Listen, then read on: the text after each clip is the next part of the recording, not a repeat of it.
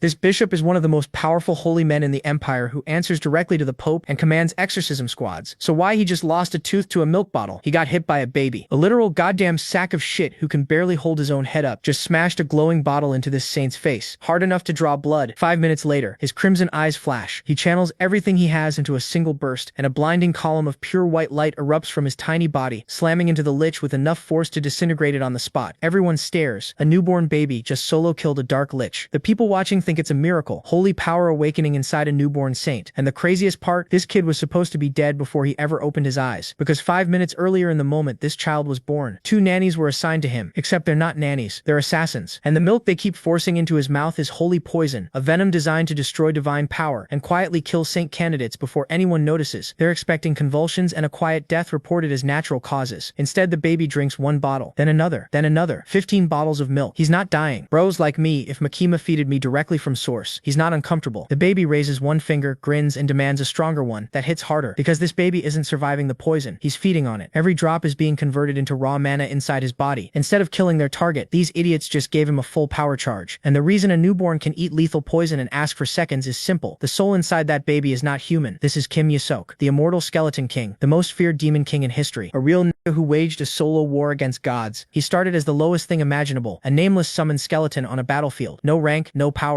Literally, bro had no skin in the game. Just bones and a sword and an endless war nobody asked him to fight. Every demon stronger than him tried to kill him, but he evolved from a disposable foot soldier into an immortal lich so powerful, the heavens conspired to stop him. Just pure Clash Royale lore. But when the gods who summoned him refused to keep their promise to turn him human again, he didn't beg. He declared war on heaven. They panicked, used a holy relic to seal his soul. His response? He gathered every ounce of destructive energy in his body and detonated himself inside their temple. Middle East classic, pure Osama. Last words to the gods, eat shit you bastards. The explosion flattened an entire section of the divine realm. The gods were too shocked and scared when they tried sealing my bro, and his soul slipped through and landed in a newborn body. But that desperate, unbreakable will to survive didn't start in the Clash Royale arena. Before 6 towers and zaps, Kim Yusok was just a guy. A regular, exhausted human being who spent his entire life grinding like a machine with nothing to show for it. Like me writing this recap right now. But then one day, 2 things happened. He won the lottery, and in the same day a doctor told him he had just some days to live. A disease so rare they were going to name it after him. It's like your mushroom with neck getting bigger but never harder. Just pure wasted opportunity. He stood in the rain holding a jackpot ticket that meant nothing. He begged the universe to save him. The universe turned him into a skeleton on a demon battlefield. And all that rage, all that experience, all that power now lives inside a newborn baby, in the one family in the world that trains every single day to kill him, the Eshua family, the Saintess bloodline. He is their heir, their precious saint candidate, in a mansion where knights stab skeleton king dummies every morning for practice, surrounded by people who would burn him alive if they knew what he really was. Cause right now the bishop is bleeding and humiliated. Emperor Alexander is impressed by the boy's platinum hair, same as the empire's legendary founder. This baby is starting to look like a real saint. That's exactly what the bishop can't allow. He was sent by the Barrett family, who monopolized the papacy for generations. They already picked their own saint. Every other candidate needs to vanish. Isaac was supposed to be the easiest target, so the bishop goes nuclear. He announces he sensed demonic energy from the child and demands an exorcist. And he's not entirely wrong. Isaac leaked a tiny stream of undigested mana, a small slip, but the bishop caught it. The emperor shuts it down, refuses to investigate a saint candidate from an allied house. But then Isaac does something nobody expected. His tiny hand reaches out, touches the bishop's chest, and yank it out for everyone to see. A bandage-wrapped demonic hand wearing a golden rosary, the bishop's totem, a sealed high-level demon corpse he's been secretly using to absorb dark energy, a holy man of the empire, walking around with a demon artifact strapped to his body. The bishop goes white, cold sweat everywhere. How does a baby know about my totem? Isaac doesn't give him time to think. He snaps his tiny fingers. Pitch black energy erupts from the totem. The sealed demon roars to life. A colossal shadow lich materializes in the middle of the holy temple. Guards scramble. Priests scream. Emperor Alexander turns on the bishop with murder in his eyes. The bishop shrieks that the child threw it. Nobody's listening. A guard grabs Isaac and runs, but the lich locks onto the baby with terrifying focus and charges straight through the defensive line. Not to attack him, to rescue him, because this lich recognizes its master. Knights get thrown aside. The lich is screaming about saving the imprisoned king. The guard is sprinting through the temple with a demon missile chasing him. Isaac's mana is almost dry from the totem stunt. One option left. His crimson eyes flash. He channels everything he has into a single burst. A blinding column of pure white light erupts from his tiny body, slamming into the lich with enough force to disintegrate it on the spot. The shadow creature shrieks and burns away under a wave of what looks exactly like divine radiance. Everyone stares. A newborn baby just solo killed a dark lich. Whispers ripple through the crowd. He really is a saint, but Isaac is staring at his own hands in horror. That wasn't demonic energy. His body converted his mana into actual holy power. The white core he formed, the anomaly he couldn't explain. He suddenly realized a serious problem.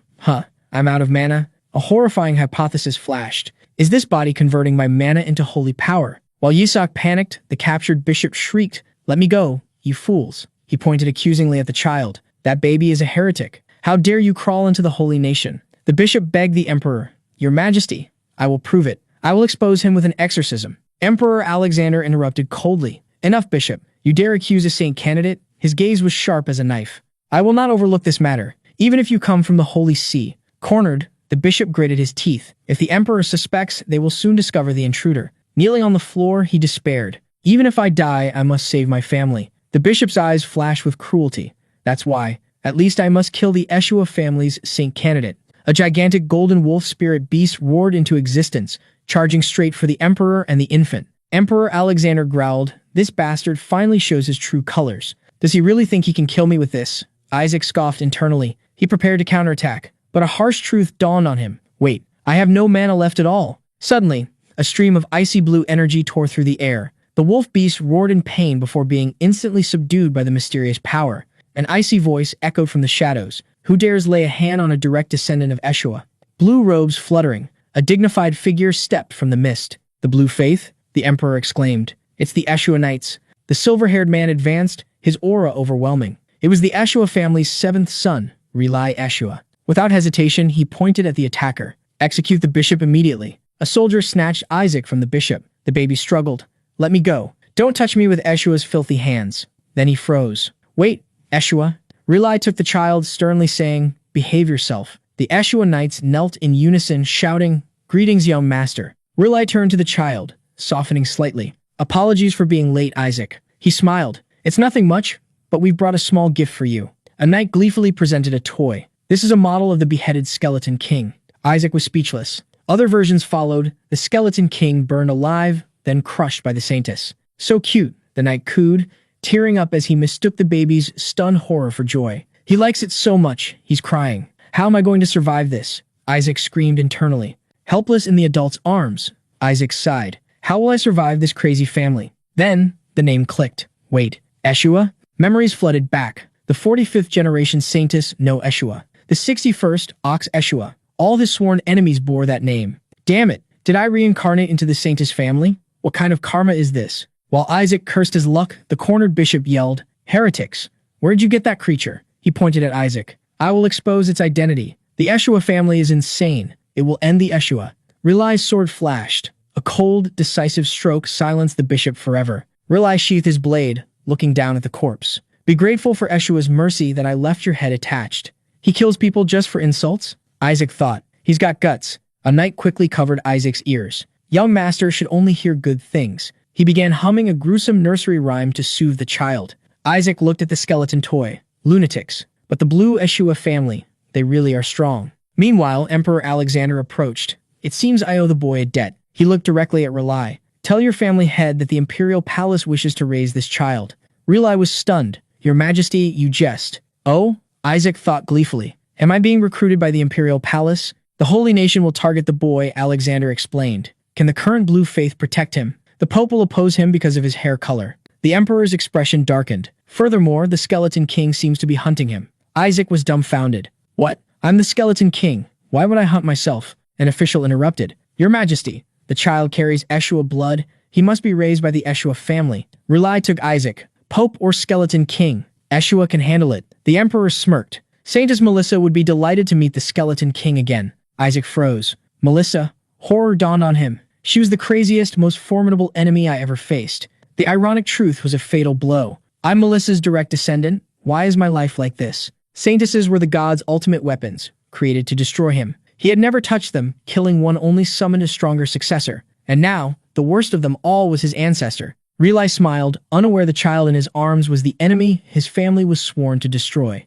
Emperor Alexander watched silently as Relai affirmed the Eshua family's capabilities. A young knight interjected, recounting the martyred saintesses. I didn't kill anyone, Isaac screamed internally, refuting the baseless rumors. It's all right, Relai said gently. I'm not all right at all. Relai lifted the boy high. We are grateful you were born. We have only one wish. Don't grow up to be like that terrible skeleton king. A blessing that felt like a stab. The image of his past, brutal self haunted him. I'm sorry for being a bad person. Alexander pressed the negotiation. The boy is a precious asset against the growing demon threat. Besides, Eshua has no saintess. He delivered the decisive blow. The boy's mother disappeared a year ago. A lightning bolt struck Isaac. My mother is a saintess. Relai countered. The matriarch is still alive. Lady Melissa will return soon. Isaac gasped. She's alive. His greatest enemy survived. Fear enveloped him. He knew better than anyone how dangerous Melissa was. To survive, the tiny hand made a choice. It grasped the Emperor's finger. Isaac used all his acting skills, blinking cutely. Please take me with you.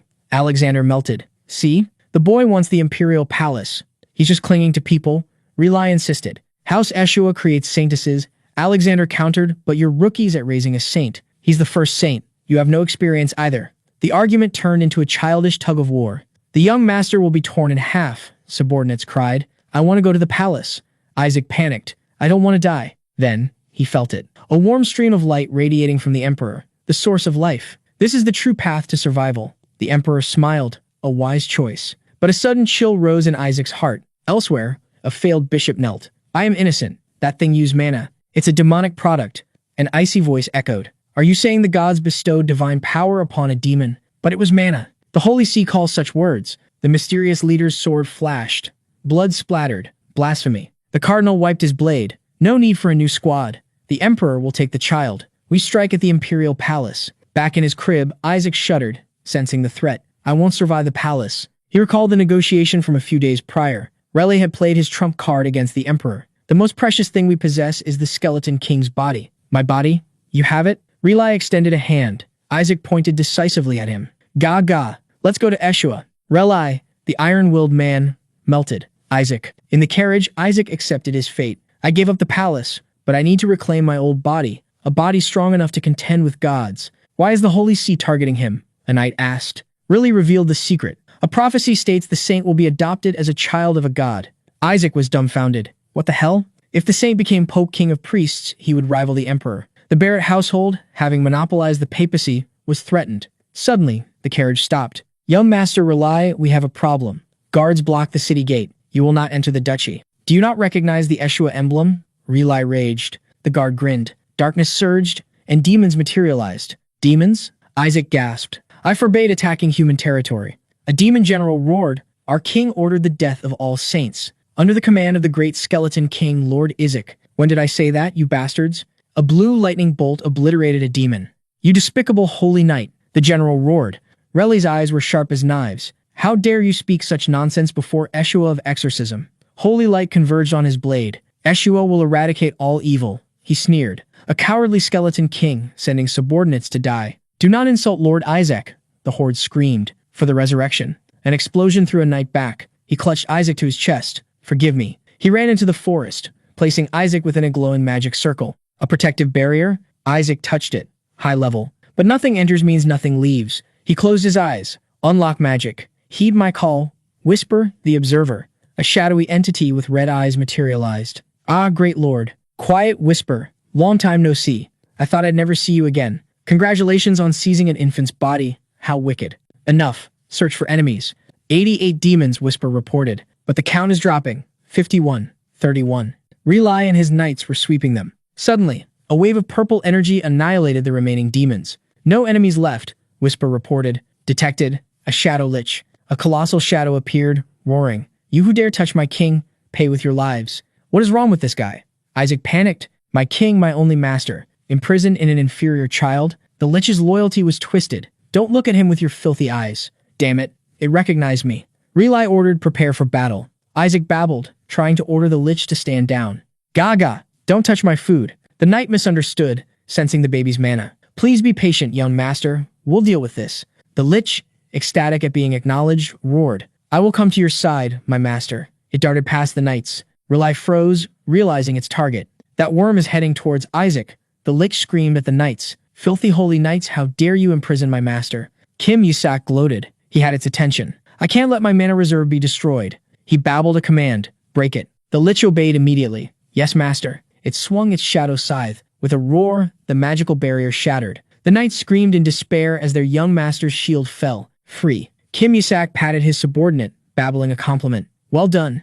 Now stop causing trouble and rest. The lich froze, utterly confused. And master? Yusak unleashed his power, forcing the lich to shrink. It let out a desperate scream. Why? Before vanishing. Really, Eshua stared, dumbfounded. Did the boy just turn a demon into a totem? He looked at the infant sitting next to the petrified demonic hand. A knight cheered. He neutralized a demon instantly. Isn't the boy amazing? The entire Azure Knight squad erupted in cheers. Yusak thought, I didn't use holy magic. That was just magic. Riley remained skeptical, but the Knight Commander picked up the child. In times of crisis, the true nature reveals itself. The demon sensed a threat from the young master. He is definitely a saint. Relai had to admit, whether he's a saint or not, he is special. He gritted his teeth. But why does it have to be a boy? Thinking of the Skeleton King's curse, Relai clenched his fist. I've made my decision. The commander saluted. As commander of the Azure Knights, I swear to protect young Master Isaac, the future of the Eshua family. I understand now, Relai said softly. I've been foolish, fearing the curse. This child will elevate our family. He lifted Yisak with a radiant smile. Let's go home, Isaac. As your uncle, I will raise you to be a great holy knight. Just give me back my body, Yisak thought. And once we're home, Relai added excitedly, the first thing I'll teach you is how to curse the Skeleton King. Yisak went rigid. FK this family. The carriage entered the Eshua ducal manor. Exquisite statues and manicured gardens showcased immense wealth. Even Yisak, a former king, marveled. Wow. Anger flared as he recalled his own impoverished past, starving to feed his subordinates. Whisper appeared, ogling the luxury. Yisak grumbled at it to shut up. Relai carried the boy into the mansion, the birthplace of continental exorcism magic. He pointed to the training ground. Look! Knights were frantically attacking a Skeleton King dummy, screaming hatred and piercing it with spears. Relai smiled contentedly. Yisak was horrified. It's a fanatical cult. Whisper teased him. Yisak coldly ordered it to scout. The shadow entity vanished, only to return stunned. The mansion was decorated with thousands of mana cores. The carriage stopped. The butler stepped forward, blocking the way. Young Master Isaac is to be taken to the annex. Master Goal's orders. He is forbidden from the main building. Relai hugged the child tighter. You want to send him to that haunted ruin? The mana cores are in that annex, Whisper noted. No, I need to go there. Isaac screamed internally. Get out of the way, Relai growled. I won't let my nephew stay there. Are you trying to exorcise me? Isaac wondered as Relai promised to read him stories about the saintess slaying the Skeleton King. You picked up a filthy bug, and now it's causing a commotion? Goal Eshua, the fifth son, looked down from the balcony with a sneer. Long time no see, defying your elder brother already? What a bastard, Isaac thought. Put that thing down, Goal ordered. Send it to the annex. Are you serious? Relai flared. He is direct lineage. Sending him there is exile. Ha! You brought back a bone filthier than the Skeleton King, and you talk of lineage? Goal squeezed Isaac's cheek. Is this guy a priest or a thug? Isaac wondered. Relai pulled Isaac back. You just want to eliminate him from the succession race. Eliminated? Isaac gritted his teeth. That's a problem. I need to drain this mansion dry. He's already cursed. Goal chuckled. Demons appeared just to take him. That's because he possesses the divine power of a saint, a knight retorted. Oh, touching, Goal scoffed. If he's a saint, let him prove it. He pointed to a withered, gray tree in the distance. Save the family symbol. That divine tree died from demonic infection. If he has aptitude, he can revive it. Are you insane? Relai shouted. That tree has been dead for 70 years. Good heavens, Melissa, Goal thought. Your descendants are ruined. Yisak flinched, hearing the thought. He sensed the demonic residue at the tree's roots. Can't you see it? He screamed mentally at Whisper. Go grab it. He launched Whisper at the tree. Relai was still arguing. Asking a child to... He stopped. The withered branches were turning green. Brilliant light erupted as the divine tree roared back to life. It revived? Relai gasped. Goal was speechless. That's impossible. Even high-tier purification failed. Nothing major, Yisak told himself, smirking. I just had the demonic residue drained. Whisper burped in satisfaction. Young Master Relai, what did you do? A knight asked. I didn't do anything. Relai looked at the baby in his arms. Sigh. That was perfectly good mana. Such a waste, Yisak lamented. Amazing. Young Master Isaac did it. The knights cheered. Goal recovered his composure. Don't be ridiculous. Relai, you did something, didn't you?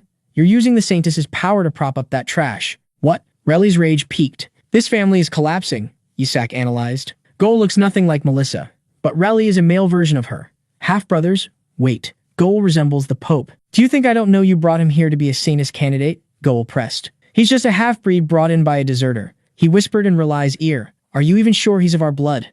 Relai snapped. He landed a devastating punch on his brother's face. Yisak watched with amusement. Good. A divided house is easier to devour. Inside the meeting hall, the atmosphere was toxic. This is annoying, Yisak thought, sitting on the table. Hannah Eshua, the interim leader, glared at Relai. Why did you bring him? Goal, nursing his jaw, defended his mother. He has no right. Where's the family head? Relai interrupted coldly. Out, Hannah replied. Suddenly, an elderly butler burst in. Young Master Isaac has revived the divine tree. Coincidence, Goal shouted. The family's prayers finally worked. Hannah smirked. There is no proof. You want proof? Yisak reached out his small hand. Boom. A whirlwind of pure power swept through the room, forcing the elders back. This energy, an elder gasped. It's the divine tree's energy, you bastards. Yisak roared internally, disguising the demonic power as holy light. It seems Isaac exorcised the tree instinctively, Relai declared. He accomplished what this family couldn't in 70 years. Nonsense. Goal slammed the table. If this gets out, we'll be a laughingstock. He's the son of a beggar. Yisak picked his ear, bored. Relai placed a hand on his chest. Elders, this child will become a saint. He might even become the pope. He lifted Yisak high. And one day, he will kill the skeleton king. Yisak froze. I take back what I said. Put me down. Henna's eyes glinted. You're digging your own grave, Relai. If you are so sure, let us test the boy. I request access to the holy artifact vault. In the Black Forest, Eli Eshua sheathed his sword. Family head. A knight reported. The vice family head requests the vault. She wants to test if the boy is a true saint. Why is there a saint in my house? Eli scowled. Refused. That place kills anyone but a candidate. Let them. A powerful voice echoed. Matriarch Melissa Eshua appeared. It's Isaac, isn't it? To save the divine tree? A promising sprout. Madam, open the vault for all the candidates. Melissa smiled dangerously. With the greatest holy artifact, we can finally destroy the skeleton king. Whoever brings it back gets everything. I will personally teach them the secret techniques. The Eshua Vault, a repository of ancient power and a graveyard for failed candidates. Will you be able to return safely? Whisper teased. They said my old body is in there. Yisak thought, excitement bubbling. I'm getting it back. The matriarch has opened the vault for everyone. A young knight told Yisak. But I'm sure you will win, young master. The more, the merrier, Yisak smirked. Chaos is the perfect cover. Relai appeared, looking grave. Be careful, Isaac. Demons captured in war guard the vault. Captured demons? Rank 6 at best, Yisak calculated. A little intimidation will do. There is a rank 8 demon, Relay said, and a rank 9 dragon. Yisak stared. The Eshua family is insane. Who locks a dragon in a nursery? Whisper tried to comfort him. With your knowledge of dragons, then abruptly stopped. Kim Yisak trembled. Damn it, dragons are dangerous in a completely different way. He recalled once deceiving 70 ferocious dragons. Now he was terrified his soul would be recognized, though Whisper saw an opportunity. Yisak had to act. He calculated, the vault has rank 8 demons and a rank 9 dragon. I can only handle rank 6. A bold plan formed, sneak into the Eshua Annex vault and steal the mana cores. The solemn door to the repository stood right before him. Yisak and Whisper infiltrated, grabbing an ancient book. Master, are you alright? Whisper asked. Yisak froze, staring at the title, Holy Arts, 10 Ways to Disintegrate the Skeleton King. He looked like he was about to be exorcised. Damn it, you should have taught me holy power first, he screamed internally. He considered mind control, but Whisper shut it down. Do you want to destroy the family? Yisak sighed. I can't grasp this with mere theory. Suddenly, a warm hand lifted him. You look tired. Relai Eshua held the child. As Relai carried him away, a knight picked up the discarded book. Relai placed a hand on Yisak's forehead, a simple gesture, but a surge of holy power poured out. Oh, a holy art. From his crib, Yisak cheered, amazing. Use a few more attack moves, uncle. He calculated quickly. He couldn't let them stay. The target was still the vault. He flopped face down, feigning sleep. What a wonderful child, Relai praised, completely fooled. As they turned to leave, Whisper scoffed at their naivety. But then Relai ordered, this totem is dangerous. You keep it. Yisak froze. He watched in despair as the knight took his masterpiece away. His mana source was gone. He quickly composed himself. He just shifted targets to the mana cores. He began his escape from the crib, ignoring Whisper's grumbling about his snail's pace. I have a plan. Just open the door, Yisak ordered. The door slammed shut. Yisak tumbled from the railing, sprawling onto the floor. His uncle had locked it with holy magic. He wanted to break it, but Whisper warned it would attract attention. Helpless, Yisak punched the door, maddened. Magic was too risky. That left brute force. He pushed with all his might to no avail. How do I get out of here? Suddenly, the door opened. Yisak lost his balance and fell forward. An unfamiliar boy with a bandaged hand looked down disdainfully. Just a child who can't even walk yet. Is this my rival?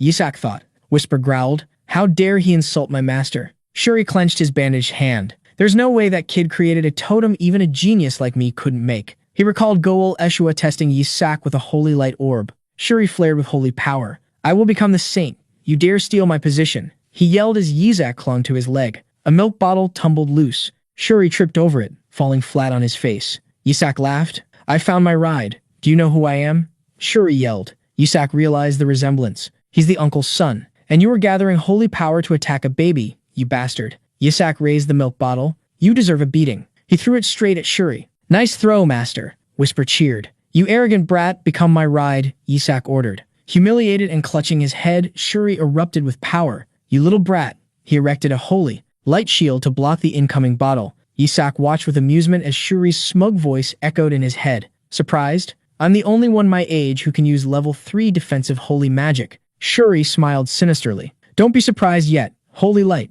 A giant magic circle flared beneath his feet. "Take this." Shuri unleashed 2 blinding beams. Yisak assessed the attack nonchalantly. "This looks tasty. Thanks for the meal." The light slammed into a wall of energy and vanished. Shuri froze, watching his strongest attack absorbed effortlessly. "What kind of massive defensive magic is that?" he screamed. Yisak grinned. "Thanks for the show." "No way!" Shuri cried, overwhelmed as the energy dissipated. Whisper rose from Yisak's shadow. "Kill him," the servant asked. "Kill what?" Yisak thought. Realizing he was unharmed, Shuri blinked. "Huh?" Embarrassment flared, and he snapped, "If you can't hit me, don't scare me like that." He tried to swagger, but a menacing voice froze him in place. "You dare?" Shuri's eyes widened, cold sweat breaking out. A colossal shadow entity materialized, roaring, "Attack, my king." It grabbed Shuri's leg as he tried to flee. "Do you want to die?" Shuri collapsed, stammering in terror. Yisak patted the monster's hand gently, then climbed onto Shuri's shoulder. "What are you doing?" Yisak smiled. "Carry me, you bastard." "My name is Shuri Eshua," the boy thought, his internal voice resolute despite the tears. He was destined to be a saint. He had vowed to escape this corrupt family and become the pope. But that grand plan halted the moment a demonic baby turned him into an unwilling mount. "To the annex," Yisak yelled. "Keep moving, or I'll tear you apart." "Human," the shadow threatened. "Trapped." Shuri obeyed, sobbing. "Just survive first. Someone save me." Under the moonlight, Shuri carried Yisak across the garden, following the baby's erratic commands. "Left." "I said left." Yisak shrieked, pointing imperiously. "Do you want to die? Go the right way." Shuri sweated profusely until his feet suddenly rooted to the spot. He looked up, pale. "Wait, this is the second annex? The haunted house? Why here?" Shuri panicked, recalling the master's warnings. Yisak flashed a sly smile. "Oh my, must be a few thousand spirits here." The old building reeked of dense magic, accumulated from decades of resentment. "Let's go," Yisak urged. "No, we can't go in there." The shadow reappeared. "Shut up and go, dog." Inside, the abandoned annex was dark and chilling. Shuri's heavy footsteps and sniffles echoed through the corridor. "Messier than I thought," Yisak mused, crimson eyes scanning the gloom for dark energy. He spotted a large sealed door. Whisper materialized. "Master, the entire building is sealed." "Hey, let's go back," Shuri panted, terrified. Yisak yanked his hair in response. "What now?" Shuri yelled. He stopped before a row of old portraits, former family heads. Yisak scoffed. "You aiming for family head too? Don't even dream about it. That position is mine." Smash.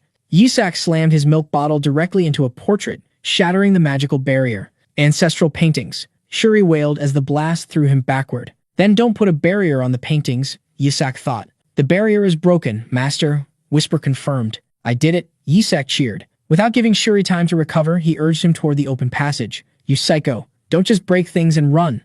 Shuri screamed. Shuri yelled as the child was dragged toward the darkness. Kim Yisak only babbled excitedly, rushing into the secret passage. Finding a room bursting with magical energy, he cheered. "Whisper, close the door," Yisak ordered, determined to claim the space. Shuri rushed forward. "Hey, wait, what are you doing?" Yisak smirked. "A kid like you doesn't need to know." The door slammed shut. Inside, the boy sat calmly. "It's time to begin." Blue energy swirled around him. Outside, Shuri pounded on the door. "Come out or I'm telling. I'll tell the adults to kick you out." "Shuri." A cold voice made the boy freeze. A white-haired man appeared, lifting Shuri into the air. "Why are you here?" Shuri opened his mouth, but an old woman roared. "We forbade entry to the annex." "Huh?"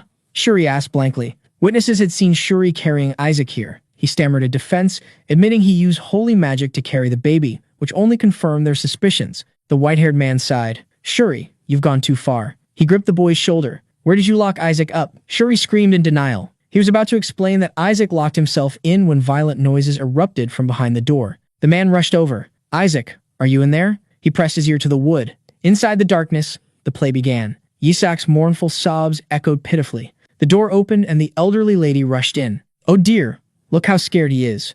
The man picked up the sobbing child. "He's in shock, but seems unharmed." He looked at the baby, relieved yet thoughtful, then turned to Shuri. "You should be ashamed." "But it wasn't me, I swear." As he was carried away, Yisak mouthed a sarcastic thank you at the stunned boy. His innocent expression vanished, replaced by a sinister smile. "Thanks for the meal." Shuri clutched his head in agony while the adults wondered why his blood pressure was spiking. Safe in their arms, Yisak assessed his spoils. I've acquired a century's worth of mana in one go. Energy glowed in his small hand. With this, I can use that plan. The man mistook the boy's sinister look for shock. Sunlight bathed the magnificent mansion.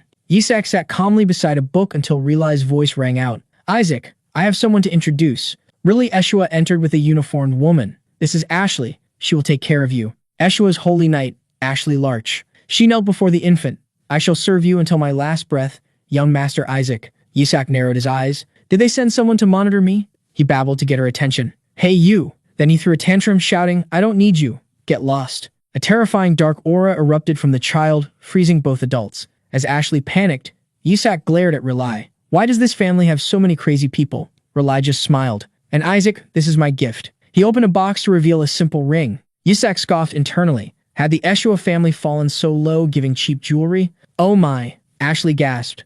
Is this the Holy Maiden's treasure? Relai patted the child's head, confirming it was a gift from the elders. Yisak's eyes flashed red. Oh, so it's the real deal. Memories flooded back. It was the elder's ring the Holy Maidens had used against him. In his small hand, the ancient power hummed. The holy artifact began to glow warm. Kim Yisak smirked to himself. Currently, it only has a charge or two left, but I can fix that. He sensed a presence. Gol Eshua stood in the distance, arms crossed, teeth gritted, eyes burning with hatred. Yisak glanced over. That thuggish look proves it's real. Relai turned cheerfully. Ah, my nephew Isaac. Gol immediately changed his demeanor, flashing a dazzling yet terrifying smile. You're adorable as always. He leaned down to whisper in the child's ear. Yisak flinched, screaming silently at Gol's madness. Gol was seething. He had secretly sabotaged the blessing device, only to watch the treasure fall into Isaac's hands again. He remembered begging the matriarch, please let my son have it too, only to be coldly dismissed. Shuri already received the blessing.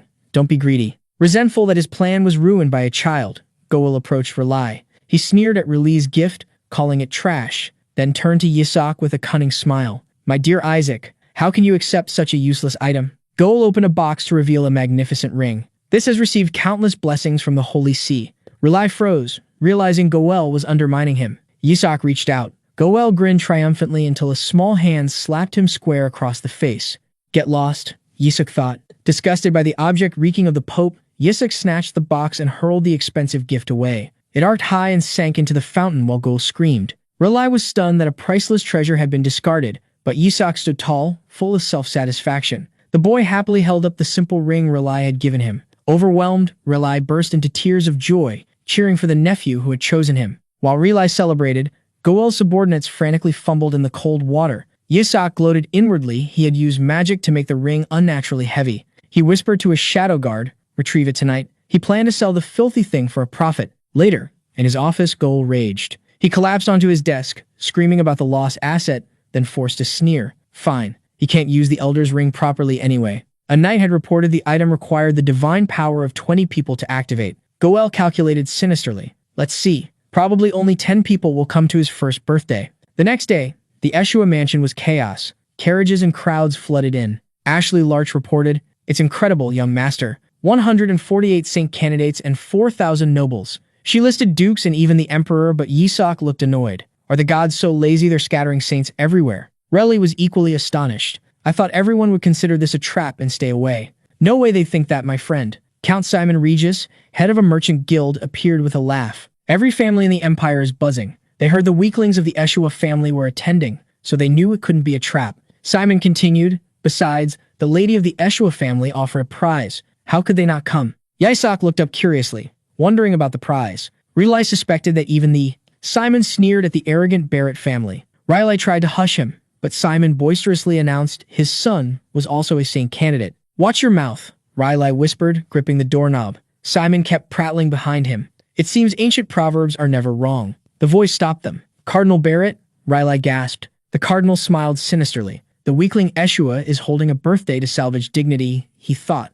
I wanted to see their candidate. His gaze landed on the child in Ashley's arms. What a godsend. He placed a hand over his heart, feigning sincerity. I pray the Eshua's saint candidate will bring glory to the family. A bad premonition struck Riley. A trap? He realized the candidate count had surged to 148 last week. The Holy See let the rabble in. If they cause chaos in the treasure vault, they'll tear apart the weak. Horror dawned on him. Isaac is in danger. Eshua's sons were known for beauty and uselessness, making them prime targets for those currying favor with the church.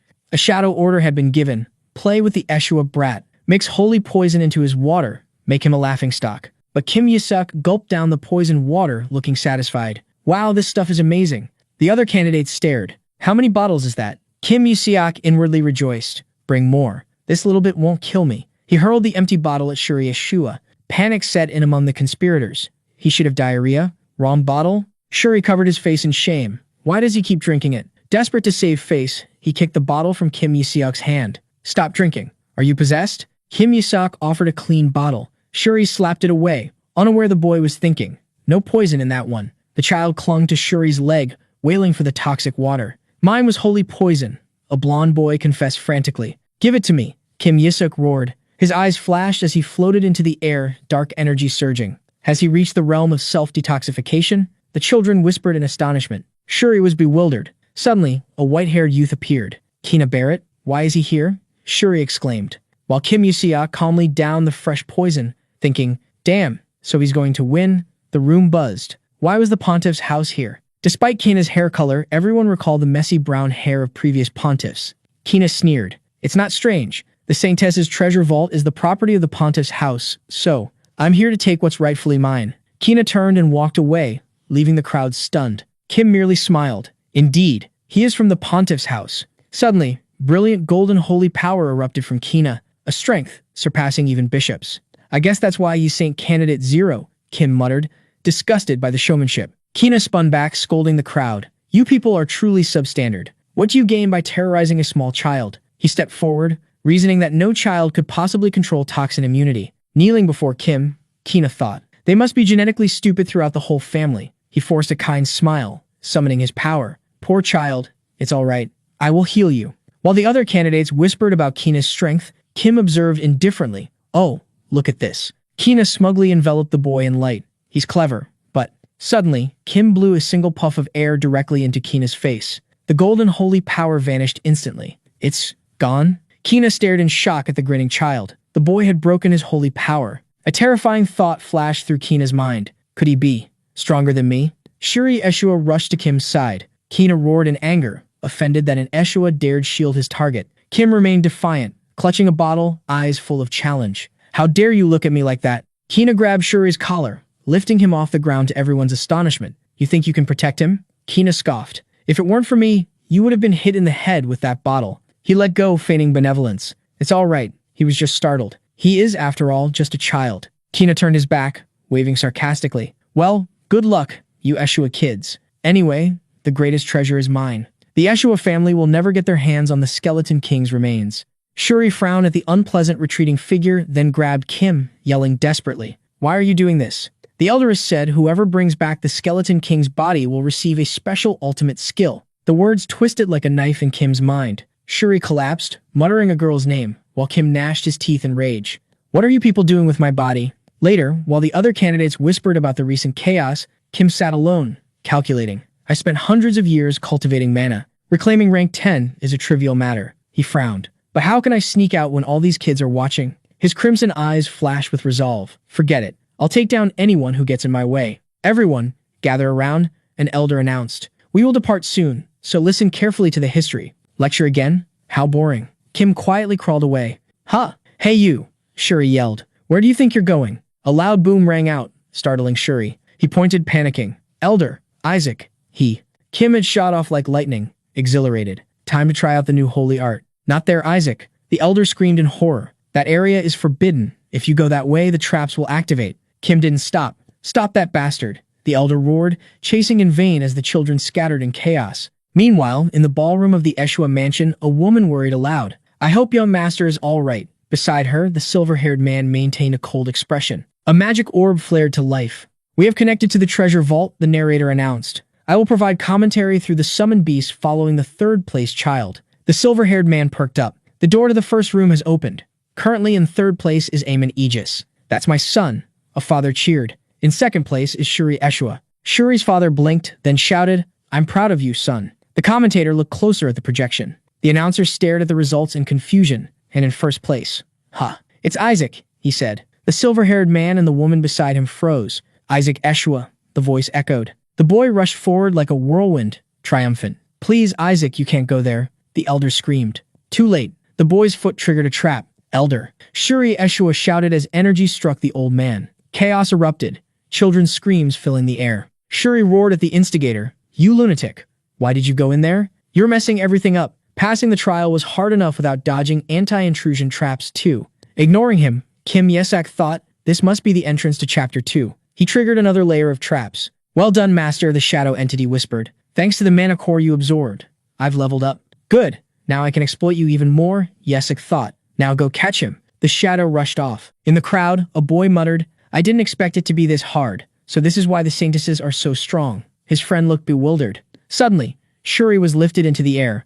Isn't that the Eshua kid? Someone asked. Yeah, name's Shu or something. How can he fly? Must be cheating. Shuri cursed silently. That's not it, you idiots. Gripped by the shadow, he screamed, I'm flying against my will. Put me down. Master, I've caught the informant. The entity threw Shuri face first in front of Kim Yesak. Groaning, Shuri warned, stop it, you madman. The second room. You could die if you're not careful. Too noisy. Yesak cut him off. He looked down at Shuri. I don't need rambling.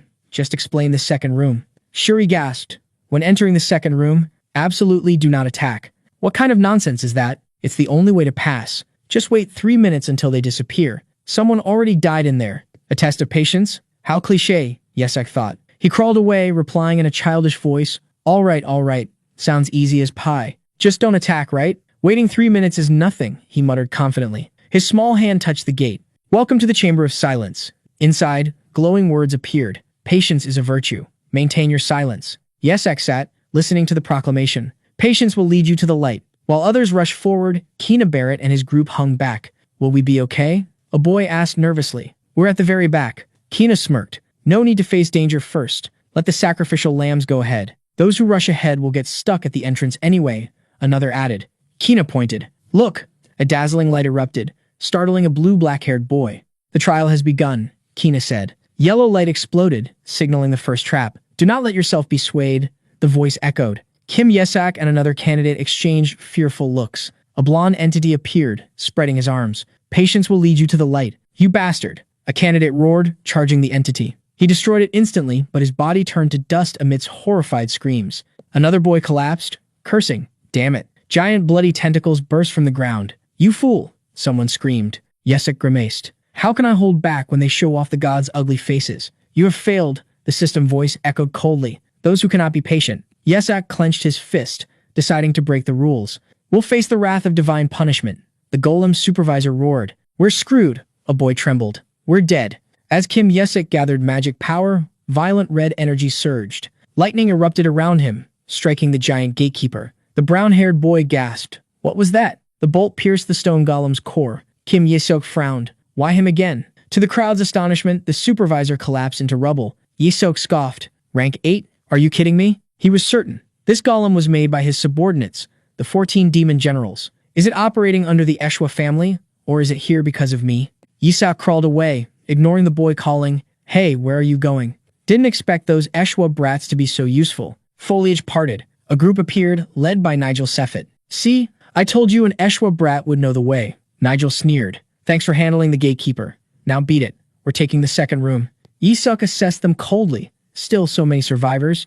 Nigel pointed at Yeseok's companion. Didn't know the Eshua family was so cowardly. Me? With him? The boy stammered. Nigel ignored him, turning to his group. You saw this kid dodge the traps, right? He spotted the ring on Yeseok's neck. A relic. He snatched it. This must be the key. We'll avoid every trap with this. Yeseok's companion thought dead wrong. He watched Yeseok's unnatural calm with suspicion. He never let people steal from him without a fight. We don't need you anymore, Eshua.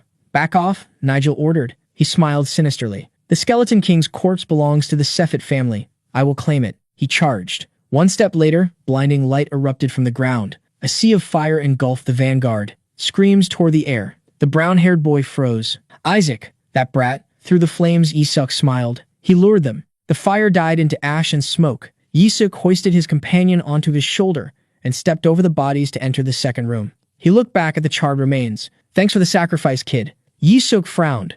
Another group was trailing him. Why are they still following me? He definitely has divine power, a purple-eyed boy whispered. He's from the Saintess's house. Yeseok scowled. I don't need their reverence. From his shoulder, Shuri Eshua thought, Run, guys. The monster on my head is scarier than any demon. Shuri tried flattery. If there's a saint here, it's you. A blond boy stepped forward. Pleased to meet the youngest Eshwa master. I am Paris Julius, second prince of the Julius kingdom. Yisuk's interest piqued. Useful. Hey, Isaac, Shuri asked. We've arrived, Yi Siak announced. A massive gate loomed. An orb of light pulsed and a winged figure emerged. Welcome, candidates. The third room is the chamber of contemplation. Show your courage and determination. The followers cheered. We should have followed him, not Nigel. The corpse is ours. The supervisor clarified. The test is simple. Defeat us and claim your glory. Yisuk narrowed his eyes. That gatekeeper. Could it be? He smirked. I was right. This is going to be fun. Huh, Yisuk yelled, making the others jump. Shuri froze, then realized the truth. Isaac is right. The gatekeepers are lying. The first room was the chamber of selection, where Yisuk charged ahead. The second was the chamber of silence, where he showed no restraint. Now, the chamber of contemplation. Yisuk had deduced that. The hint lay in the past. Shuri Eshua warned, we must not attack them. But Kim Yisak pointed at the statues, ordering in advance. Shuri reassured himself. Perhaps the Sanctus bloodline in Kim was awakening. Perhaps I misjudged him, Shuri thought, missing the wicked smile and the energy orb in Kim's hand. Kim hurled the orb at a gatekeeper. Shuri froze. Enveloped in evil energy, the gatekeeper roared. You have failed. It tightened its grip on its staff and unleashed a massive red slash. Screams rang out as the explosion caught several children. Kim calmly sat on another boy's back, ignoring pleas for help. Shuri paled, realization hitting him. Hey, you crazy bastard, he yelled. Kim just smiled, closing his eyes. What a familiar sight. The gatekeepers revealed their true forms, demonic puppets, and mocked the students. Teach these brats a lesson. Kim laughed maniacally while his human mount cursed in despair. An explosion engulfed the area in fire. Two survivors searched frantically. Where are the Eshwas? Kim was gleefully perched on Shuri's head, both hidden by a 6th-level invisibility spell. Second Prince Paris Julius recognized them. Thanks for making me invisible, too. Kim thought he used the blessing at the right time, but simply replied, whatever. Grateful, the prince offered a silver ring. Take this. Paris wondered, is it because I'm not used to fighting demons? Kim watched with calculating eyes. Believing he'd received a holy artifact, Paris said, thank you. I won't forget this.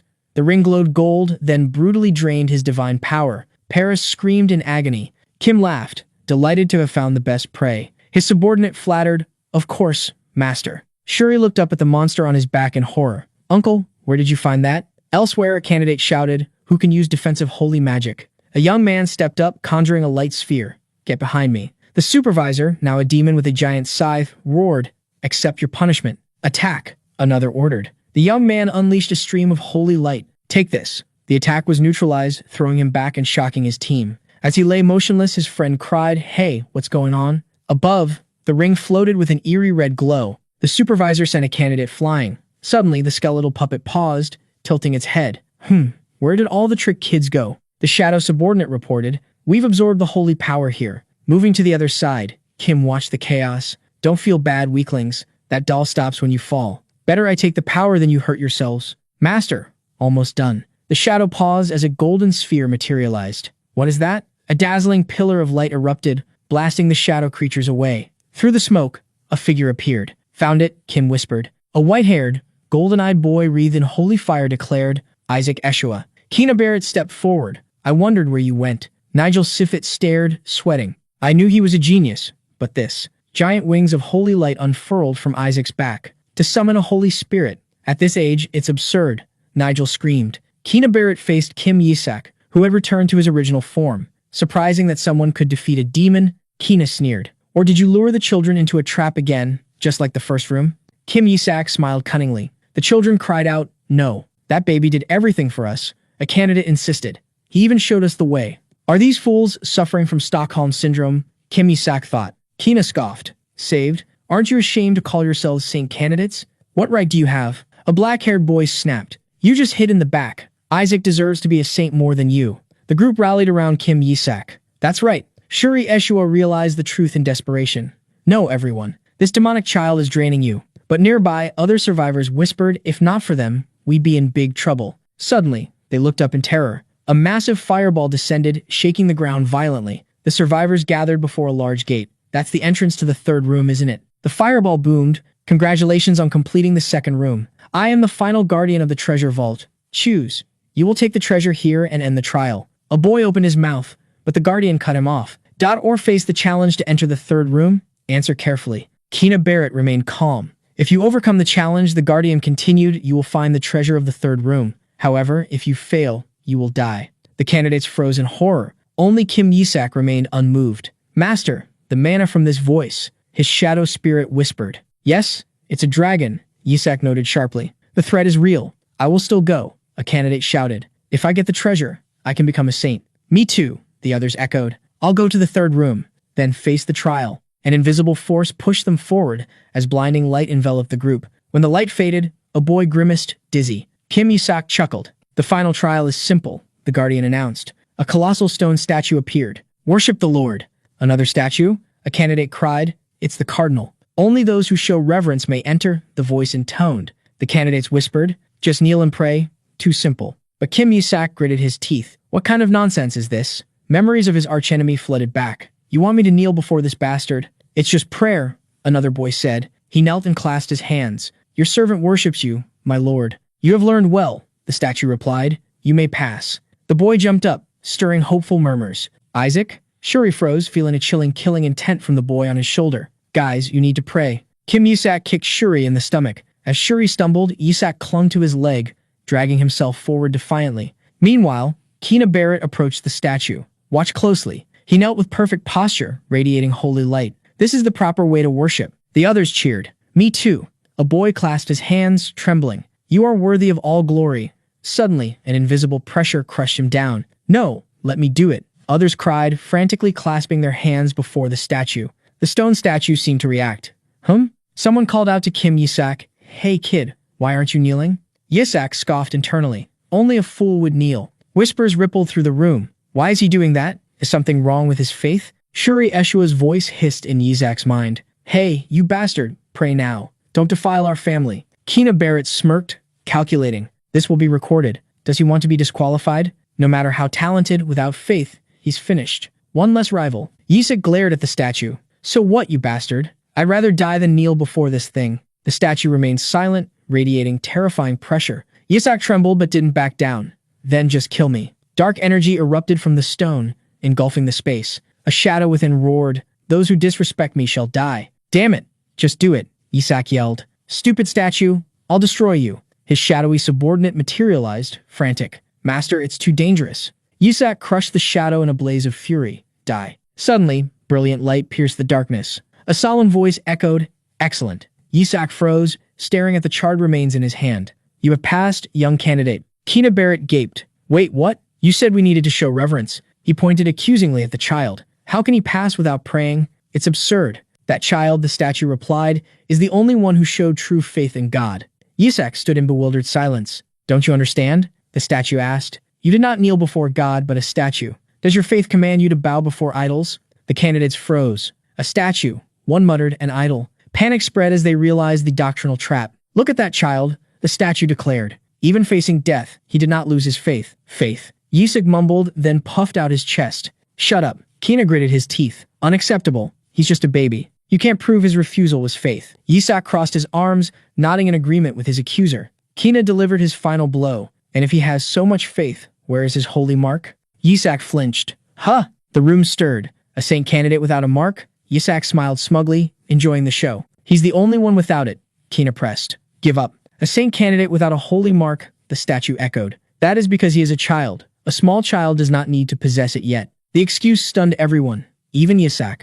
Absurd, Kina roared. And you could move this whole time? The others chimed in. If he gets in, we should too. You all wish to enter the third chamber? The statue asked. Silence fell. Very well, you may all proceed. Cheers erupted, but Kina frowned. Why let them in so easily? The statue's tone turned sinister. If you wish to rush into the fire like moths, so be it.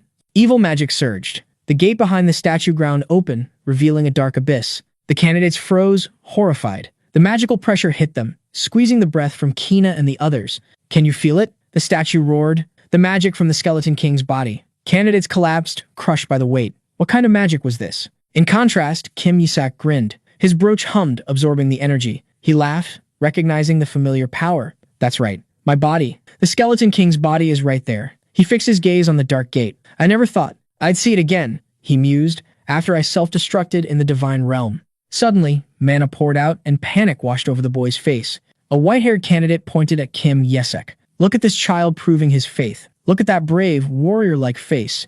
Shuri Eshua cursed inwardly. Brave my ass. He's lost his mind. A brilliant fireball manifested above, its voice echoing. It's not too late. The entity gestured to Kim Yesek. If you cannot smile in the face of death like him, get out. Damn it, a candidate screamed. How can we possibly get past this magic power? Two boys cowered. Let's go back. We might actually die. The white-haired boy stepped forward. No, I don't need the treasures from the second chamber. He addressed the group.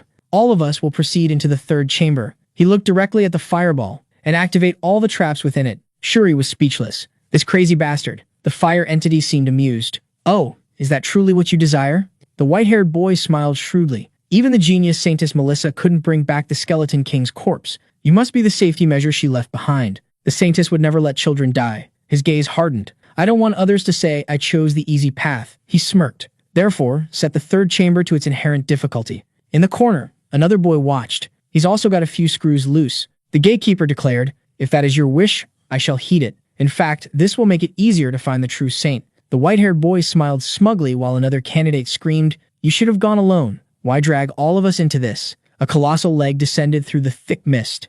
In the center, a skeletal hand rested on a pedestal, emanating dark magic. The candidates collapsed, screaming under the pressure. Kim Yesak, however, was excited. Wow, it's just like the demon realm. Look, master. He gazed at the skeletal hand. Whisper exclaimed, that is the master's noble body. Kim Yesak laughed. So handsome, my dear. Ah, no, I mean my body. Shuri Eshua stared in shock. Is that the Skeleton King's corpse? All this energy just from one hand. Kim Yesak scoffed internally. Not from the hand, you fool. It's from my thumb. He pondered, is this the only fragment here? The rest are just copies. The skeletal hand released a terrifying surge, overwhelming everyone. From the darkness, a colossal tiger-like demon rose. Two candidates screamed. A demon. Wasn't the guardian of the second chamber the only one? Kim Yesek looked down, indifferent. Didn't you ask to remove all safety measures? The guardian demon stomped. Annoying pests. How dare you covet the king's body? Shuri Eshua pointed at the white-haired boy. It's all your fault. What are you going to do? The white-haired boy grabbed Shuri's hand. Just trust me. I'll make sure everyone leaves with a treasure. He smirked. One of the 14 demon elites. The Skeleton King's most trusted subordinate, personally trained by him, captured by the Papal Institute. Facing the demon, the boy declared, I prepared a sacred art for this. The treasure is mine. His eyes glowed with holy power. Kneel. The giant demon buckled under the divine weight. The light of the Papal Institute, candidates cried. Kim Yesak observed quietly. Excellent. It worked, the white-haired boy thought. Then, his eyes flashed. All I need now is the Skeleton King's body. Is it you? The demon struggled to its feet, bloodshot eyes locking onto the boy. Are you the one who covets my king's body? Outside the vault gate, a group of nobles led by a blonde man waited anxiously. What's happening inside? We've lost contact with the familiars. A breathless messenger ran up, waving a paper. It's bad. The demon in the third chamber has been unsealed. Rili Eshua and his aides stood stunned. One aide turned to him, horrified. Rili, isn't the demon in the third chamber one of the 14 elites? Cold sweat broke across Rili's brow. What the hell is going on? Everyone in the vault is in danger. A guard rushed in from the surveillance room. The elders bypassed the traps and vanished. The children are defenseless. Another guard shouted, they can't handle a demon elite. We must stop the ritual and extract them immediately. As he rushed the gate, a dazzling barrier materialized, slamming him back. A blinding flash erupted from the vault. Rili panicked. What's happening? Nearby, Goel Eshua watched nervously. Is the vault opening? Intense holy light enveloped the stone gate. A knight shouted, back. Demonic energy might leak out. An elder cut him off, pointing forward. No, I don't sense the demon's energy. Another elder turned to Cardinal Harry Beret. They defeated the elite? Well done, Kina. A guard grabbed Rili, stammering. One of the children inside must have done it. Rili, could it be? Murmurs rippled through the crowd. It has to be Kina Barrett, the child with the papal bloodline. Retainers swarmed Harry Beret. Congratulations, Your Eminence. Clearly the favored candidate. Harry offered a practiced smile. Kina worked hard. His eyes gleamed. Eshua, you fools, he thought. The Skeleton King's body is mine. You will bow. Your dignity and honor are gone. A cheer rang out. Look, the children have returned. Harry turned confidently, while Goel paled, spotting two familiar figures. Isaac, Shuri. From the dark gate, the children emerged. An aide sighed in relief. They're injured, but nothing serious. Two of the survivors whispered anxiously. Where are the ones from the third chamber? Do you think something happened? Rili Eshua stepped forward, face grim. Cheers erupted again as the final group stumbled out, led by Eamon and Shuri, exhausted. Parents rushed the line. Eamon's father grabbed his trembling son. Father, Eamon managed. Are you all right? The father asked urgently. Goel and Henna Eshua reached Shuri. Amidst the reunions, Relai froze. He scanned the group, panic setting in. Isaac. He rushed the children. Where's Isaac? Suddenly, Cardinal Harry Barrett's powerful voice rang out. Kina. Relai whipped around. Harry Barrett stepped before Kina, eyes sharp. What is that in your hand? Kina stammered, terrified. That. Who told you to bring that out? Harry roared. A sphere of light flashed overhead, cutting him off. The crowd froze, eyes drawn to the sky. A bespectacled cleric pointed. Look, over there. A giant golden wolf materialized in midair. Clamped in its jaws was Kim Yisak. Wait. Relai lunged forward but was restrained by a knight. Isaac wasn't afraid. He wore a satisfied smile. The wolf landed and bolted. Relai and the others gave chase, shouting Isaac's name. An aide stammered, Young Master Relai, that wolf is the young sacred dragon, the guardian of the Eshua treasure vault. Relai stopped, dazed. She's right. That energy, it belongs to a holy dragon. A strange gnawing sound cut the silence. Kim Yisak sat nearby, engrossed in sucking on something. A knight paled. Elder, look. Could that be? The skeleton king's corpse? An elder screamed. Why is that in your mouth? The boy brought it back. A priest gasped. Nearby, Harry Barrett glared at Kina. Did you give the corpse to that child? He masked his panic with arrogance. Saving face for the host is a virtue a saint must possess. Relai seethed at the audacity. The dragon roared. What nonsense are you spouting? This kid brought the corpse out. You are all fools. Harry and Kina froze. Kina's mind flashed back to the treasury in horror. Why had the golden holy art failed? The giant guardian demon had towered over them. Filthy trash. Paralyzed by its aura, the candidates screamed as the demon swung. Die. Demonic energy exploded, flinging them away. Kina awoke in the rubble to see a blue holy barrier shielding them. Blue holy art? It wasn't Kina's power. It was the Eshua child's. Filthy priests. The demon roared, lunging. How dare you target the skeleton king's corpse?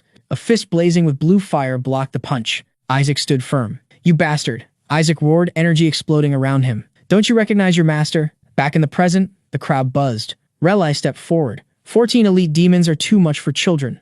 Why break the seal? The dragon smirked and pointed a claw at Kina. That white-haired child asked me to. The other candidates erupted. He forced us into the third chamber. He almost killed us all. Eyes turned to Kina, the Pope's child. Hooray gritted his teeth, defeated by their sworn enemy. Relai smiled proudly. You did well, Isaac. Elders surrounded Isaac, trying to coax the bone away. One reached out, but Isaac swatted him away. The elder stumbled, stunned. How is he so strong? This mana is delicious, Isaac thought, absorbing it so fast. Watching this, another elder whispered to Relai. Isaac has truly outdone himself. The matriarch will be delighted. His smile turned sinister. Now that we have that thing, we can hunt down the skeleton king. We'll find his soul with a tracking spell. Kim Yisak, still holding the bone, in his mouth, stunned. Huh!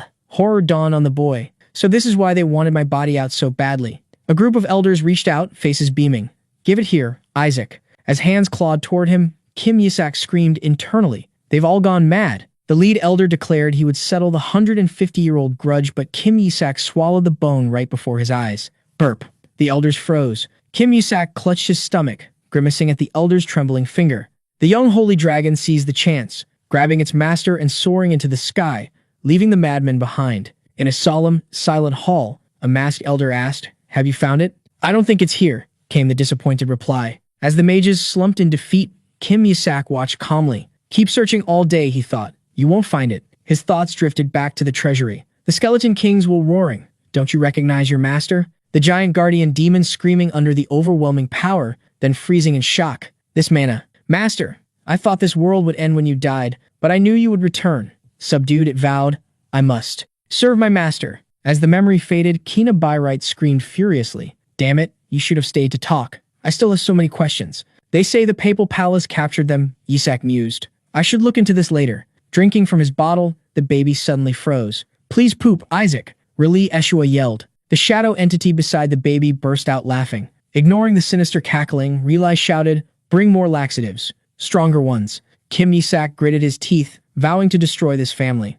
An elder trembled. If the matriarch finds out, she might even disembowel Isaac. Relai tried to reassure him, but the elder panicked. She once cut open her own son's side. Relai froze. She disemboweled her own son? Didn't Melissa go on a pilgrimage? Yisak wondered. I just need to absorb the mana and escape before she returns. Suddenly, a man appeared at the door.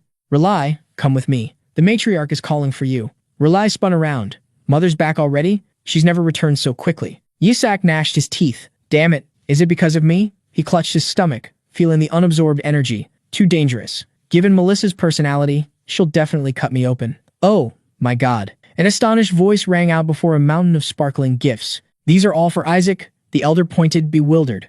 Relai exhaled in relief. I thought the matriarch was back. The brown-haired man chuckled, calling him a coward. It's just a message announcing she's on her way. Isaac ground his teeth in annoyance. A knight entered. Sir, the papal palace has also sent tribute. An elder spat on the ground. Sell it like stolen goods. The envoy is nearby, the knight warned, but the man had already entered. His imperial majesty is very concerned, the envoy declared. I come with tribute as an apology. It seems our gift isn't to the Ashua family's taste, but I'm sure this will change your minds. He opened a box. Dazzling lights stunned the room. This will be of great help to young Master Isaac. That's the triple crown? An elder gasped. Isaac looked confused, but the shadow spirit whispered that it was just a cheap medal with the Pope's emblem. As whispers filled the room, the envoy approached Relai. Please accept it. It belongs to young Master Isaac. Why give it to my uncle if it's mine? Isaac thought. Just give it to me. Relai narrowed his eyes. He really told you to give it to me and not to Isaac. The envoy smiled sinisterly. Yes. Relai ground his teeth. The elder couldn't hold back. He grabbed the envoy's collar and roared. How dare you give Isaac's medal to a family member? Are you out of your mind? Don't you know what that means? Kim Yusak froze, realizing the deadly implication. The envoy maintained his false smile. Do not misunderstand the Holy Father's good intentions. The Ashua elder shouted, then what about the ribbon? The sunflower medal. For fallen soldiers, Yisak thought. To place in my coffin. This old pope is a crazy bastard. You bastards dare mock us about Eshua's curse? The elder spat. Elder, please calm down. Goal, Eshua intervened. Calm down? How can I calm down, Goal? Goal tried to reason with him, desperate to extinguish a conflict that could ruin the family. A noble watched, gloating silently. A despicable gift to put us in our place. Good. Now Relai and the brat can't cause trouble. Goal turned to his brother. Relai, take the gift. Reli tried to object, but Goel was firm. Teesk. This won't do? Yisak decided. Suddenly, the box in the envoy's hand glowed with strange blue light. Energy erupted, engulfing it in holy flame. The envoy screamed, dropping the box. Goel watched in horror as a giant orb of fire formed in the center of the hall. Who dares use holy fire on a medal? The envoy stammered, trembling. A small, fiery hand emerged from thin air. It was Kim Yisak, flashing a mischievous smile as he controlled the flame. The envoy roared, accusing the family of rebellion. A female elder scoffed. That was done by a baby. Are you furious with an infant? The envoy tried to regain composure. I will pretend I did not receive the gift. Must I accept this trash? Even from his holiness. Relai cut him off, holding up the melting, deformed metal. The envoy paled. Give it to me, he stammered, reaching out. I must have brought the wrong item. Too late. Emerald holy fire erupted from the metal, engulfing him. Terrifying screams echoed through the hall. Meanwhile, the elders happily pinched Isaac's cheeks, unaware he was the culprit. Let me go before I burn your asses, he cursed silently. The charred envoy scrambled up and fled, screaming curses, chased by the elders' delighted laughter. Well done, Isaac, an elder cheered. Get rid of that troublesome thing. But then they turned to Relai. And well done to you, Relai. Excellent use of holy fire. Relai blinked, bewildered. The elder patted his shoulder. Don't pretend. You cast the holy art on Isaac. Relai pointed to himself. Didn't the elders do it? The three elders froze. They looked at each other, realizing none of them had cast the art. Slowly, their horrified gazes turned to Kim Yisak. The baby. The power came from the secret skill record, a mythical artifact allowing instant mastery of secret arts. Good thing I took it from the treasure vault, Yisak thought. Weaker than during the Skeleton King's era, but still usable. The elders stared in disbelief. One guessed, could it be Isaac's mother? His mother has no fire attributes. A long-bearded elder roared, this is a different level of talent. Even Saintess Melissa had to learn to read before using holy magic. An assistant interjected. Elders, the baby dispelling the Pope's blessing is even more astonishing. Two elders nodded. You have a good eye. The bearded elder ordered, bring the medal here. I need to confirm. A knight opened the box, then hesitated. It's not here. What? I threw it away, Relai Eshua said calmly. The elders told me to discard it. No, that's unacceptable. Find it immediately. Relai chuckled inwardly. The horrifying truth, the baby had melted the Pope's fire-resistant metal. He clenched his fist. I can't let the family head know. A wicked smile spread across his lips. Without proof, it's just a rumor. Days later, black cloaks fluttered in the western duchy wind. Family head Eli Eshua led his troops, gliding across the water. The mansion is near. Stay focused. Yes, family head. Eli paused, narrowing his eyes at the distance. Whom is it? The mansion loomed ahead. Inside, the elders slumped in despair. Why? Kim Yusuk sat amidst a mountain of milk bottles, patting his belly. Why won't the Skeleton King's body come out? Thanks for the meal.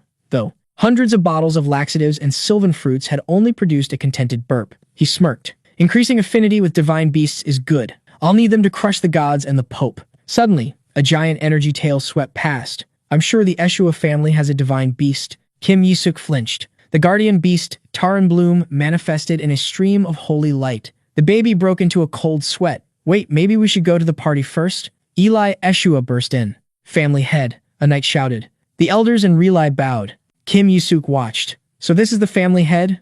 My grandfather? He sensed a familiar energy. Relai blocked his father's path. Father, please. Cutting open Isaac won't do any good. Eli swept past his son without a glance. He pointed at Kim Yisuk, eyes blazing. Burn it. No, father. Relai cried. Kim Yisuk froze. Burn it? The baby is too young to be burned. Relai pleaded. Another noble intervened. I agree. That reward is too much for the baby. Reward? Yisuk blinked blankly. Burning someone is a reward? Please give us more time, or we could disembowel him instead. Relai cried in panic. Or drown Isaac in water. This crazy family, Yisuk thought, just collapse already. Goel Eshua scoffed. No, the temple's fire and water are secret techniques for raising saintesses. We cannot use them on a powerless infant. Oh, Yisuk realized. That's a good thing. Shuri is more suited for the blessing, Goel continued. Isaac defeated the demon, Relai roared. The holy dragon confirmed it. The dragon was mistaken. Don't be absurd. Relai played his trump card. Furthermore, Isaac burned the Pope's medal with holy fire. Who knows? Perhaps you conspired with the elders, Goel retorted. There's no pro. Suddenly, Eli Eshua held up a melted golden object. When you say, metal, you mean this? It was the sacred gold, a holy relic blessed by the Pope, directly connected to God. Kim Isaac was stunned. Even as the skeleton king. Melting, that was tough. How is this possible? Did I get stronger after reincarnating? Goel stammered. How did you find it? Eli replied calmly. I picked it up from the bottom of Lake Elisava. Relil turned to his father. Look, father. The boy burned the Pope's symbol. This proves the Eshua family can gain the upper hand. An elder chimed in, excited. He can resist the Skeleton King's fire. He was born to hunt him. As they discussed recent losses caused by the Skeleton King, Isaac stood bewildered. Huh? A voice echoed in his mind. They're saying it again. Someone is impersonating you, master. It happened 70 years ago. A knight burst in. The Skeleton King has appeared in the Eshua mansion to spread his curse. Isaac was dumbfounded. The knight raged on. He attacked us, declaring he'd eradicate the Saintess bloodline. Isaac calculated quickly. If that was 70 years ago, it wasn't me. I died 100 years ago. He smirked. A petty demon's curse was child's play. The knight listed the symptoms to the terrified elder's impotence, baldness. Isaac gnashed his teeth, furious at the impostor and the ridiculous hair loss curse. Family head Ili Eshua fixed his sharp gaze on the child. He has red eyes. He must be affected. Eli rejected the usual purification. Fire and water are too weak. He stunned the room with his decision. I will bestow a Holy Spirit upon him. Isaac's eyes went wide. A Holy Spirit? The ultimate grace. A shortcut to transcendent power even gods coveted. A cunning smile spread across his face. Jackpot.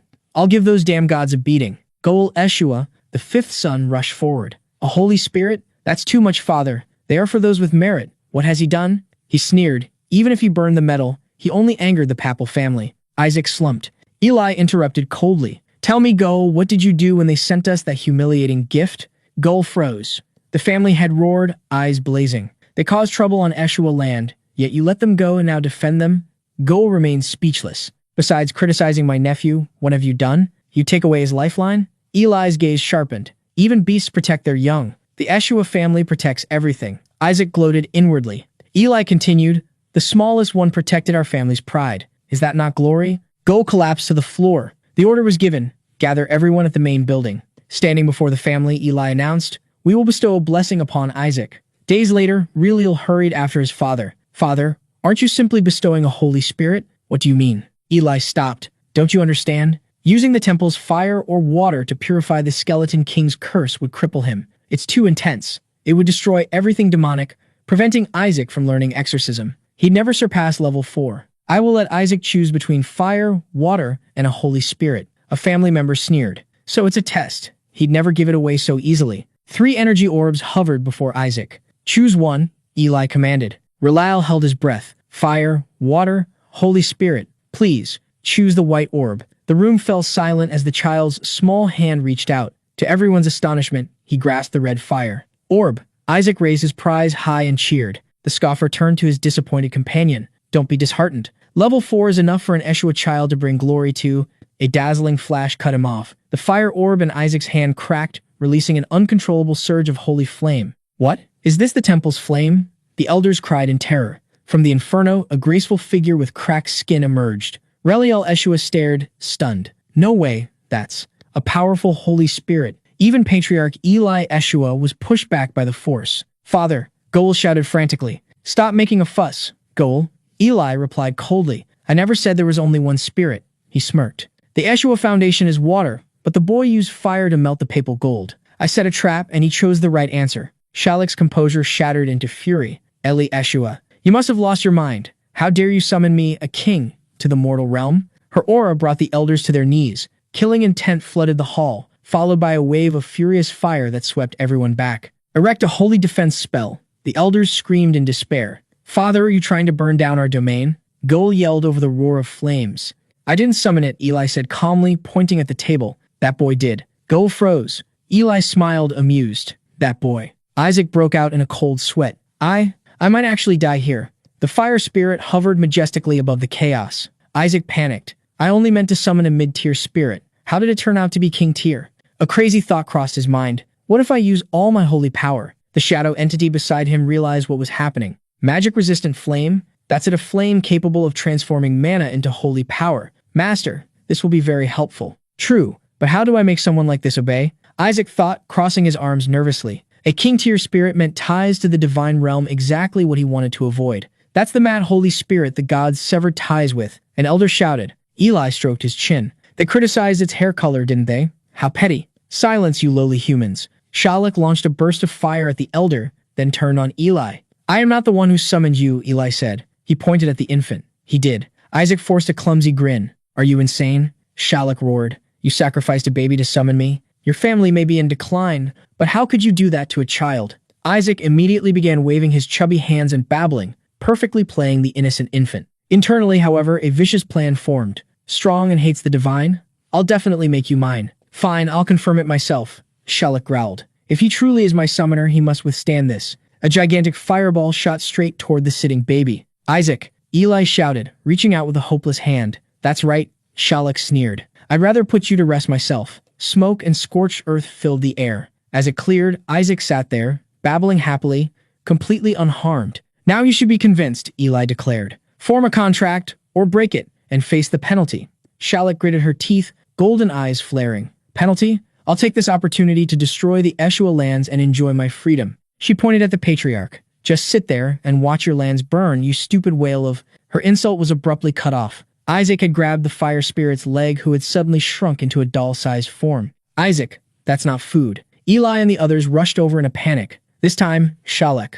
Shalak froze. You crazy bastards. How did you raise this child? She shrieked as Isaac happily gnawed on her arm. I'll retreat for now, but I will repay this humiliation. Trying to teleport? Isaac thought, his eyes flashing red. See you later, you stupid bitches. Shalak yelled, vanishing in a flash of light or trying to. Silence fell over the room. Isaac innocently chewed on the fire spirit doll while his inner voice whispered, too bad, isn't it? Shalak panicked. She hadn't vanished. The Skeleton King's demonic energy bound her like a fiery shackle, nullifying her magic. What the hell is this? An elder cried. Demonic energy? Ah, that's because he swallowed the Skeleton King's finger. Eli Eshua explained calmly, ignoring his son's horror. Shalak groaned. As an embodiment of holy light, she was vulnerable. My power, it's disappearing. Father, please stop it, Goel pleaded. Sorry, can't do that, Eli replied. He turned to the spirit. Remain in my grandson's body and purify the Skeleton King's mana. Do that, and I'll let you go. Refuse, and I'll let you be devoured. You lunatics, Shalak screamed. I would have cut ties ages ago if this wasn't the Saintess family, but she had no choice. She gritted her teeth. Fine, I'll use this child to mess with that damned Skeleton King. Suddenly, Isaac squeezed her tight, his voice echoing in her mind. Damned what? Say that again. Terrified, Shalak pivoted. 4 days. Imprison me with this guy for exactly 4 days. I had hoped for longer, Eli mused. He raised his voice. Open the East Castle gates. Take Isaac and the spirit. No one enters until purification is complete. Father, the East Castle is Goel started. Enough. Eli's cold gaze silenced the room. Isaac gleefully gnawed on the spirit. Internally, he cheered. His exile was right next to the massive mana core storage. Soon, a violent explosion of demonic energy shook the East Castle. Outside, servants gossiped. Young Master Isaac has lost the succession. Is he really cursed? Of course. Wild rumors spread that Isaac had withered into a bald old man or a skinless skeleton. Time passed in a blur of fire and curses. Then, chaos erupted again. A manager rushed down the hallway, ignoring the maid's screams, and threw open the heavy door. "Lord Isaac," she gasped. "Are you all right?" Isaac sat calmly on the floor, sucking a lollipop. "How strong is the curse that you're still so small?" the manager whispered. "I'm keeping myself small on purpose," Isaac thought. A baby's body absorbed power best. It was the only way to reach a new realm. Beside him, Shalak writhed. "No matter what, I must purify that damned brat," she hissed. She looked at Isaac with despair. "Why do you have more mana today? I was almost done yesterday," she screamed, unable to understand why the demonic energy continued to pour out of him. Isaac sneered, revealing the secret only to himself. "Because I've been absorbing mana from the cores under the annex for 10 years, you fool." After a decade of effort, he had finally gathered enough. Shalak collapsed from exhaustion while the dark entity within him rejoiced. "Without proper schooling, I can now use level 6 holy magic," he declared proudly to himself. "It will be all right, master," the manager reported. "The Pope is also mobilizing." Isaac spun around. "The Pope?" She picked him up. "They intend to execute the Skeleton King's 14 minions for threatening the Empire." Isaac screamed internally. "Are they crazy? I need those guys." Unaware of his panic, the manager placed him in his crib. "Damn swindlers," he cursed. "I have to do something." Elsewhere, a nobleman beamed at his son. "Well done, Shuri, the youngest ordained priest. I heard the princess herself will attend your ceremony." "It is nothing," Shuri replied, humble yet confident. "I am your son, after all." "That's right. You did so well because of—" The father froze as Shuri vanished in a flash of blue light. "Huh. Shuri?" Shuri screamed as he was thrown through the air, crashing hard onto a floor. He looked up in horror at a familiar figure leaning over the railing. "Hey, Shuri," Isaac said, his voice dripping with menace. "Do you want to die? You still haven't given up lying? You think getting into the academy is a big deal? Crazy bastard," Shuri cursed inwardly. "All your achievements are thanks to my training," Isaac declared smugly. "I tried my best too. Do you think it's easy to be top of the class?"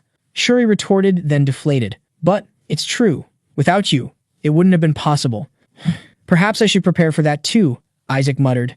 Shuri explained that most holy magic could only be used after ordination. "You will help me, Shuri," Isaac commanded, flying toward him. Sensing killing intent, Shuri snapped to attention. "How can I help?" Isaac smiled sinisterly. "Hand over everything. The quiz prize money. Whatever Goal gave you. All of it. Devil," Shuri thought. He hugged Isaac to change the subject. "By the way, what's this about the Skeleton King's subordinates being killed? Since the incident at the Holy Artifact Vault, they stopped obeying orders. They're just waiting to die, so they'll be executed." Isaac turned away, resolute. "There's no other way. I'll do it this year." "Do what?" "The priestly ordination. You're not even in the academy. How can you do that?"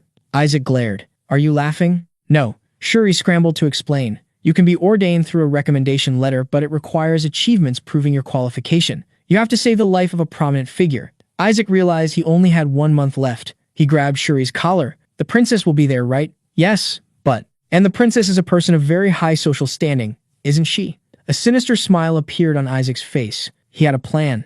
Meanwhile, at the Joshua Manor training grounds, a silver-haired man crossed his arms. "Leave," he ordered the 2 guests. "Isaac will not go to the capital." "Sir, he needs to attend this year's founding festival," the female teacher pleaded. "That is where all saint candidates are ordained." The family head remained cold. Despite Isaac's 10-year seclusion, the nobility still whispered about the miracle he had performed 17 years ago, eager to see him return. The teacher pressed on. "It is my lifelong wish to teach him. The ceremony coincides with the princess's birthday." She played her trump card. "Even the Pope will be there." The family head paused. "The Pope?" The news that the Pope would personally bestow the hero's title, a power multiplier, and golden opportunity left the man stunned. The family head tried to deflect. "Isaac isn't old enough to be ordained. What does age matter in the face of talent?" The female teacher retorted. Faced with the educator's persistence, the family head sighed. "Fine, do as you wish." The teacher cheered, but the head wore a meaningful smirk. "However, you must take responsibility for your words." Meanwhile, Isaac sat smugly in the lap of a haggard Shuri Eshua.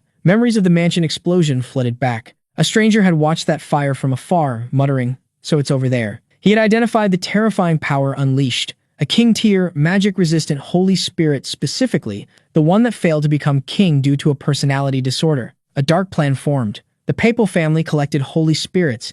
If he stole this one, his position was secured. He had a trump card ready, a plant capable of neutralizing holy power. He would suppress Isaac, trigger the Skeleton King's demonic energy, and reap the benefits. "This is the room, Professor." The door opened, and eager guests stepped in. "Finally, we meet young Master Isaac," one man remarked, His appearance hasn't changed from 10 years ago. Isaac's innocent red eyes looked up. He grinned. Welcome, my letters of recommendation. The teachers clutched their chests, smitten. Oh, my heart. Only the family head remained immune, glaring at the child. How dare you try to charm me, you cunning brat? Isaac decided to act. He pushed holy power into the man, holding him to trigger the Skeleton King's energy. Come on, lose control. Silence. Nothing happened. Isaac rubbed his head against the man's chest, feigning innocence while panic set in. Why is there no reaction? I use enough power. The fire spirit on his head snapped. Hey kid, just kill that priest already. The man smiled triumphantly. A king-tier spirit, my chance. He clutched a handkerchief in his pocket that emitted a dark aura.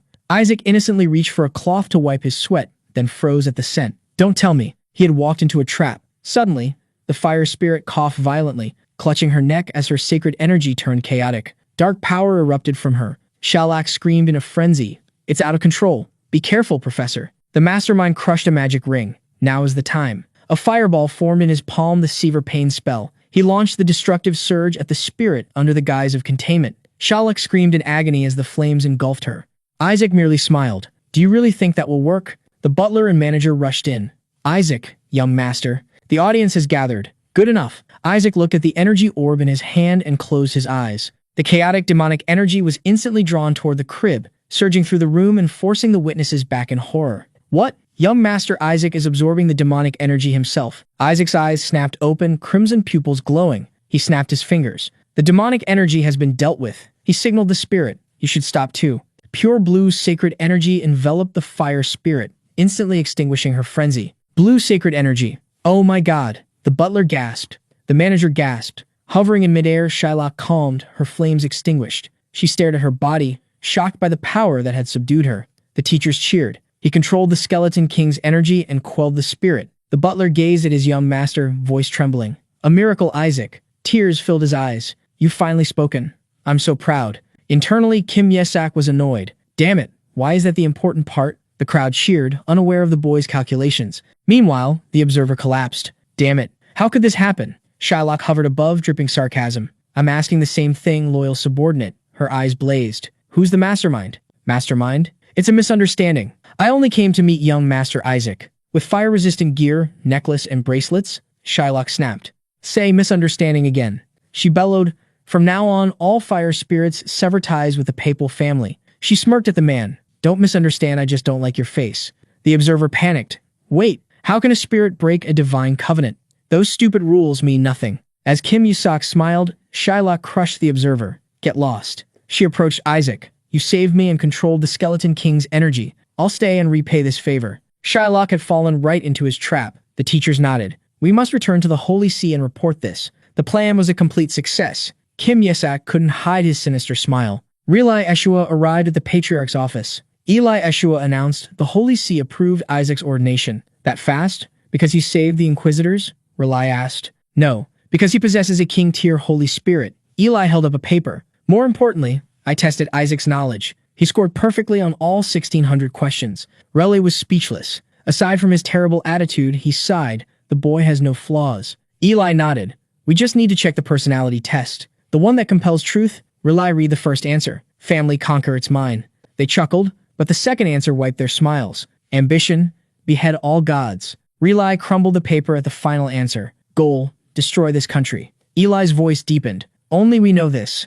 If he takes this again, Relay trembled, he'll be executed for heresy. Eli slammed the table. Accept the ordination in his stead. Do not let Isaac leave the house. We must prioritize home education. In his room, Isaac gripped his luggage. A shadow whispered, Master, have you decided? Of course. Grinning, the boy hoisted his fortune onto his back. It's time to run away from home. At the Roman Imperial Academy, rumors spread through the Holy Magic Department. I heard a 10-year-old is being ordained. Nigel Seaford, a redhead, sneered. Who does he think he is? A kid who can barely walk. He turned to his classmates. He hasn't grown an inch in 10 years, cursed by the Skeleton King. Don't you think so, Shuri? Shuri, a blonde, remained silent. It's probably just ceremonial, another student soothed. The brown-haired friend sighed in relief, but inwardly he cursed. That annoying bastard. Nigel sneered. Must be great living in the Saintess's house. Even an unqualified kid gets to be a priest. His brown-haired friend slammed the table, screaming internally. This bastard just won't stop. A cold voice cut from the doorway. You're underestimating the Holy See's priests, Nigel Sefford.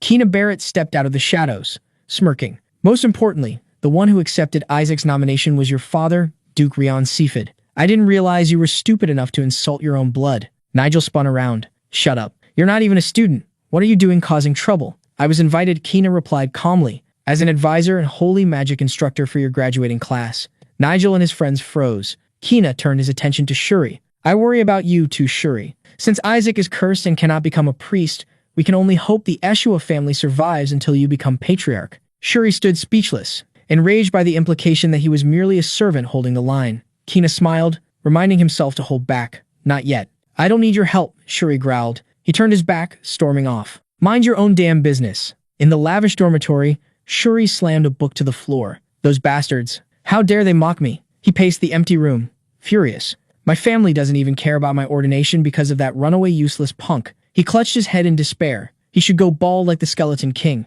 A small figure popped out of a suitcase, eyes murderous. What did you just say? Shuri panicked. Hair loss? Do you want to die? I came to be ordained, Kim Yusuk explained, dusting himself off. My uncle and the patriarch wouldn't allow it, so I ran away. He gripped a strange object, his expression shifting. Setting that aside. Look at you, getting careless.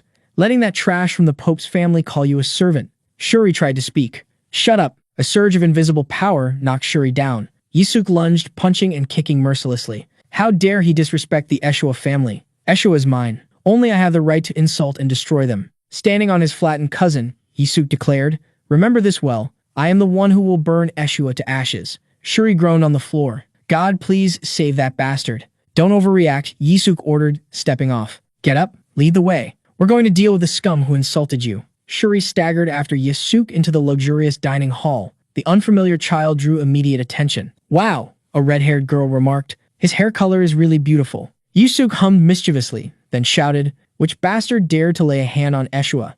The red-haired girl turned. Shuri froze. That's Naki Sefit, Nigel's sister. Panic set in. I have to stop him before the Inquisitors get involved. Bang. Shuri lunged too late. Yusuk was already standing on Naki's table. Hey, redhead. He pointed a finger in her face. You bullied Kim Shuri, didn't you? I have never bullied Shuri. Naki replied calmly. Nigel did. Yusuk grinned. I see. So you admit to it. Shuri clutched his head in helplessness. Suddenly, a shadow whispered to Yusuk, Master, I sense a familiar energy from this girl. A powerful aura erupted around Naki, the energy of one of the 5 supreme gods. Amidst the tension, a voice addressed the boy. You must be the rumored Isaac. Naki Sifit sneered, mocking the cursed child and the Pope's son opposite her. She scoffed that the Eshua family would soon be purged from the 5 great faiths. Truly a high society type, Kim Yusuk thought. Shuri Eshua frantically intervened. Isaac, don't get involved with that red-haired family. Let's go home. The blonde boy brushed him off. Shut up. I need to be ordained. You never will be, Naki declared coldly. Nigel will appeal to the Holy See and have it cancelled. Shuri gritted his teeth, secretly cursing Naki's brother. Even if Nigel does nothing, your behavior warrants cancellation, Naki added. Behind her, a red-hooded escort whispered, My lady, should I call an Inquisitor? Don't. Shuri yelled in despair. 70% of the Inquisitors are from that red-haired family. Terrified, he grabbed Kim Yusuk. Isaac, let's go. Suddenly, a piercing scream made everyone jump. A gigantic beast's foot, wreathed in dark purple demonic energy, slammed onto the floor. A colossal demon beast materialized. It's a demon beast. Amidst the panic, Kim Yusuk grinned. Here's my insurance. Naki froze. Her escort rushed forward. My lady, Dan. A devastating slap from the beast sent the guard flying. The creature roared, leaping over him to charge Naki. Too fast. She gasped in horror. Kim Yusuk held up a toy. Hey, Tilda, wait. The beast stopped inches from Naki, snatched the toy, and ran to its master, happily licking his face. TSK, took you long enough? Yusuk grumbled. The beast growled, asserting its overwhelming presence. You monster! Naki screamed. Shuri whimpered. Kim Yusuk's red eyes flashed coldly. Begone! The fierce beast wagged its tail and darted away like a puppy, vanishing from sight. A shadow entity whispered to Yusuk. Truly, my master. Summoning a demon beast just to put on a show of chasing it away. White-armored Inquisitors burst in. Where is the beast? Naki pointed as the squad leader ordered a pursuit. An Inquisitor approached her. My lady, are you all right? Shuri watched, dumbfounded. An Inquisitor? He scooped up Kim Yusuk, forcing a laugh. We'll be taking our leave. Halt. No one leaves until the investigation is complete. We're screwed, Shuri thought. Aha, we don't know anything. Tehor, stop, Naki shouted. She pointed at the boy. He saved my life. Kim Yusuk stared blankly from Shuri's arms at a face heel turned faster than flipping a rice paper. Naki approached. Isaac, right? She blushed, awkward. My words were harsh. I apologize. Then quickly, but it's not like I'm grateful or anything. Shuri sweated. What is wrong with this girl? The crowd murmured about the boy receiving a commendation. An escort noted, the rumors about his skills must be true. Nearby, Princess Charlotte Alex Frick Hella of the Holy Kingdom wondered if this was the baby her brother had mentioned. Meanwhile, at the Eshua mansion, a voice echoed from a communication orb. Why refuse, Blue Cardinal? Isn't it good for your grandson to be ordained? Eli Eshua cut him off. Get lost. That is none of my concern. My grandson will be educated at the Eshua mansion until he comes. Dot of age. Eli gritted his teeth at the warning that the child's personality would warp. That's precisely the problem. The voice in the orb shifted tone. I wonder if you've heard. A platinum-haired infant is loitering around the academy. Eli froze. Isaac? He shouted toward the balcony. Rely. Rely jumped. Yes, father? Eli rushed out, grabbed his son, and ordered, we're going to the capital. Now. Rely looked bewildered. But it takes a week to reach the capital. Eli checked his watch. We have 23 hours and 48 minutes. The Blue Cardinal growled with iron determination. We run. The next day at the academy, Shuri Eshua pounded on the door. Hey Isaac, what are you doing? He leaned against the wood, despairing. Why would a kid with a head 1/3 the size of his body want a priest's robe? Come out. Everyone is already inside. They'll laugh at us. Shuri slid to the floor in helplessness. I'm done for. Please, just give up and go home. He turned, hands clasped in prayer. I'm begging you. Shuri froze, pale with horror. Kim Yisak smirked mischievously. You. Let's go. Kim Shuri. The ordination banquet was solemn. Candidates sat at tables, whispers echoing, until a voice commanded everyone to stand. Shuri jumped. Heavy footsteps heralded the 5 patriarchs of the great families. Goel Eshua, the successor to be, adjusted his collar. I will be the next patriarch of Eshua, Blue Cardinal. Suddenly, Cardinal Eli Eshua rushed in. I'm not late, am I? He grabbed Goel. Have you seen Isaac? Goel blinked. He should be at home, shouldn't he? Eli Eshua ran up, panting. It's too late. I think Isaac is with Shuri. His Holiness, the Pope, has arrived, the Master of Ceremonies announced. Pope Giulio Bariat entered, exuding absolute authority. He raised a hand. The blessing for Hela. As the Pope took his throne, a silver-haired patriarch noted, Isaac is nowhere to be seen. The ceremony began. Shuri clutched a wine glass. I should be relieved. Then, the name Isaac Eshua was called. Eli frowned. Why keep calling his name? He's not even here. Here. Eli spat out his wine. Goel and Rely turned, jaws dropping. Kim Yisak, now a handsome youth, stepped out with a smile. Shuri stared. Isaac? Shock rippled through the hall. Eli crushed his glass. Another patriarch jumped up. What the hell? Step forward, Isaac Eshua. The Master of Ceremonies continued. The boy strode ahead confidently. Rely ran to the family table, sobbing happily. Isaac, when did you grow so big? You're even wearing the outfit I made. Whispers erupted. Isn't he a baby? Is the curse broken? Kim Yisak ignored them, offering a mysterious smile. A red-haired patriarch crushed his armrest. Skeleton King, what have you done to Isaac? Eli roared, fearing his grandson was being controlled. My son doesn't smile like that. A silver-haired candidate watched thoughtfully. Could the Eshua family curse have disappeared? He mused that it might be a blessing. Kim Yisak reached the throne where Pope Giulio Bariat sat. He assessed the man quietly. Is he the Pope? The energy radiating from him was monstrous. A crazy thought flashed through Kim Yisak's mind. Should I just chop off his head right now? Eli and Rely Eshua were horrified. Eli panicked. I have to stop it. He shoved the red patriarch, causing a commotion. Oops. Hand slipped. Another patriarch jumped up. Ah, a cockroach. The brown patriarch stared in shock. Are you out of your mind? It was as big as my head, the other insisted. Silence, the priest commanded, trying to restore order. Next is Shuri Eshua. Step forward. Yisak scratched his head, annoyed by the delay. From his throne, Pope Giulio Bariat watched silently. The priest announced the next phase, the audience with the gods. On the balcony, Goel Eshua beamed at his son. As the Holy Grail was brought forward, the threat of excommunication hung in the air. A supreme blue god will surely appear, Eli told his son. Rely clasped his hands. Surely, no matter how bad it gets, it can't be an evil god, right? If that happens, we will destroy it. Rely stammered as his father grabbed his collar. Destroy what? Yisak? Eli watched Shuri face the Grail. The Grail. Why destroy the child? In the hall, Shuri pricked his finger. A drop fell, stirring the water and emitting a blue stream of power. A brilliant pillar of light enveloped him. Indeed, Goel Eshua exclaimed with pride. A blue high god has descended for my son. Yisak observed coldly. So the Eshua family serves the god of light, a pathetic god of integrity and purity. He raised his bleeding finger. As for myself, any god who meets me will just be a nuisance. He let the blood drop. The high priest froze. This is? The The water turned murky, then black. A torrent of demonic energy erupted from the grail. Rely and Eli watched in silence. That is, Eli stammered. A gigantic skeletal figure emerged from the smoke. The Skeleton King? Eli screamed. The entity loomed over the hall, radiating death. Eli collapsed, eyes glowing red with uncontrollable power. Yisak stared up blankly, bewildered. Eli growled, gathering blue energy, eyes bloodshot. Die, he lunged. But the Skeleton King acted first. Chains shot from the darkness, binding Yisak. A dark voice resonated. I have been waiting for this saint. What? I will destroy this holy nation. The Skeleton King roared, starting with this one. Bound in chains, Yisak wondered, what's wrong with him? His shadow entity screamed in his mind. He looks exactly like I used to. How disgusting. What the hell is this imposter? It glared furiously. My master is even more of a failure than this. The High Priest and Red Patriarch attacked together. Yellow and red magic shot toward the enemy. Eli braced against the shockwave. Stand back. His eyes glowed red as he gathered a blue orb. A gigantic serpent of holy power unleashed, lunging for the Skeleton King. The king faced the serpent calmly. Patriarch of the Blue Clan, your power is limited by a curse. Best stay put. In the corner, the Silver Patriarch sighed. I really don't want to intervene. The building might collapse. Then his eyes flashed deadly red. But you talk too much. The man roared, unleashing a terrifying surge of blue energy. The Skeleton King merely curled his lips into a gruesome smile. He snatched the panicking Kim Yisak, hoisting him as a human shield. Do you want to see this little saint die? Kim Yisak screamed. That's what I'm asking. A witness shrieked as the energy serpent lunged. Your grandson is being held. Eli Eshua only smiled cruelly. A saint won't die from this. Swept into the vortex.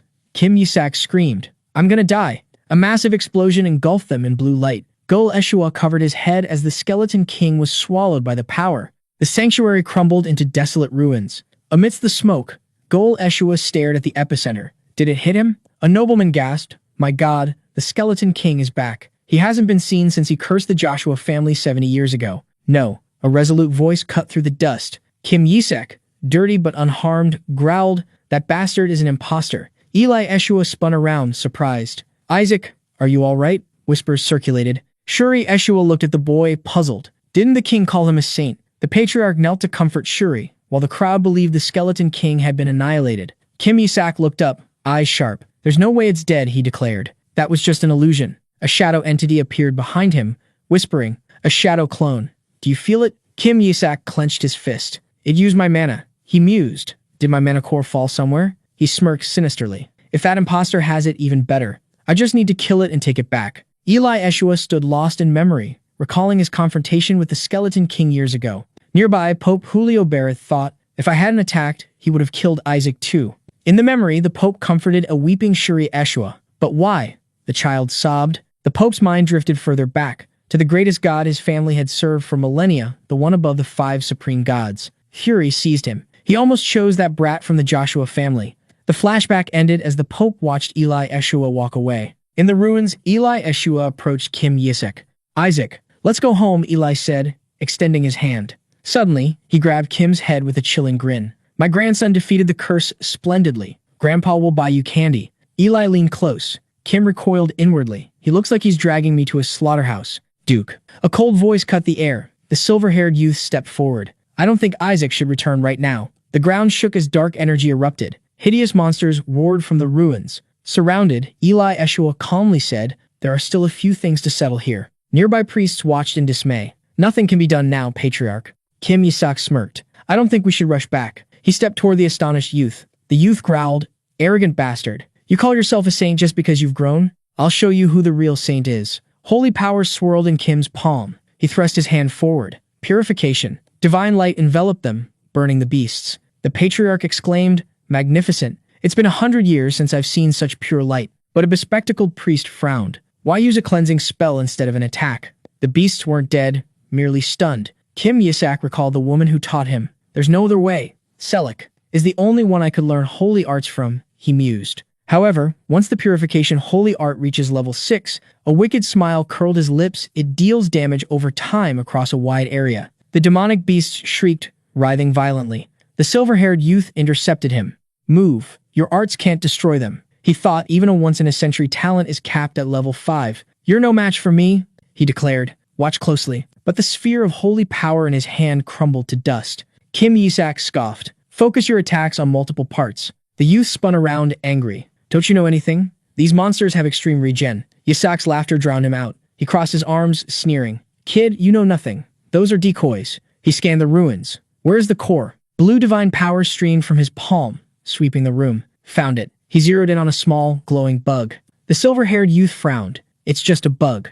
Without a word, Yisak speared it with a pin. Dark energy exploded outward, slamming into the youth. He collapsed. Yisak smirked, holding up the remains. It slowly poisons humans. Simultaneously, the other students fell, bodies convulsing. The silver-haired youth gasped, recalling the enemy's threat. That skeleton, it wants to destroy the holy nation. Yisak smiled maliciously. And these students are its future. While priests shouted orders amidst the chaos, Yisak watched calmly until golden power swept the hall. His eyes widened. Wait, if you purify them all at once. Dark energy lingered around the students. The shadow entity whispered, Master, this is our chance.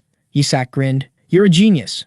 Pope Giulio Barrett raised his staff. Immense light flooded the room, absorbing the toxins. Yisak and the youth stared, stunned. The Pope smiled benevolently. You need not worry about the poison. Useless geezers, Kim Yisak muttered, his plan ruined. A heavy stomp shook the floor. A giant wolf demon materialized. You dare defy the great king? It roared, desperate. I'll drag you to the grave with me. Yisak's red eyes flashed. An invisible wave of pressure slammed into the beast. This power, the wolf gasped. As it was blown away, it heard Yisak's disdainful voice, acting like it's a big deal. During the cleanup, the silver-haired youth stared at Yisak. He drove away a demon with a glance. He clenched his fists. Impossible. He grabbed a passing student. That skill only the Pope should be able to use it. Meanwhile, news of the Skeleton King spread, causing an uproar. At a high council meeting, Pope Giulio announced there was an issue with the holy water vessel. We are investigating. Is it due to the outsiders? A patriarch asked. Only partially. The truth was revealed. The holy dragon's barrier was weakening. At the Joshua mansion, Kim Yisak read the paper. The invasion weakened the barrier. Since the dragon connects to the royals, the papacy takes no blame. Clever. My grandson reads so well. A surprised voice rang out. His uncle clapped insincerely. Congratulations on your ordination, nephew. Reli Eshua beamed. Our Isaac speaks fluently now. Finally, he can read the Skeleton King's cursed letter. The door burst open. Blue Cardinal Eli Eshua entered. Solemn. Good. You're both here. Isaac, could you leave? Us to talk privately? As Kim Yisak left, Eli wasted no time. Divine Art Level 3. Absolute soundproofing. Silence enveloped the room. Rely asked, is the soundproofing art really necessary? Goal looked equally confused. It's about Isaac, Eli said grimly. During the ordination, I think Isaac was chosen by an evil god. He let the words hang in the air. Clearly, it wasn't an ordinary summons. That symbol has never appeared before. He lowered his voice. Only the Pope and the Cardinal of Gold saw it, and the Pope tried to kill him. Unless it was an evil god, there's no way he would do that. Goal muttered, if it wasn't an evil god. A realization struck him. Could it be a symbol of the Golden Faith? The Golden Faith? Rely shouted. They're obsessed with purity, Goal explained. They wouldn't overlook the Eshua family summoning one of their gods. Eli nodded. It might even be a god they themselves have never summoned. Isaac definitely did it, Rely exclaimed. No chance, Goal said flatly, deflating him. Use a holy relic as bait for Shuri, Eli ordered. Goal, investigate the papal family. If you do well, Shuri will be rewarded, and Isaac will be under special surveillance until his internship begins. Eli clenched his fist. If Isaac failed, the trial of faith again. The image of an eerie dark priest flashed in their minds. Treason. Exile. We must stop that at all costs. Eli gritted out. You will soon begin your internship. Rely was droning on about the past when Isaac interrupted. Stop it. It sounds like military service. A trainee whispered earnestly. Do your best. This evaluation determines your future. Oh, right, Isaac replied. Goal smiled cheerfully. Are you interested in the ritual of sacrifice? Isaac gave a sinister smile. Very. Especially in executing the Skeleton King's subordinates. I'm so happy to see your faith growing. Let me explain the ritual. Goal launched into a rambling discourse, getting lost in his own theology. Isaac looked utterly bored. He looks really happy, he thought. He whispered to the demon beside him. Those low-level gods better start praying. I'm going to tear them apart. Misunderstanding completely, Goal laughed. Isaac wants to take action himself. That fighting spirit is excellent. The team with the highest score gets the honor of execution. Good luck, Shuri. At the words group project, Isaac froze, his face paling with horror. Goal patted his shoulder. I hope you achieve what you desire. Yes, uncle, Isaac said stiffly. There's no other way. He smiled brightly. I'll kill the other teams, then go save my subordinates. Seeing the innocent smile, Goal sighed in relief. How could a child like this become a dark priest? Suddenly, a man asked, by the way, Isaac, Which god came to you during the ordination? Isaac froze. Ah. In his mind, a dark priest screamed. Destruction. An unpleasant symbol, Isaac said finally, made me want to vomit. The men paled. An evil god, Goa whispered. They quickly backpedaled. It's fine. Faith is what matters. I don't care. Isaac shrugged. When told the Cardinal of Gold wanted to meet, he frowned. What does that guy want now? Isaac Eshua. Relai called out, staring at the defiant boy. Suddenly, the door crashed open. Kaina Barrett stood there, eyes sharp. I have something to say to you. Relai and the brown-haired man watched tensely as Kaina approached. Isaac. Kaina grabbed the boy's hand, leaning in close. I thought you were useless. I'm serious, Isaac. Isaac gritted his teeth. You bastard, are you crazy? Do you want to pick a fight? Kaina smiled. I realized you've been hiding for 10 years to focus on training, keeping your skills pure from vermin. The consecration ceremony proves you possess extraordinary talent. Isaac stared in horror. I'm starting to get scared. This guy really is crazy. Kaina extended his hand. Train with me under my grandfather. We'll step directly into the professional world. Take my hand, Isaac. We'll behead the Skeleton King in front of everyone, and together, we will lead this empire. The brown-haired man stood stunned. Is this the papal family's new way of bullying? No, he looks too serious. The conditions are so good it's giving me goosebumps. Isaac slapped Kaina's hand away. Get lost. Kaina blinked in astonishment, but the brown-haired man just smirked. That's right. He's always been a lunatic. Kaina tried to press the offer, but Isaac cut him off. I don't care. He pointed at the brown-haired man. If you really want to bring something along, take that thing. He's on a completely different level than you. The brown-haired man raged silently. Kaina lost his patience. You have extraordinary talent, strong enough to drive away a demon with a glance. A shadow entity whispered in Isaac's ear. I think this bastard just wants to learn that technique from me. Makes me want to do it even less. Isaac pushed Kaina back. Get lost. Just imagining the Pope's lessons makes me sick. Kaina froze. Did you just say my grandfather is so disgusting he makes you want to vomit? Of course. I want to chop off his head right in. A hand clamped over Isaac's mouth. The force of the arrival made Relai and the others stumble. My grandson is busy. An authoritative voice rang out. Eli Eshua, the Blue Cardinal, hoisted the boy onto his shoulder. Don't loiter around him anymore. Kaina yelled as Isaac was dragged away. If you play with him, that trash's nature will rub off on you. Eli growled, tightening his grip. Left behind, Kaina could only stare in stunned silence. Draped over the shoulder, a venomous vow formed in Kim Yisak's heart. You Eshua scum, I will destroy your entire family. Now, a new challenge awaited. The pentagonal test, an ordeal supervised by cardinals of the four great faiths, white, gold, blue, and black. Kim Yisak resolved himself. I must pass this test to become a priest, no matter the cost. Donning his trainee uniform, he asked, my teammates are here, right? He soon realized groups were formed by family ties, a setup to incite factional warfare. Nearby, Shuri Eshua boasted loudly about arranging a team entirely of acquaintances. Yisak smiled slyly, pushing the door open. I'll whip them into shape, then go rescue my subordinates. He grinned, sensing a presence. He's here. Instead, a voice ordered the crowd, tie that bastard up.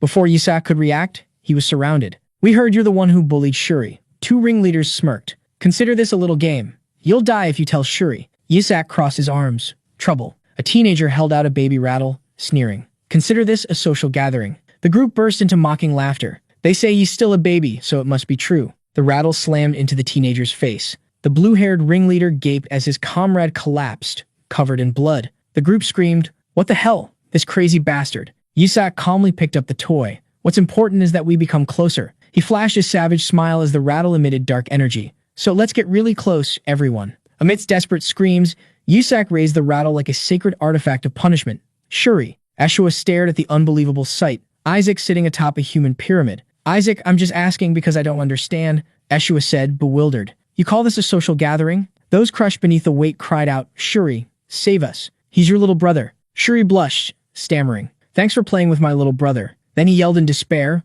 what the hell are you thinking? The criterion is unity. Unity?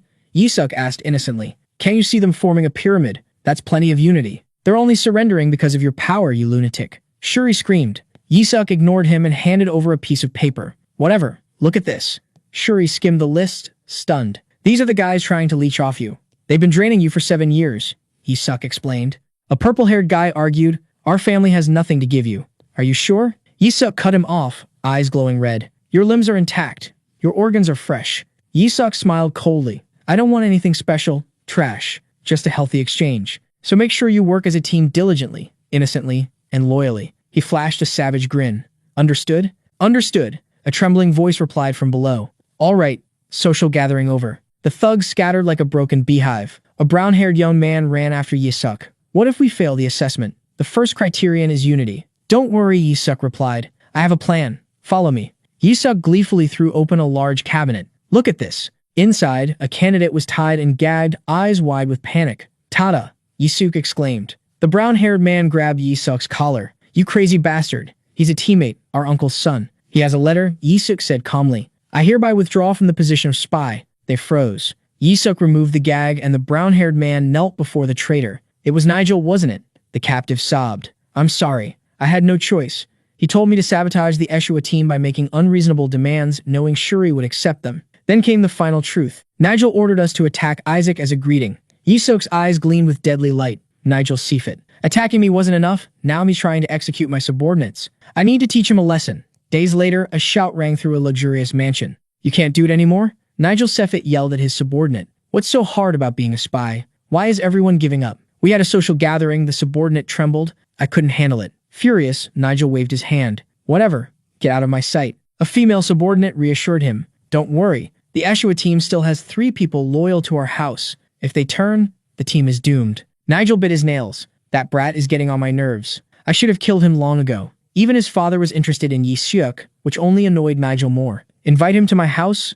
Don't make me laugh. Nigel stood up abruptly. Everything ends today. He strode forward with a smug smile, certain the Eshua team would finally be kicked out. The candidates gathered in the Pentagon of Unity. While the supervisor prattled on about teamwork, Yisuk yawned. But when he heard the first criterion was voting, he froze. Nigel crossed his arms. The rule was insidious. If one person voted against maintaining the team, the whole team failed. His plan was set. The spies in the green team would ensure failure. Yisuk realized the infiltration as Nigel smirked. The supervisor addressed the room. I will now announce the result. Her gaze focused on the list. Green team. Nigel confidently declared, this team will. Unanimously maintained. The supervisor announced, you have passed the Pentagon of Unity test. Yisuk turned back with a triumphant smile. A panic call echoed from behind. Isaac, wait for me. His teammate caught up, panting. How did you all unanimously pass? Remember the Cardinal of Gold wanting to meet me? Yisuk asked. I told him to give me a golden elixir first. He did. So I used it to make a deal with them. The teammate panicked. You gave it to them before the vote? Yisuk stopped, smiling sinisterly. It's fine. I trust my teammates. The teammate felt a glimmer of hope. Is he finally becoming a true cleric? Desperate screams shattered that hope. The bullies writhed on the floor. Hey, we did everything you asked. They crawled forward, begging for an antidote. Yisuk feigned innocence. Antidote? What's that? He gave a thumbs up. I believe they wouldn't betray me. Was it poison? The teammate cried in despair. I gave them a real golden elixir. Yisuk replied calmly. 93% flour, a bit of laxative, and a dust speck of gold. Time for them to pay for sucking Shuri dry. Please, we passed the test. The bullies begged. All right, I'll keep my promise. Where did I put it? Yisuk cheerfully held up a package. Ah, found it. His teammate froze. This crazy bastard. That's a used diaper. As a bully crawled toward it, Shuri Eshua screamed in horror. Suddenly, Nigel Seafit kicked the door open. Give me back my subordinates, you bastard. I don't know how you bribed them, but his subordinates transformed into demons, charging their former master. Shuri rushed to block them. Yisuk cursed the interference. Yisuk looked down at the stunned Nigel. I heard you told them humans seek overwhelming power in crucial moments. Nigel gritted his teeth. You're wrong. Their top priority is survival. No one can defy death. Yisuk smirked, red eyes glowing. Nigel broke into a cold sweat. No way. The murderous aura crushed him. Are those the eyes of a human? In the Holy See, a high-ranking cleric sat at his desk. Enter. 7 days to meet an apprentice. Irritating. The aide entered timidly. Your Eminence, Isaac refuses to come. He also said next time send a really big chunk of gold. The Cardinal of Gold erupted, a murderous aura filling the room. Bring that bastard before me. Meanwhile, Nigel Seafit strode down the hallway, seething. He stopped at a group of strangers. Why are you loitering around the dormitory? The group leader replied nervously, cursing his luck at running into the House of Red. Yisuk appeared. Why are you late? I need things for the tea party. The servants quickly played along, stammering excuses. Nigel froze, realizing he was trapped in another charade. As the servants turned to leave, Nigel unleashed a torrent of purgatorial hellfire, engulfing one in desperate screams. Standing over the charred body, Nigel glared at Yisuk. I have something to say to you. Nigel Seafit sneered, radiating faint divine power. Don't you want to try a fun trial of faith? Shuri Eshua panicked. No, he'll be burned at the stake. At worst, the entire family will be annihilated. Nigel tightened his red sash. I have something convenient that reacts the moment you touch it. Use this. Suddenly, A cold voice cut from the shadows. Isaac Eshua. Cardinal Barrett stepped forward, towering over Nigel. I didn't expect you to refuse my summons just to play games. The Cardinal of Gold's face twisted in rage. Am I a joke to you? He grabbed Nigel by the collar. Do you take me for a fool? Nigel froze. Cardinal Barrett? I didn't expect someone from the House of Red to touch my servants. Nigel spun to look at Kim Yisak. Damn it, he's with Barrett? I apologize, Your Eminence.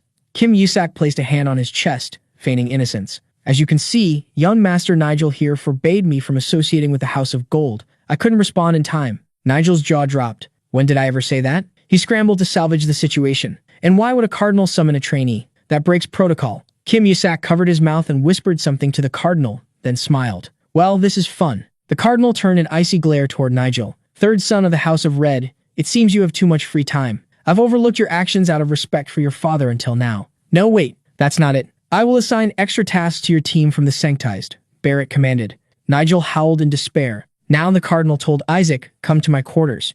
Your Eminence, I apologize, Kim Yisak said smoothly, but I must meet the Cardinal of Red first. He has also summoned me. The blatant lie left Nigel dumbfounded. The Cardinal of Red just summoned you? Barrett asked suspiciously. That's right, Yisak chirped. Nigel broke into a cold sweat. I never told him he was summoned. How did he know? At this rate, Barrett will underestimate me. I have to get out of here. Desperate. Nigel threw an arm around Yisak's shoulder. Exactly. I came here to summon Isaac myself. I'll take him. The cardinal gave him a freezing stare that made Nigel flinch. You have a prior engagement. So be it. Go. Barrett waved a hand dismissively, then muttered as he walked away. But since you've inconvenienced the House of Gold, expect even more tasks starting tomorrow. Nigel roared in silent fury. He tried to compose himself, but when he turned back, Kim Yisak had vanished. Where did that bastard go? Nigel yelled. A nearby candidate pointed down the hall. He went to sleep. Sleep? He says he needs to sleep early to grow quickly. Nigel gritted his teeth. It's only 2 in the afternoon. He pounded on the door, but inside, Kim Yisak was fast asleep, completely ignoring the noise. 3 days later, the only sound in the hall was the dry squeak of a mop. Nigel Seffet scrubbed the floor, muttering, Isaac Eshua, I'll kill you. He collapsed, howling. Where was the fairness in cleaning 18 hours a day? He could only complain to his father via the communication orb about his own incompetence. I have to bring that kid to my father, Nigel resolved. I'll ambush him in the prayer room. 6 hours passed. His patience was running on fumes when a teammate burst in. What are you doing? We still have work. As Nigel was dragged away, he yelled, Wait, I need to see Isaac. Then he froze. In the distance, Kim Yisak stood watching, smiling and waving as his enemy was hauled off in despair.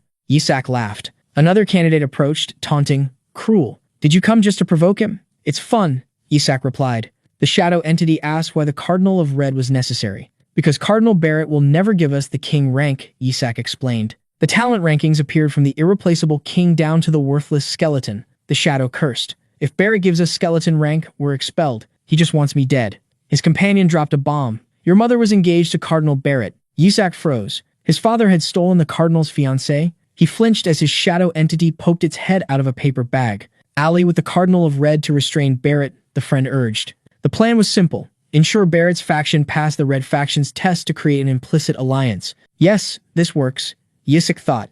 A bloody hand clamped over his mouth. His teammate turned, bewildered. Huh, what did you just say? He sat alone in the silent prayer room. Isaac? In a magnificent chamber, the Cardinal of Gold heard a knock. He granted entry, and the door exploded in fire. Yisak emerged from the smoke. Greetings, kidnapper. Are you well? He sneered. You act refined, yet you send servants to snatch me. Insolent brat. I have something to discuss. Oh, I'm sure, Yisak cut in. Summon me because I've been ignoring you. Isaac Joshua, the Cardinal stated sternly. I wish to adopt you into the Golden Family. Yisak stood stunned. Adopted? Anger flared. Is this a game? A scheme to suppress the Joshua family? No tricks, the Cardinal said. Leave the Joshuas. Join the Barretts. Yisak grew suspicious. Is it because the fake skeleton king called me a saint? He dismissed it. What do I get if I become your son? The Cardinal smiled knowingly. A brat negotiating? We will give you everything the Joshua family cannot. Yisak laughed contemptuously. The Joshua family lacks nothing. I hear they're trying to confine you. Yisak stiffened. The Cardinal's voice echoed over the image of a kneeling acolyte. The Vatican demands restraint. The Golden Family does not. We will support everything you wish to do. Yisak narrowed his eyes. Not enough. Unless you make me the next head of the Barrett family. The Cardinal paused. I thought you aimed to be a saint. Now you want the papacy too? Joining my faction would be advantageous. I am a man of the Vatican regardless. Offered territory, gold, tax exemptions, and status. Yisak finally nodded. I'll consider it. Excellent. We begin immediately. Wait, don't tell the Joshua family yet. All right? Yisak grinned. I will keep the secret myself. Down the corridor, another candidate froze, having overheard everything. He screamed. The cardinal's shadow loomed behind him. He collapsed, trembling, then scrambled up. I didn't hear anything. He shrieked, fleeing. The cardinal watched him go, unconcerned, then walked away coldly. Yisak's opinion meant nothing. I only said I'd think about it, Yisak thought. Never that I'd go there. Isaac retorted with a smug look. Even if I die, I will not join the papal family. Even if you die? The cardinal pressed. That's right. The cardinal gritted his teeth, anger flaring at the boy's stubbornness. You are exactly like your mother. From your appearance to your way of speaking, he growled, smiling sinisterly. He threatened that a single word from him could excommunicate Isaac and destroy his future. Grabbing the boy by the collar, the cardinal snarled. You know that, yet you still dare to speak this way. Unfazed, Isaac smirked. Then I will create a country that needs neither priests nor popes. Why would a nation need two leaders? It will be my country regardless. The cardinal stammered, stunned. You? What the hell are you? Isaac's demeanor instantly brightened. To defeat the skeleton king, you need at least this much courage, don't you? He smiled casually. Let's just pretend I never heard your adoption offer. It would be better for you too. As the cardinal held him back, Isaac leaned in, whispering, but thanks to you, I'm even more interested now. I wonder what happened at the investiture ceremony. What could have happened to make them want to adopt the direct heir of a rival family? The question struck the cardinal like a hammer. Isaac pulled back with a triumphant smile. I'm sure the people of the empire are incredibly curious too. Maybe. Meanwhile, at the Joshua mansion, a voice echoed in disbelief. He passed the 5-point unison. Eli Yeshua roared. Why did Isaac do that? He was supposed to fail. He turned away, muttering, damn it. It seems my faith isn't strong enough. He knelt helplessly. Raising the holy chalice, he prayed, Praise be to God, my Lord, before his rage flared again. Get out, my grandson. Get out. Benjamin Joshua, the second son, watched in confusion. Rely, what happened to the family while I was away? He gave a forced, sarcastic laugh. Since when did they start using the Vatican's faith to curse others? When asked if Isaac was a troublemaker, Rely Yeshua immediately defended him. The boy is very kind, innocent, polite, and intelligent. He tried to explain, though their father continued muttering curses. I think father is just too worried about his grandson. It's good that a child with inheritance potential has appeared, Benjamin mused, but I feel strangely uneasy. Eli still couldn't believe it. Why hadn't the blessing worked? Relly, watching him, secretly thought it looked more like a curse. Even so, Relly said, I understand that child now holds great significance for grandfather. Just then, Leah Joshua returned. Greetings, family head uncle, she asked curiously, but how did he pass unison? She received only a curt silence. The papal family is showing excessive interest in Isaac, Eli said, his voice low with concern. He's too outstanding for his investiture to be delayed, Rely thought anxiously. A heavy, suffocating atmosphere settled over the three men. Benjamin suddenly noticed an envelope. Father, who sent that letter? Eli sighed mournfully. It's from your fourth brother. He looked at his sons coldly. It belongs to your older brother. Rely was stunned. Noel? He sent a letter? The letter's arrogant content pierced the patriarch's pride like a knife. Eli growled, this is why we need to re-educate Isaac. If you don't think Isaac is capable enough, Rely, then you will be the next patriarch. But the boy passed the harmony test. Benjamin tried to appease him. Perhaps there's still hope. The mechanical bird in Eli's hands suddenly shrieked. Nonsense. Hope, my ass. It transformed into the fire spirit, Shilak. What's wrong, Shilak? Eli asked calmly. That bastard is going around using his rattle drum to hit other kids. Shilak accused furiously. Benjamin sighed. That's Isaac for you. Rely was speechless. The boy had even poisoned and blackmailed his teammates to pass the test. As Eli tried to calm himself, Shuri Yeshua rushed in. Cardinal Barrett has requested to adopt Isaac. Deadly silence filled the room. Benjamin quickly defended, Father, Isaac is a Yeshua. There's no way he would desert us. Shuri stammered, revealing Isaac's answer. He said, excellent. What did he do? To trick Isaac? Rely grabbed Shuri, roaring. Nearby, servants whispered, money will solve it. Eli's furious voice rang out. His grandfather is standing right here, and they dare steal my kin? The patriarch's killing intent filled the room. A treasure chest creaked open, gold glittering inside. Onlookers gasped. All from the Barrett family, a candidate murmured. Just for Isaac? So the rumors about his ties to the Pope are true. Isaac thought, compensation, hush money. He eyed the gold, mind racing with schemes. Then a candidate raised a banner, to Joshua Isaac of the Azure Faith. Isaac froze. Gold is fine, but what is that? Why? A messenger handed him a letter. The patriarch sent this? That stingy old man? Sweat beating, Isaac cracked the seal. Inside was an image of Eli Yeshua making a heart symbol with the caption, You are one of us.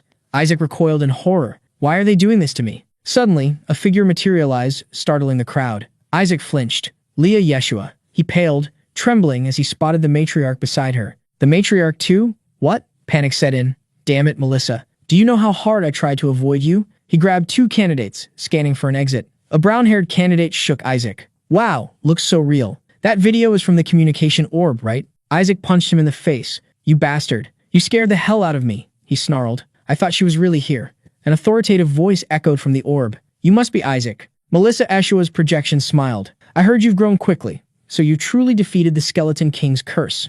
I'm impressed. Isaac exhaled. Good thing it's just a projection. If she met me directly, she'd know I'm the Skeleton King. I heard you were recently abducted by his forces, Melissa continued, eyes sharp and cold. You must have suffered. Elsewhere, a green-haired woman called out, Isaac. Kim Yisak froze. No way. Can she sense it through the orb? The woman turned on a nearby young man, radiating hostility. Why do I sense Isaac's power on you? Kim Yisak pieced it together. It's because I swallowed the Skeleton King's finger 10 years ago. He snapped back to reality as Melissa and Leah suddenly materialized in the flesh. Melissa smiled at the young man who had swallowed the finger. Ah, I heard from Raleigh. Isaac can't be here anyway. Kim Yisak gritted his teeth. Nearby, Nigel Seffitt grumbled to his companion about the Saintess's presence. Melissa walked straight to him. Because I am interested in you, third son of House Red. As she exposed his failures, an invisible force knocked Nigel to the ground. While Nigel reeled, Leah stuck her tongue out at a stunned Kim Yisak. Melissa turned to him. Anyway, I've prepared a special reward.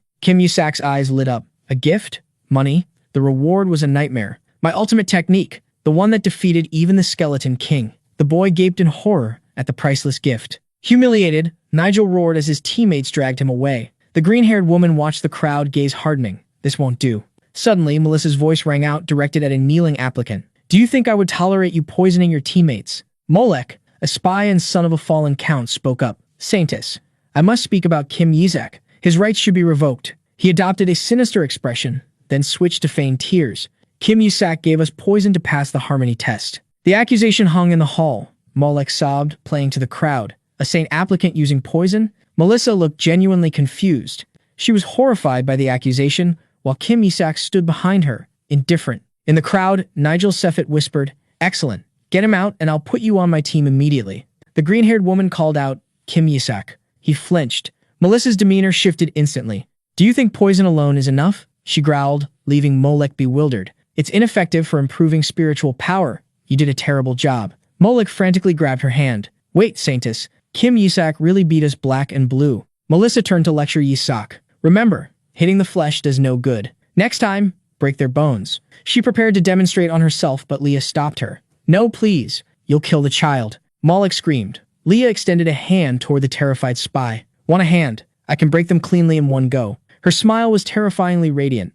As Molech's shriek echoed, Yisak stepped in. No need. I'll handle it. Melissa watched in silence as he leaned down to the cowering spy. You should have listened when I threatened you. Yisak grabbed his collar. From now on, you are my meat shield and my servant. Molech cursed under his breath. The Joshua family is full of lunatics. In a sunlit room within a magnificent building, Yisak scratched his head. Kim Yisak, do you want to become the family head? Yeah, sure. Melissa Eshua pressed. What will you do if you succeed? Eliminate the Saintesses. Molech screamed, but Yisak clamped a hand over the spy's mouth. The boy declared confidently, I will defeat the Skeleton King. He turned to the matriarch. You should also give up being a Saintess, Grandma. Leah was stunned. Melissa merely pondered his audacity, then smiled mysteriously. No, I committed a sin that no one should commit. Flashback. Young Leah holds a wooden sword, listening to Melissa speak of a once-in-a-millennium chance to kill the Skeleton King. However, I couldn't do it, Melissa said, stroking the child's head. Back in the present, she finished, even so, God did not forgive me. Because of me, the Joshua family is cursed. That is the burden I must bear. What sin did you commit? Yisak pressed. Melissa only smiled. Leah quickly defended her. I'm sure she had her reasons. Melissa stood and presented a box. Yisak, this is why I wanted to see you. Inside lay the Saintess's rosary. Yisak realized its significance immediately, the only one of its kind in the world. Suddenly, a silver-haired man appeared, smiling smugly as if wondering why she had given the artifact away. I stored my power in it because I heard your attack spells were too weak, he explained, winking. Use it, or you won't survive. I will soon come to the Holy Kingdom to teach you how to defeat the Skeleton King. Get lost. Yisak snapped. Never show your face here again. The vision vanished. I should go too, Melissa announced and left the room. Alone now, Yisak jumped when Leah appeared behind him. She scrutinized him. Yisek, tell me, you have a manicore, don't you? He froze, cold sweat breaking out. How did she know? Even Melissa missed it. He considered eliminating her until she mumbled, could I have been wrong? Yisak seized the opening. What's inside there is the manicore from the building outside. He feigned awkwardness. Ah, yes, the manicore. That's right. Holding manticore in hand, he lied. I forgot I couldn't absorb it immediately. Tried to break the seal with a spell, but it failed. Leah bought it and unclasped her necklace. This can break the seal. Yusiak gaped, accepting the artifact while rejoicing inwardly. Amazing. Not only does she know about manicores, she knows how to break the seal. Leah smiled gently. I understand you're trying to revive the family techniques. She pressed on, so after eliminating the saintesses, what's the plan? Yusiak's eyes sparkled like coins. Become a rich, unemployed bum. Leah burst into giggles. Melissa Eshua laughed loudly, waving goodbye. See you when your internship ends. Overwhelmed by her aura, Yusio thought, she's definitely not an ordinary person. Her escort stood sternly beside her. Milady, let's return. He guided her toward the magnificent carriage but held her back, voice lowered in worry. That necklace helps unlock the family's secret arts. I know, Melissa replied curtly, stepping inside. The knight remained uneasy. It's an heirloom. The direct lineage wants it. Melissa smiled meaningfully. If someone takes it from the boy, he's not as talented as I thought. When he worried about Isaac becoming family head, she shrugged. Better that than him going to the Holy See. Moments earlier, Yusiok had grandly declared, eliminate the saintesses. I will defeat the skeleton king, making Leah laugh sarcastically. Yes, go ahead, Isaac. In reality, Yusiok was just drooling over the treasure, eyes turned to currency symbols. The scene shifted to an ancient mansion submerged in torrential rain. My lord, young Master Goel, long time no see, a joyful voice echoed. Goel Eshua greeted the elderly woman coldly. How is Joshua? Still a pile of trash, as usual. Goel smirked. Hypocrites. Honestly, I'm afraid I'll grow attached. Suddenly, his gaze sharpened. Intuition struck. Something happened at the investiture ceremony. A gruesome image flashed in his mind. The priest in charge of Isaac found dead in the monster forest. Bad enough to eliminate the witness, he muttered. And the Barrett family wants to adopt Isaac, unless they've gone mad. He gritted his teeth. Too many anomalies and digging deeper could be lethal. I want to rest. Don't come in. He slammed the door. Alone in the dark, he scoffed. Attached? Me? Who handed the Joshua family rights to Cardinal Barrett? He admitted he had been too close once, but bitterly felt no kinship in this damned house now. Determined to find the truth, Goel entered the family's secret information archives. Goel flipped through the records. Isaac Joshua, the invested one. Finally, he found it. Here, Isaac Joshua, the mark of the god the boy chose. Realization struck, and he froze. Everything is. A divine light exploded in Goel's mind. Everything is with me, the greatest god. He slammed the notebook shut. So that's it? That's why the papal family did this. Goel rushed out. This wasn't about the Holy See anymore. It was about the Barrett family's survival. He clenched his fist. No, this is a matter of survival for the entire empire. Elsewhere, a trainee uniform lay discarded amidst a pile of treasures. Kim Jessic asked, is this money enough to find a weapon to destroy the binding orb? The shadow entity pointed to a glowing stone. The problem is the anti-demon stone. It's immune to all energy. Kim Jisok roared. They turned my subordinate's binding orb into an anti-demon stone?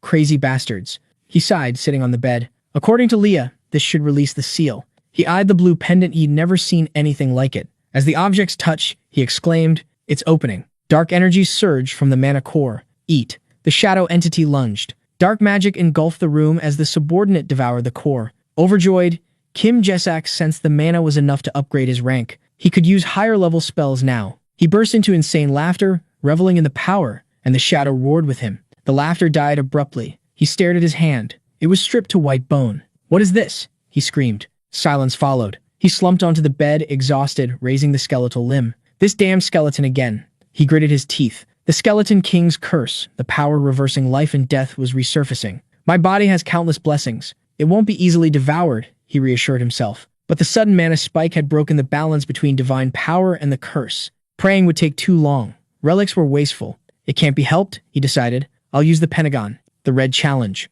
A heretical test to drastically boost divine power. Chuckling, he wrapped his hand in bandages. Just have to keep it hidden until then. Hey, Isaac. Another candidate burst in, panicked. What are you doing? This is bad. Kim Jisok froze. But the boy was suspicious. Why were you laughing alone?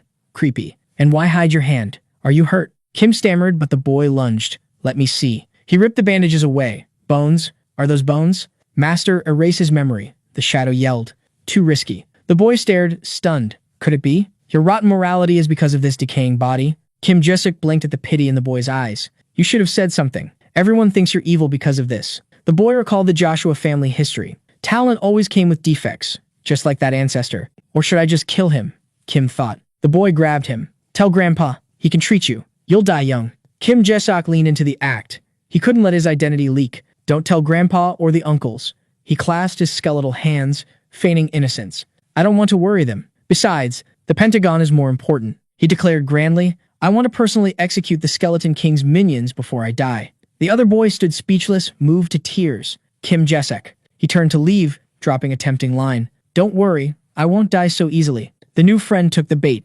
There's a way to live? Tell me. Seizing the moment, Kim Jae-suk turned back with a sinister smile. His red eyes glowed. I need you to deliver something to the Cardinal of the Red Faction. 20 days later, a furious shout echoed in the Great Hall. Isaac, you devil. Haggard candidates listed their grievances. One almost died from a bathroom bomb. Another found poison gas in their pillow, and a third had poisoned food. Meanwhile, the culprit Kim Jae-suk innocently munched on bread. Don't they like my training plan? Enraged, a candidate held up a target list. These are absurd ways to die. Those are your goals, Jae-suk replied calmly. He stood and pointed at a pile of large sacks. Now, put these on. The group was bewildered to find they were heavy sandbags. We're priests, not knights, they protested. Do you want us to train physically? Jae-suk explained they needed to prepare for the upcoming Pentagon test. The next test is intelligence, someone retorted. Oh, he admitted casually, pulling on weighted gloves. I swapped the order. The next test is the Red Pentagon, a physical one. He raised a fist happily. Our project will be different.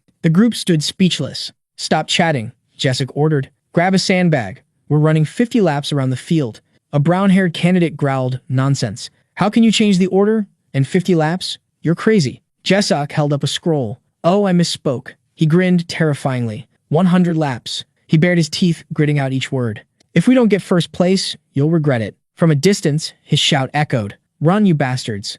After the session, an exhausted candidate threw off his gear. Damn it, forget it. We don't need to try this hard. In the lounge, another lamented. 2 kings are enough. We already have one. The blue Pentagon will surely give us the next. Jae-suk grabbed him by the collar. Are you kidding? We need at least 5. Friends held back a blonde boy who shouted, Red and yellow will never give us a king. Besides, the next test is yellow. Why train like this? Another added, the order is an imperial tradition. Who gave you permission to mess with it? Just then, a candidate rushed in, panting. News! The next test is the Red Pentagon. The group was stunned. The Red Cardinal spoke with the Yellow Cardinal and changed the order. Horror set in. The Red Pentagon is one-on-one combat. If we fail this, we fail the entire program. They all turned to Kim Jae-suk. Now that the next test has been decided, Jae-suk stood with crossed arms and a sinister smile. Can we start training now? Days later, at the Royal Training Center, the atmosphere was heavy as lead. Nizer Zeppet grumbled, Damn it. I can't believe father listened to Isaac. Nearby, his father, Leon Zeppet, mused. Isaac said he'd show me something interesting. Now it's a team battle. Despite the change, Nizer smirked. Whatever. Why worry about the blue team led by Shuri Joshua? He was certain the combat-specialized Red House would never lose to such a weak team. Charge. Nizer rallied his teammates, rushing into the arena. We'll deal with them in a flash. But as they entered, their smiles froze. In the stands, Red Cardinal Leon Zeppet frowned. Huh? Opposite them, the blue team emerged. Accompanying Kim Jae-suk was none other than Kina Biret. Jae-suk explained innocently. My cupbearer had a stomachache. He grinned, pointing at Kina. Luckily, I found a replacement. It's just training, so it should be fine, right? Nizer Zeppet froze, his face. Amidst the murmurs of the crowd, Kina Biret stepped forward, radiating the power of a high-ranking priest. Leon Zeppet turned to the Cardinal of Gold. This has gone too far, Leon said. Why did you put Kina on the blue team? He stopped, realizing the Cardinal looked just as bewildered. Flashback. Kim Jae-suk offers Kina a deal. If I clean up the small fry, will you teach me a powerful technique? Present, Nizer Zeppet stood watching, betrayal written on his face. This is cheating, he roared. She's not a trainee. Why is a high-level individual interfering? Kina answered coldly, I refused the promotion. I gave up my privileges to remain a trainee like Isaac Joshua. The stadium froze. Kina looked to the referee. Well, have you made a decision? The referee wiped sweat from his brow. Kina Biret is officially still a low-ranking priest. She hasn't taken the Pentagon test. There are no rules prohibiting her participation. Nonsense, Nizer yelled. Behind him, Kim Jae-suk gloated. Nizer gritted his teeth. Damn it, the team can't beat Kina, and we still have to face Isaac. It's a guaranteed loss. On the blue team, Captain Shuri Joshua trembled. If it's a one-on-one match between captains, we might win. Yusak noticed the shaking and grinned. What's wrong? Need to take a dump? I told you to go beforehand. Shuri wasn't laughing. You should be the captain. We only made it this far thanks to you. Shuri grabbed Yusak's collar, desperation exploding. Class president, skipping grades, high scores, passing harmony, it was all thanks to you, not me. Yusak removed Shuri's hands. I teach well, but not everyone can keep up. You managed it. He glanced at the enemy. Nizer isn't weak, but if you're right, taking down that redhead won't be hard. Yusak suddenly beamed, cutting Shuri off. Oh, by the way, his face twisted into a demonic grin. If you lose, I'll be the first to stab you, you bastard. Shuri stammered. Huh? Understood? Loudspeaker, 5 minutes until start.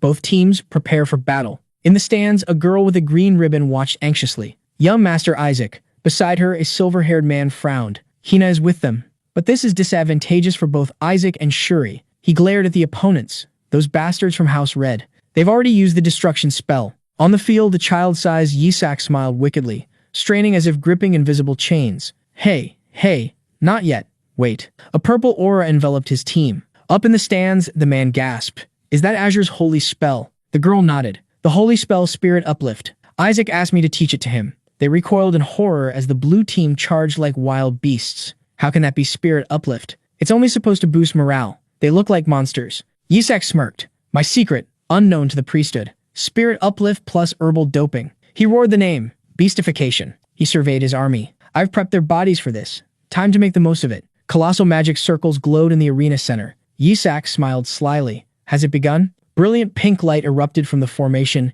energy surging to its peak. From the ground, a terrifying power surged. The crowd roared. Oh, that's... A colossal statue emerged. A voice echoed, the guardian deity of House Red, the god of justice. A red team member yelled, pray. Pray for the red god's blessing. Nearby, a teammate of Kim Yusak clasped his hands. We have to win. Suddenly, Shuri Joshua lunged like a phantom, striking the statue's chest. It shattered, debris raining onto the horrified blue team. Kim Yusak wore an innocent face. Ah, I didn't mean to. The statue's head exploded. Isaac, a teammate, shook Yusak hard. Haven't you kicked that habit yet? Stop getting physical. A red team member screamed. Isaac Joshua beheaded the red god's statue. An opponent rushed forward, grabbing his collar. Isaac Joshua. Kina Barrett yelled, you broke a god's statue. How? Her shock turned to curiosity and she clung to him. What spell was that? Teach me? Yusak glanced coldly. So what? In the stands, a supporter prayed with a smile. Aside from the gold god, all others are worthless. Oh gods, save this one too. An opponent grabbed Yusak, laughing. Isaac, you bastard. You've tested the limits of this training ground. His teammate nudged him. You have to apologize, Isaac. I'm very sorry. Above, two cardinals observed the chaos. Leon Sepet smiled sinisterly. Troublesome, unpredictable child. It'll be fun to break him. The blonde cardinal retorted. Isn't the problem with the red family? You allowed a statue to be destroyed by a mere trainee. Check your faith first. I won't touch Isaac. The air grew taut, killing intent clashing. Leon Sepet suppressed his rage. Little snake. It would be too much to start a heresy trial over trainees. A voice cut through the tension. Proceed with the Pentagon. Nizer Sepet flinched at the mental command. This is an order, Nizer. He looked up at the balcony to his father's cold eyes. The cruel order followed, shrouded in dark energy. Turn Isaac Joshua into a cripple. The referee shouted, the rules for Red's Pentagon are simple. Find the real necklace among the fakes. First team to find it wins. Yusak's teammate mumbled, the captain chooses the holder permanently. That choice is critical. Nizer Sepet rallied his team. 3 ways to find it. 1. Capture the captain and force a confession. 2. Deduction. 3. Subdue the enemy and take every necklace. Distribute the necklaces, the referee called. Nizer gathered his team, seeing their worry. Relax. It's just the Azure family. Shuri Joshua trembled. I want to resign as captain. Yusak grabbed his collar. What are you doing? Hand out the necklaces. Nizer sneered. Shuri is weak. It's a piece of cake. We only need to worry about Kina. The red team agreed disdainfully. They only know how to hunt monsters. Idiots. The referee raised his hand. Begin? The red team charged. But the blue team froze in horror. Kim Yusak had already launched himself forward, laughing savagely. He thought with morbid delight, a test where I can legally beat up these disgusting priests? Shuri Joshua stammered. Is that really a human face? Nizer shouted, oblivious. Don't be afraid. Their code of honor prevents an attack. Yusak smiled provocatively. Come on, trainee priests. He swung a massive spiked flail and roared. Bring out your captain. A single attack sent the red team flying. A priestess stared, stunned. What was that? I thought their code of honor. Kim Yusak stepped forward. Bring out your captain. He licked his weapon. Do that, and you live. Another voice from the blue team echoed the cry. Nizar Sepet scrambled back as his teammates fell. Someone help. A blue commander shouted, hold formation, don't retreat. Kinna Barrett seized the opening and charged. Stop them. A red member yelled. Another warned, it's a feint. Nizar, look out. Nizar watched the approach, smirking. Just as I thought. You're amazing, Kina. He raised his voice. But too shallow. I see right through you. A magical vortex snapped around Kina. A duplication spell? She realized. Nizar pointed. Capture her. The red team charged, but a high-level binding spell slammed down, freezing their formation. Kina clicked her tongue. Saved, but still trapped in Nizar's vortex. An invisible surge erupted, knocking Nizar down. He scrambled up, eyes wild, smile crazed. Get them. The blue team, eyes bloodshot with berserk power, tore through their opponents. Nizar dodged, shouting, it's just a beastification trick, only a slight buff. In another corner, Shuri Joshua trembled as he was backed against a wall. Found you, Shuri. Nizar roared, fist glowing red. I'll take an arm as a souvenir. In the stands, a woman screamed, Relay, that spell is lookout. Shuri sweated, gritting his teeth. Damn it. Yisak's voice echoed in his mind. It's okay, Shuri. Just listen. Flashback. Nizar will try for a duel, Yisak had said. He's always looked down on you. Present. Shuri's gaze hardened. Nizar laughed, striking. It's over, fool. Shuri's eyes flared blue. Energy erupted, deflecting the blow. Shuri, Relay shouted from the stands. Yisak smiled, smug. Yes, that's right. Shuri grabbed Nizar's collar. Prove you haven't gotten weaker. You're the fool. Nizar froze. Huh? Shuri threw him over his shoulder, slamming him into the arena floor. The ground spiderwebbed on impact. Nizar lay motionless in the rubble, eyes vacant. Shuri roared, rage unquenched. Do you know why the Azure technique is forbidden on humans? He panted over Nizar. Because it only works on demons? No, Shuri answered the silence. Because the human body cannot withstand that power. The arena went quiet, save for their heavy breathing. Shuri gritted his teeth. From the stands, Relay yelled, never. Shuri finished the sentence, shouting, underestimate Azure. He stood tall, reclaiming his pride. The crowd watched, stunned. Only Kina Barrett narrowed her eyes. He wasn't this strong before. A mysterious energy enveloped Shuri. Yisak crossed his arms, smirking. Finish him off. But Shuri hesitated. Now, the necklace. Hey. Yisak's voice snapped in his head. Do it properly. Finish him. All right, I'll do it. Nizar pleaded from the floor. Shuri grabbed his collar. Nizar Sepet, tell me where the necklace is. Nizar looked bewildered. Not. Nizar Sepet sneered, maintaining his arrogant demeanor. Do you think a future heir would confess after an interrogation like this? Shuri Joshua tore at his hair, screaming, confess, you bastard. Please, it's the only way you'll get out of here alive. Suddenly, his tone dropped to a growl. Shut up. As the successor, I've mastered every cruel punishment there is. Shuri raised his foot over his prone opponent. Nizar's confidence shattered. Wait. Hey, wait. A terrible crunch echoed. Nizar only had time to register extreme pain before the impact. What was that horrifying sound? A spectator screamed. Indignation spread through the crowd as Shuri ground his teeth, maintaining the brutal act. Hidden in a corner, Kim Yisak crossed his arms, smiling with chilling satisfaction as Nizar's screams filled the arena. In the stands, a red-haired man shut his eyes in pain. Shuri's voice cut through like a curse. I told you to confess. Nizar's teammates couldn't stand it. They roared and charged. Shuri, you bastard. Nizar. Kina Barrett blocked their path. No, she declared coldly. None of you are going anywhere. She tapped her foot, and a massive circle of holy power erupted. The enemy purge spell activated, binding the red team in paralyzing streams of light. A blinding explosion followed, instantly neutralizing them. Crumpled on the floor, Nizar realized the truth. Those bastards. They pretended to be caught. Shuri looked down, ready to take the necklace. Amidst the defeated, Kim Yisak stood tall. The losers realized with horror. He planned all of this. Yisak smiled triumphantly. Everything was in his palm. A terrified opponent screamed. You did all this just to force Nizar to confess? He'll never talk. What are you talking about? Yisak asked innocently. He turned his back, voice cold. All of you know where the necklace is, too. Yisak's elder ring began to glow. Now then.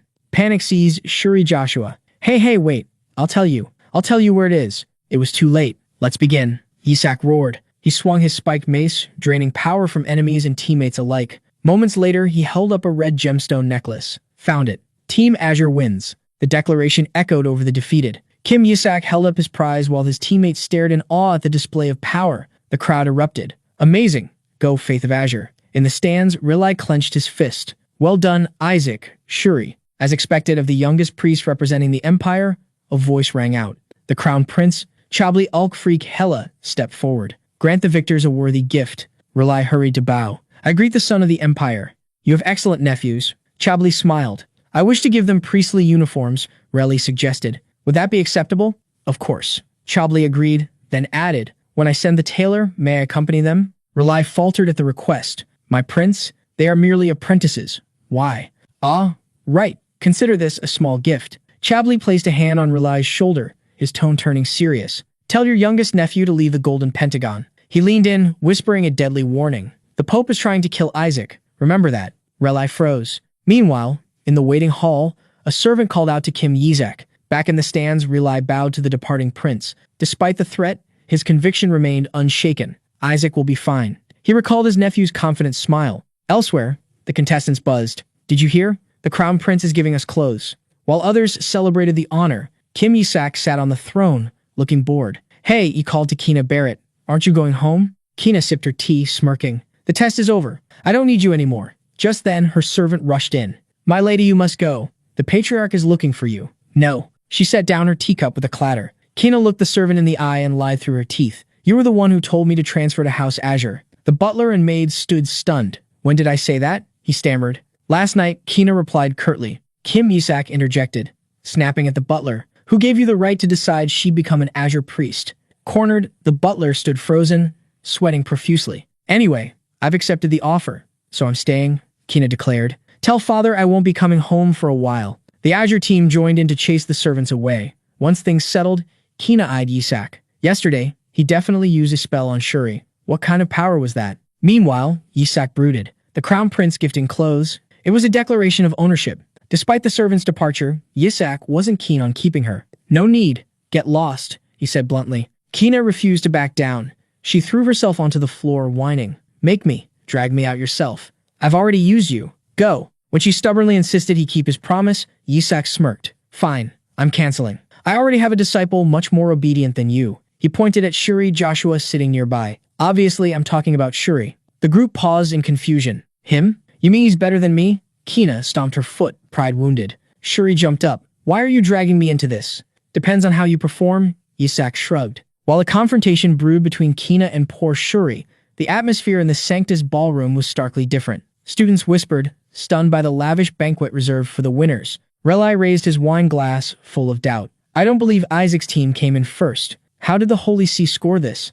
You must be pleased Azure won, Your Eminence. Cardinal Leon Sepet approached with a loaded greeting. Long time no see, Sir Reli. I hear you're about to reach level 9. Reli frowned at the backhanded compliment. Impressive for your age, but the Azure Patriarch must have a headache, Leon continued. He leaned in, grabbing Reli's hand. The only suitable heir is limited by time, and even if not for your lifespan, isn't the role too much for you? The Cardinal twisted the knife. After all, you can't have children. Reli's face darkened. They know about the Joshua family's curse. He forced a calm facade. It's fine. I have no intention of becoming patriarch. His train of thought cut short as Leon headed toward his nephew. As long as he doesn't harm Isaac. Leon towered behind the boy who was happily eating. Isaac? A teammate shook Yisak's shoulder. Damn it. Why bother me while I'm eating? Yisak swallowed, looking up with an annoyed expression. Yes, sir. Leon narrowed his eyes. What is this interesting thing you intend to show me? Yisak blinked innocently. Oh, haven't you seen it yet? He flashed a provocative smile. It was I who crushed your son. Did you enjoy watching? A teammate clamped a hand over Yisak's mouth in terror. Why say that to the Crimson family? Yisak pushed the hand away indifferently. So what? Leon Sepet smirked, his gaze sharp. Well, I had high hopes for the Azure family. It seems you've also learned an interesting skill. He narrowed his eyes. I sense dark magic on you. Kim Yesek chuckled. Perhaps you've forgotten that I ate a piece of the Skeleton King as a child, sir. He didn't stop there. If the destruction of your son wasn't entertaining enough, shall I continue the fun at the Golden Pentagon? The declaration stunned his teammates. One stammered, Are you going to fight the Gold Cardinal's son next? While another clutched his head in despair, Kim smiled, revealing his true demand. I want to see the demons respond to the Skeleton King's call. Give me the keys to their prison. Leon Sepet's face darkened. He turned to walk away. I can give you the keys once you return successfully, but is that truly possible? He threw back a parting curse. All of you will vanish in the Golden Pentagon. Kim frowned, muttering, What the hell is that bastard talking about now? Just then, a team member rushed in. Everyone, we have a mission for the Golden Pentagon. It's an expedition. Leon Sepet's voice echoed from the doorway, dripping with sarcasm. Aren't you curious where you'll be sent? He dropped the name like a bomb. It's Crasiandia, the Mystic Empire. A teammate sprang up. They want us to go to a country that's always waiting to kill priests.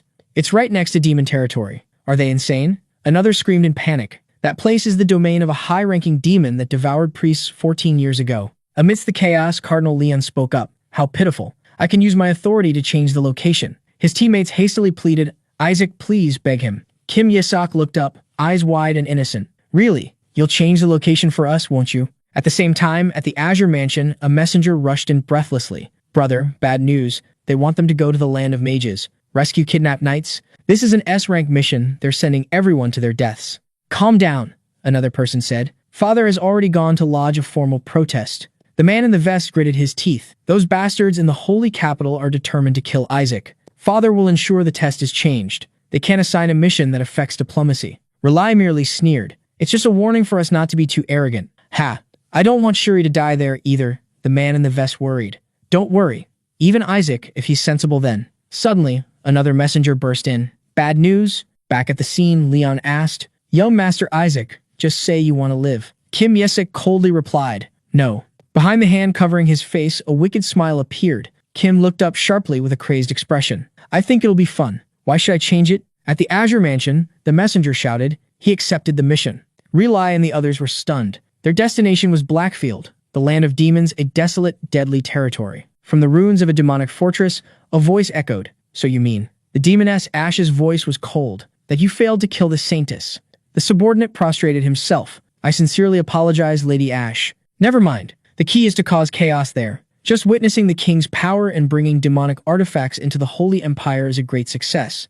The subordinate trembled. Your Majesty is truly too powerful. Ash smiled eerily, remembering. Even a small fraction of that power was terrifying. Lady, the subordinate reported, during the investiture ceremony, I sense his power. The great Skeleton Kings. Ash leapt from her throne in horror. You sense the Skeleton King's power in that crazy kid who ate a piece of our king. That's right. He was invested and is currently training. A sinister smile spread across Ash's lips. It has finally shown itself. Yes, he will soon participate in the Gold and Azure trials, where young priests and demons hunt each other. Ash mused with delight. What a splendid opportunity. I wonder how strong we would become if we directly consumed a piece of it. Her eyes went wild. What does the child of Azure taste like? I can't hold back anymore. Meanwhile, at the academy, whispers. Rumors spread quickly. The Azure team's mission was suicide. They were to enter the Mystic Empire and rescue a holy knight. An Azure trainee gritted his teeth. The Gold family really wants us dead. Everyone thinks we're finished. The worst part, a brown-haired teammate said, pacing, is that the holy knights are ignoring us. As soon as we cross the border, we're bait for every demon and bandit out there. The ash-blonde boy scowled. Those bastards. We're dead for sure. The brown-haired teammate turned on him. Why won't anyone join us? It's your fault. Don't you see people writing their wills? 14 years ago, Uncle Riel's entire Azure team was annihilated doing this. Meanwhile, Kim Yusak casually picked his ear. Cheap trick by the old cardinal, he thought. Refuse and suffer, accept and die. But a sinister smile touched his lips. If we succeed, it's a lucrative manicore factory. His teammate grabbed his collar. We still have a chance. We must recruit the first holy knights at all costs. Unfortunately, a smug voice echoed. Count Malik stepped forward. The first holy knights have chosen the gold team, as have my son and his friends. The count clicked his tongue. I shouldn't have sent them to Azure just for old glory. Yisik smirked. Short-sighted, Count. You'll be ostracized when we succeed. His teammate panicked. Isaac, if not the first, then get the second or third, please. Yisak mused. Holy knights, huh? His eyes lit up. Ooh, where did those beauties come from? Mistaking his intent, his teammate cheered. Excellent. Go sign the second holy knights. Yisak dashed off but stopped before an official. The man gaped at the request. Yisak just flashed a radiant smile and a confident thumbs up. Moments later, Yisak returned, sighing in relief. The Azure team had chosen the fourth holy knights. The team froze in horror. A gray-haired teammate ran over, cheerful and oblivious. Hey, good news. In a flashback, Yisak grinned. I signed the strongest ones. You crazy bastard. Came the roar. The fourth holy knights outcasts, pack mules, messengers. Yet their skills surpassed the royal knights, and they harbored a deep hatred for the clergy. Yisak was summoned immediately by the family patriarch. The powerful man sat cold and imposing. Explain yourself. Yisak forced a smile. He looks angry. The dark entity beside him whispered warnings of the man's rage. Yisak decided to perform. If I refused, I would tarnish the Joshua family's honor.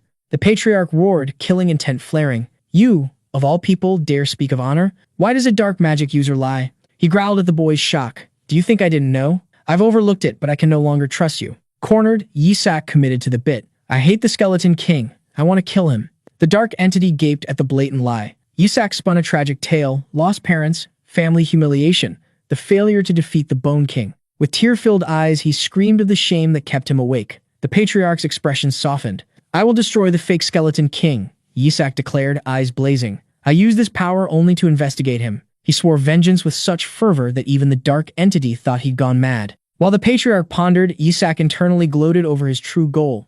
Protect the Joshua family, then seize everything. If we live humbly, Yisak pressed, the Joshua family will be buried in disgrace. The patriarch subtly smirked. "I've always said you don't need to sacrifice yourself for the family, but it seems you truly are. One of us." Kim Yisak smiled. "The mission can fail," the patriarch instructed, turning away. "As long as you and your teammates return safely, I will officially declare you my successor." Behind him, Yisak bowed obediently. But as the patriarch left, Yisak's expression shifted to a wicked grin. His plan was a success. Days later, on a trail outside the capital, the journey began. "We'll meet the knights in this town," Yisak chirped to his exhausted team. One teammate collapsed, gasping, "Damn it, we have to survive and return, no matter what." A dark entity fluttered near Yisak. "Master, I've investigated the demon from 14 years ago. She's from the Western Army, possibly an acquaintance."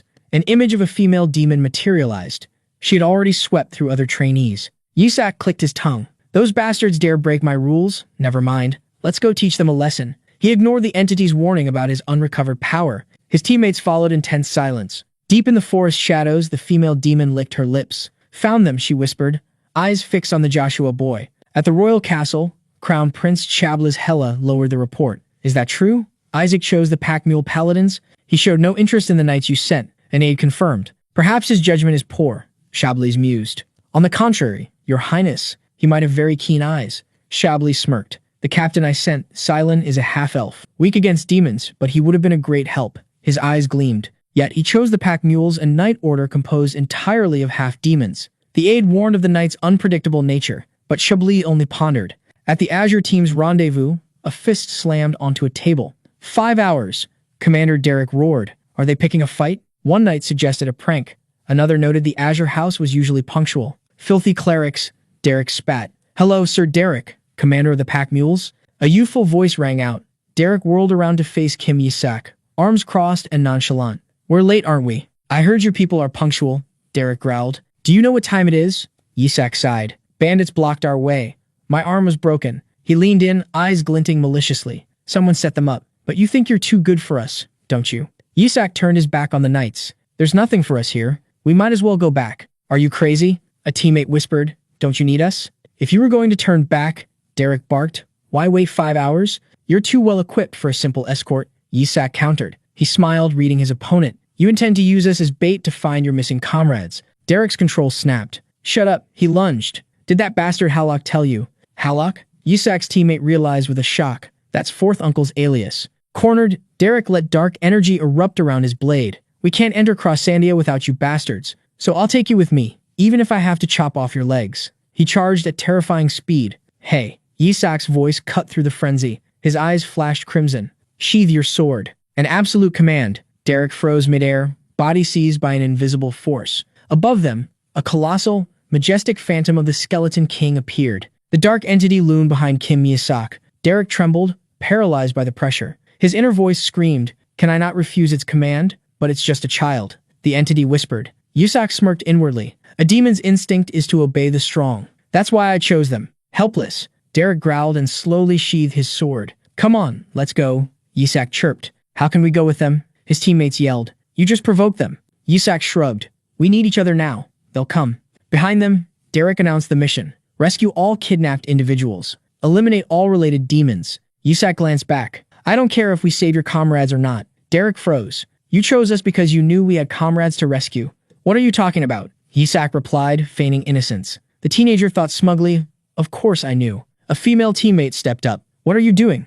Do you have a plan?" "A plan?" Yisak echoed. Suddenly, the bandaged knight shouted, "Don't trust demons. They'll betray us." Dark energy poured off him.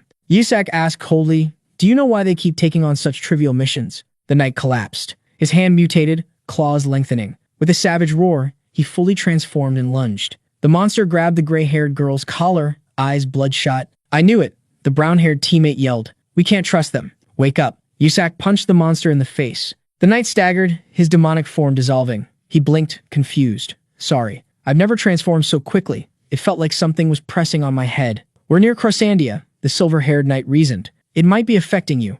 I feel strange too, another agreed. The bandaged knight looked at Yisak with admiration. But I returned to human form just because you punched me. You're amazing. Of course. Yisak grinned. As the knight cheered, Yisak and his dark entity shared a private laugh. I caused it. Yisak hoisted his luggage. If everyone is ready, let's go. He paused, spotting a motionless sparrow in his bag. What the hell is this? It's playing dead, the dark entity noted. Yisak smiled, holding up a scroll. Quite the actor. Should we play along? The bird muttered. The Blood Lord is cruel, sending me to this wretched priest. Yisak blinked. One of the great demon kings sent you? The sparrow jumped. From afar, the dark entity reported, Master, the barrier is set. The Blood Lord. Yisak recognized the name of his former subordinate. He squeezed the bird tight. Information? I'll tell. It squeaked. The demon queen you're facing. She's the one who ruined your investiture ceremony. She smuggled in the device and ordered the hit on Ash. Yisak listened. The Blood Lord would rather be executed than face the demoness named Ash. He slammed the scroll down. The Blood Lord believes the current skeleton king is an imposter. The bird shrieked. He got arrested for shouting it to everyone. Naive fool. Anyway, I heard you absorbed a fragment of the great skeleton king. Ash is likely waiting for you. Yisak waved his hand. The bird morphed into a small demon and fled, shouting back, Don't die. Our lord would be very sad. A wavy-haired teammate ran up, panting. Where have you been? We looked everywhere. He gave a thumbs up. I'm proud of you, ordering food from the tavern for us. The teammate pointed to a group of strangers. We've prepared to serve the priests in your time of need, one said cheerfully. Yisak froze. The meal laid out was actually other priests. I thought she'd be waiting. Yisak smirked to himself, but the prey came to me. An innocent-looking girl with a basket stepped forward. The teammates exchanged confused glances. He's overdoing it, one grumbled. Ignore him, another advised. Suddenly, Yisak growled, starting his act. Hey, you there. Kim, Yisak yelled, pointing at the girl. Too salty, and I hate hearing you breathe. Hold your breath. He played the spoiled young master perfectly, terrifying the serving girls. An escort knight barked, Why are you making our young master ask again? The gray-haired girl cursed inwardly. Are these bastards crazy? Why side with him? She shifted targets. I should get rid of these troublesome guys first, she thought, offering the food to the knights instead. The knight refused. We were hired by him. We don't eat his food. Cornered, the girl growled, Eat. Kim Yisak cut in. Hey, why don't you try eating it yourself? He smiled cunningly. How do we know you didn't poison it? The girl froze. Before she could react, Kim Yisak's teammate rushed over. That's enough. Why pick a fight with her? The brown-haired friend grabbed the soup. We'll prove her innocence. All three downed the food. They collapsed instantly. The others screamed in horror. You guys. Kim Yisak stood up coldly. Easier this way. I was going to knock them out anyway. He watched them drop. Leave them, he told the dark entity. They need a lesson. The entity paused. Master, this poison converts holy power into dark magic. Kim Yisak was stunned, then beamed. Are you sure? It turns this disgusting holy power into glorious dark magic. He laughed. I can build a dark magic farm right here in the Holy Empire. The serving girl laughed maniacally, dark energy swirling around her. Helpless brat. Kim Yisak smirked. Helpless. They're just mana batteries now. She revealed her true form, a horned demoness with an eye patch. If you want them to live, follow me. I'll give you the antidote. This bitch, a knight hissed. Before she could react, a beam of holy light struck her. She shrieked, her smugness vanishing. Kim Yisak, wielding a massive holy relic, shot forward. The thunderous impact sent her flying. Wounded, she fled into the forest, looking back. That's right, chase me, brat. The knights started to pursue, but Kim Yisak stopped them. No, I'll go alone. He looked at his unconscious teammates. I can't leave them unprotected. Transfer mana to help them hold on. The knights were stunned. Young Master Isaac, we will take care of the priests. Kim Yisak nodded. Please do. He turned away, pulling up his hood, eyes glinting. So I'll have something to harvest later. He plunged into the night. Under the full moon, Demon Ash scoffed. Brave fool. You come without an escort? She smiled, certain the prey was hers. A fool indeed, Kim Yisak growled. You talk of devouring humans without realizing who I am. His eyes flashed red. An absolute command rang out. Kneel. Ash broke into a cold sweat. Invisible pressure forced her to her knees. Behind Kim Yisak, the illusion of a skeletal king loomed. Ash trembled. This demonic power. Her body convulsed. Why does this brat have the king's power? Seeing the black and red aura, rage flared. That bastard. He must have eaten a piece of the king's body. Hold on, my king. I will tear him apart. Ash charged, power surging. And free you. A surge of sacred blue energy erupted, blocking her. Ash froze. Her power vanished. From the blue light, a gigantic skeletal monster materialized, its aura suffocating. It unleashed a freeze. A devastating blow crushed everything in its path. Amidst the dust, Kim Yisak coldly judged, "Fool." Dark power erupted from him. "Let me show you who your king is." Under the moonlight, the forest fell silent. The dark entity cheered, "Excellent, master." A fifth-tier spell carrying the power of the seventh circle. Yisok smirked. Combining sacred and dark power is genius. Perhaps that's why the gods didn't want to create a human like me. Nearby, Ash trembled on the ground. My king, my king." Yisok cruelly gripped the demoness's chin, forcing her to face him. "I have made a grave mistake," she whimpered. "Let me give you the antidote." "No need," he released her. "Bring the kidnapped paladins here. You have 1 minute. I need proof to get a perfect score." He smiled sinisterly. "Proof that I defeated a demon." 2 days later, elsewhere, a brown-haired man anxiously ruffled his hair. "Damn it, where are you, Isaac?" His scarred teammate tried to reassure him. "We have tracking devices. Young Master Isaac won't fall easily." "Something happened," he retorted. "The mages have searched repeatedly. You know they're not usually like that." The scarred man hesitated. "There was blood where he passed through, but that doesn't mean he's dead." "I'm back." The aides froze. Yisiuk stood at the door. "Young Master, are you all right?" Without a word, he tossed a blood-stained bag onto the floor. "Here, the antidote." The brown-haired aide opened the bag and screamed at the severed human head inside. "Oh, that?" Yisik asked innocently, his form small and childlike. "The kidnapper's head. Proof for our perfect score." Commander Derek rushed over. "The missing paladins? Too heavy. I hid them in the bushes." Yisiak lazily pointed outside. "Go get them." A breathless paladin burst in. "Commander, the missing comrades have returned." Outside, joy erupted. Inside, the aides stared at Yisuk in shock. "So, the kidnapper's head?" "That's right." The boy sat cross-legged on a chair. "I went in alone and brought it back." "You went into the mage's territory alone? That's absurd." Yisuk smiled, beginning his performance. "Let me tell you." He wove a tale of a kidnapping plot, using the Pope's authority to intimidate the enemy, finding the captives, and defeating a guard demon. The scarred aide raised a glass. "I believe you." The brown-haired aide still looked worried. It was too reckless. "Going in alone?" Yisak placed a hand on his chest with feigned sincerity. "There was no other way. Direct combat with the mages would have caused casualties. As a protector of the faith, I couldn't allow that." The scarred aide's eyes welled with tears. "You truly are a man of faith." The brown-haired teammate started to curse but was stopped. "Watch your mouth." He stifled his anger. "At least you're back safe." The mages were worried. Kim Yisak smirked. "Those bastards worried about a mere priest?" 2 dark-robed mages entered. "We came out of concern you were taken by demons, not to be insulted." Yisak crossed his arms. "Liars." Sniffing for mana cores. The male mage smiled. "Please cooperate. There are reports of a demon here. I haven't seen any, but I sense a mana core nearby." Yisak yawned. "Must be one of yours." "Be reasonable, how could an apprentice like me defeat a demon?" "But Halleck definitely said there was one here," the female mage said, confused. The brown-haired subordinate flinched. "Halleck? Sounds like my 4th uncle." He shook his head. "Just a coincidence." Yisak stood up. "I'm going to rest." He walked out, ignoring the subordinate yelling, "Hey, answer properly, you bastard." Leaving the chaos, Yisak headed for the isolated wooden shack in the forest. He flung the door open, red eyes glowing. "Come on." The demoness, Ash, trembled on the floor. "It's time." 2 days prior, Yisak had cornered her. "Proof I defeated the demons." He accused her of devouring the Azure apprentices. "Wasn't that you?" Ash filled with dread. "A weakling like you couldn't beat Rely," Yisak sneered. "Bring me a head for the Holy See. Otherwise, I take yours." Back in the present, Yisak sat on a crate, inspecting his spoils. "You actually brought the culprit's head. You passed." Ash shivered. "You knew it was her all along, my sister." "Did you think I wouldn't?" "Family energy is similar," Yisak noted. "Realize enemy is dead." He leaned in. "Now, the demon hierarchy. The gods speak. 150 years since my self-destruction. Yet the gods are silent," Yisak thought. "The seal is empty. They should be hunting me. Why haven't they found the truth?" His grin widened. "Another soul took my place. A high-ranking creature? The Skeleton King?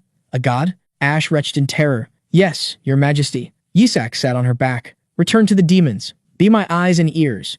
Outside, knights wept with gratitude. "Thank you, young Master Isaac. You saved us." "You truly are an Azure," Commander Derek shouted. Yisak feigned humility while Derek pondered, eyes suddenly lighting up. "Pack mules, the answer is clear." Derek spun around. "Young Master Isaac." Derek knelt. "First-class Knight Derek and these pack mules will go wherever you command." The entire 4th Holy Knight Order bowed in unison. Unexpected, Yisak thought, calculating behind his surprise. Excellent soldiers for free.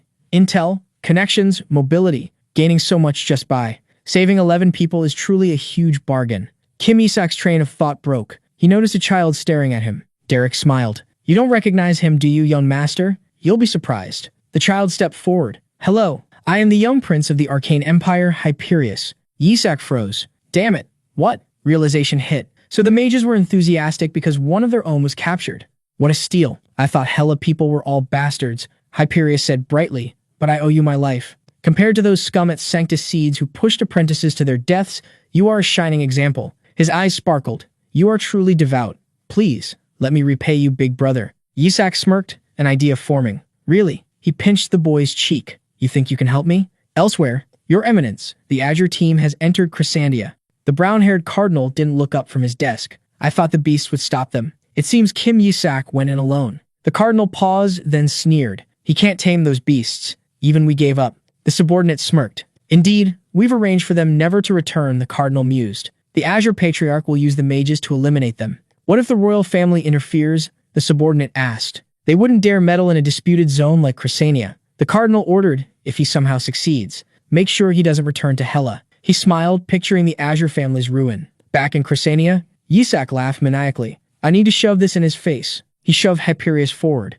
Meet our secret weapon against the Holy See. The youngest prince of the Arcane Empire. His teammates stared in horror. What? Yisak asked. What's with the faces? You lunatic. A brown-haired teammate yelled. Who introduces a prince from a hostile nation like that? Hyperius grinned. Ah ha ha. Apologies for the surprise. Is this a kidnapping? The teammate demanded, knowing the truth was likely worse.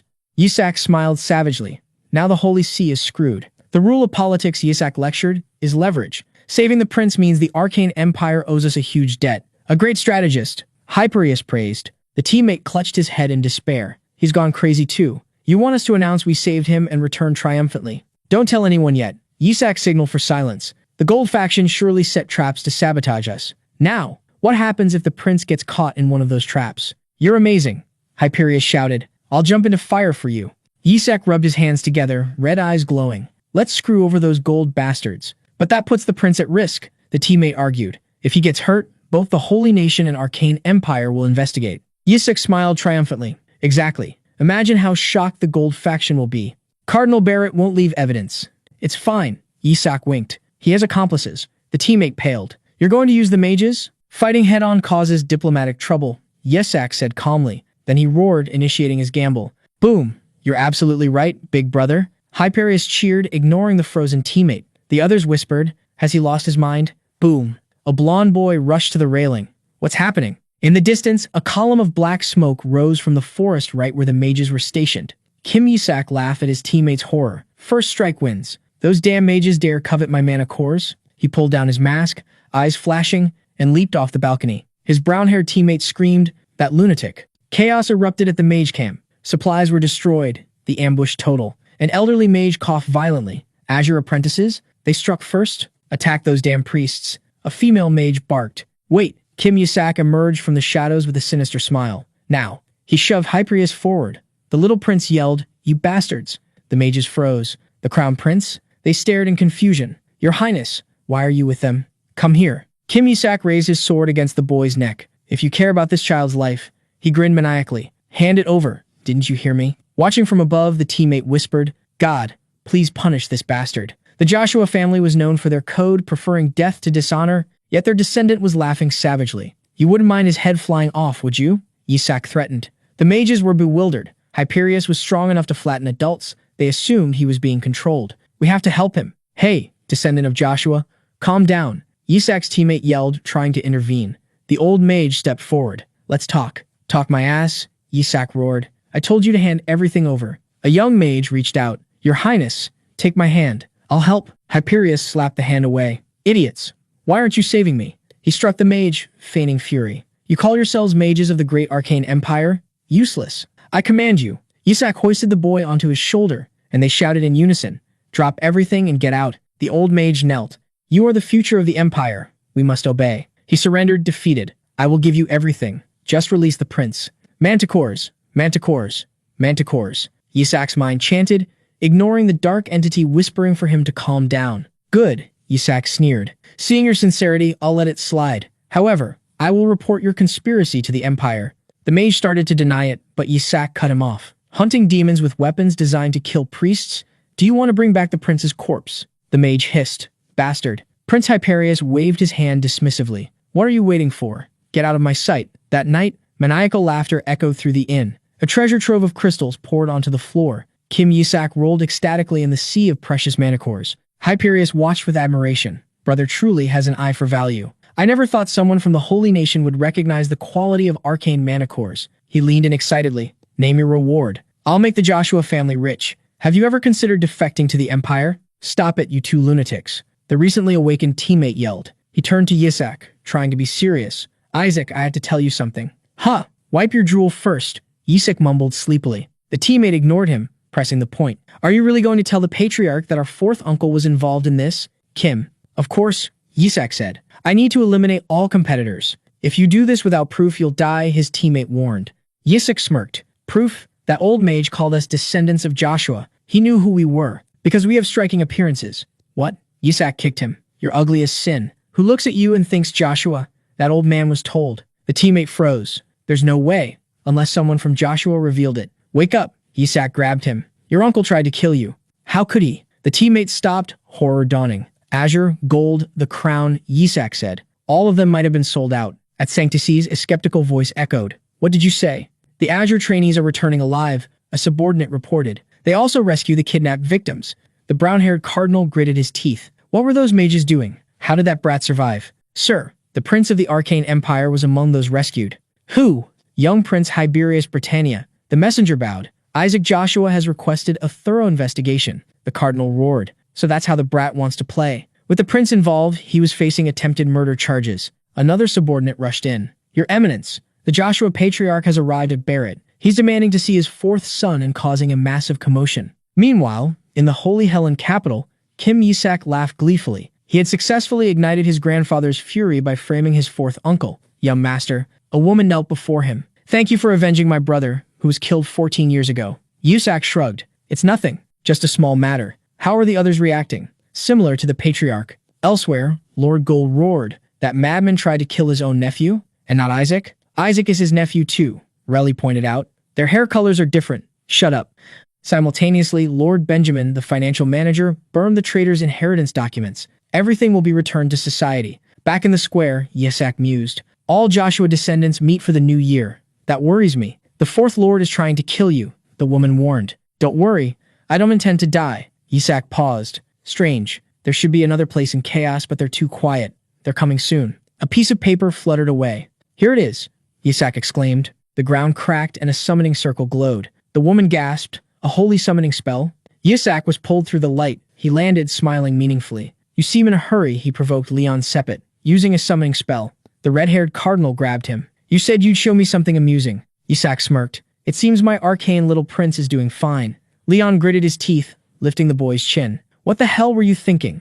Dragging the little prince into this. Leon growled. Yisak replied casually. What's wrong? I did it to help you. Leon scoffed. Help? In a flashback, Leon admitted, I liked it at first. A rare chance to extort them. He had believed the trap that the Pope and the Joshua traitor were behind everything. A vicious smile formed as he imagined using Yisak to crush both the Gold and Azure families. Enough to earn the right to face the 14 demons. Maybe more. Back in the present, Leon sneered. Is this how the Holy Helen Empire interrogates? Before him, little Prince Hyperius screamed, kicking and thrashing on the ground. You call yourselves an empire? You behave like barbarians. He shouted loudly, defending brother Isaac and slandering his captors. In Leon's memory, a paladin roared, Get out of the way. I'll kill this bastard. But Leon had only thought, that kid. He requested this interrogation to scare the Gold faction. He realized the scheme. Yisak didn't want the Joshua family to suffer, so he handed over the stubborn prince to make the Gold faction panic. In the present, Leon growled at the smirking Yisak. You brat, how dare you use us? The woman with the green ribbon stepped forward, weapon trained on Leon. You think you'll get away with this, Isaac?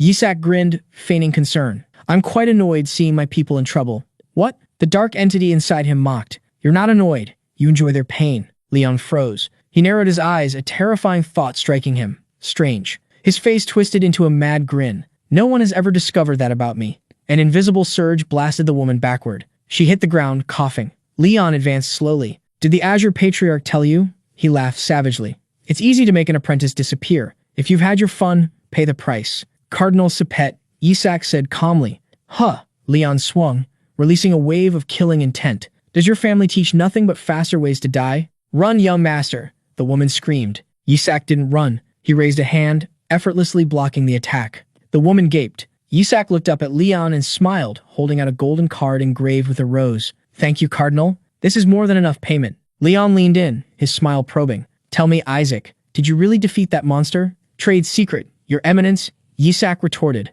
Though it's only natural. Your family struggles with monsters.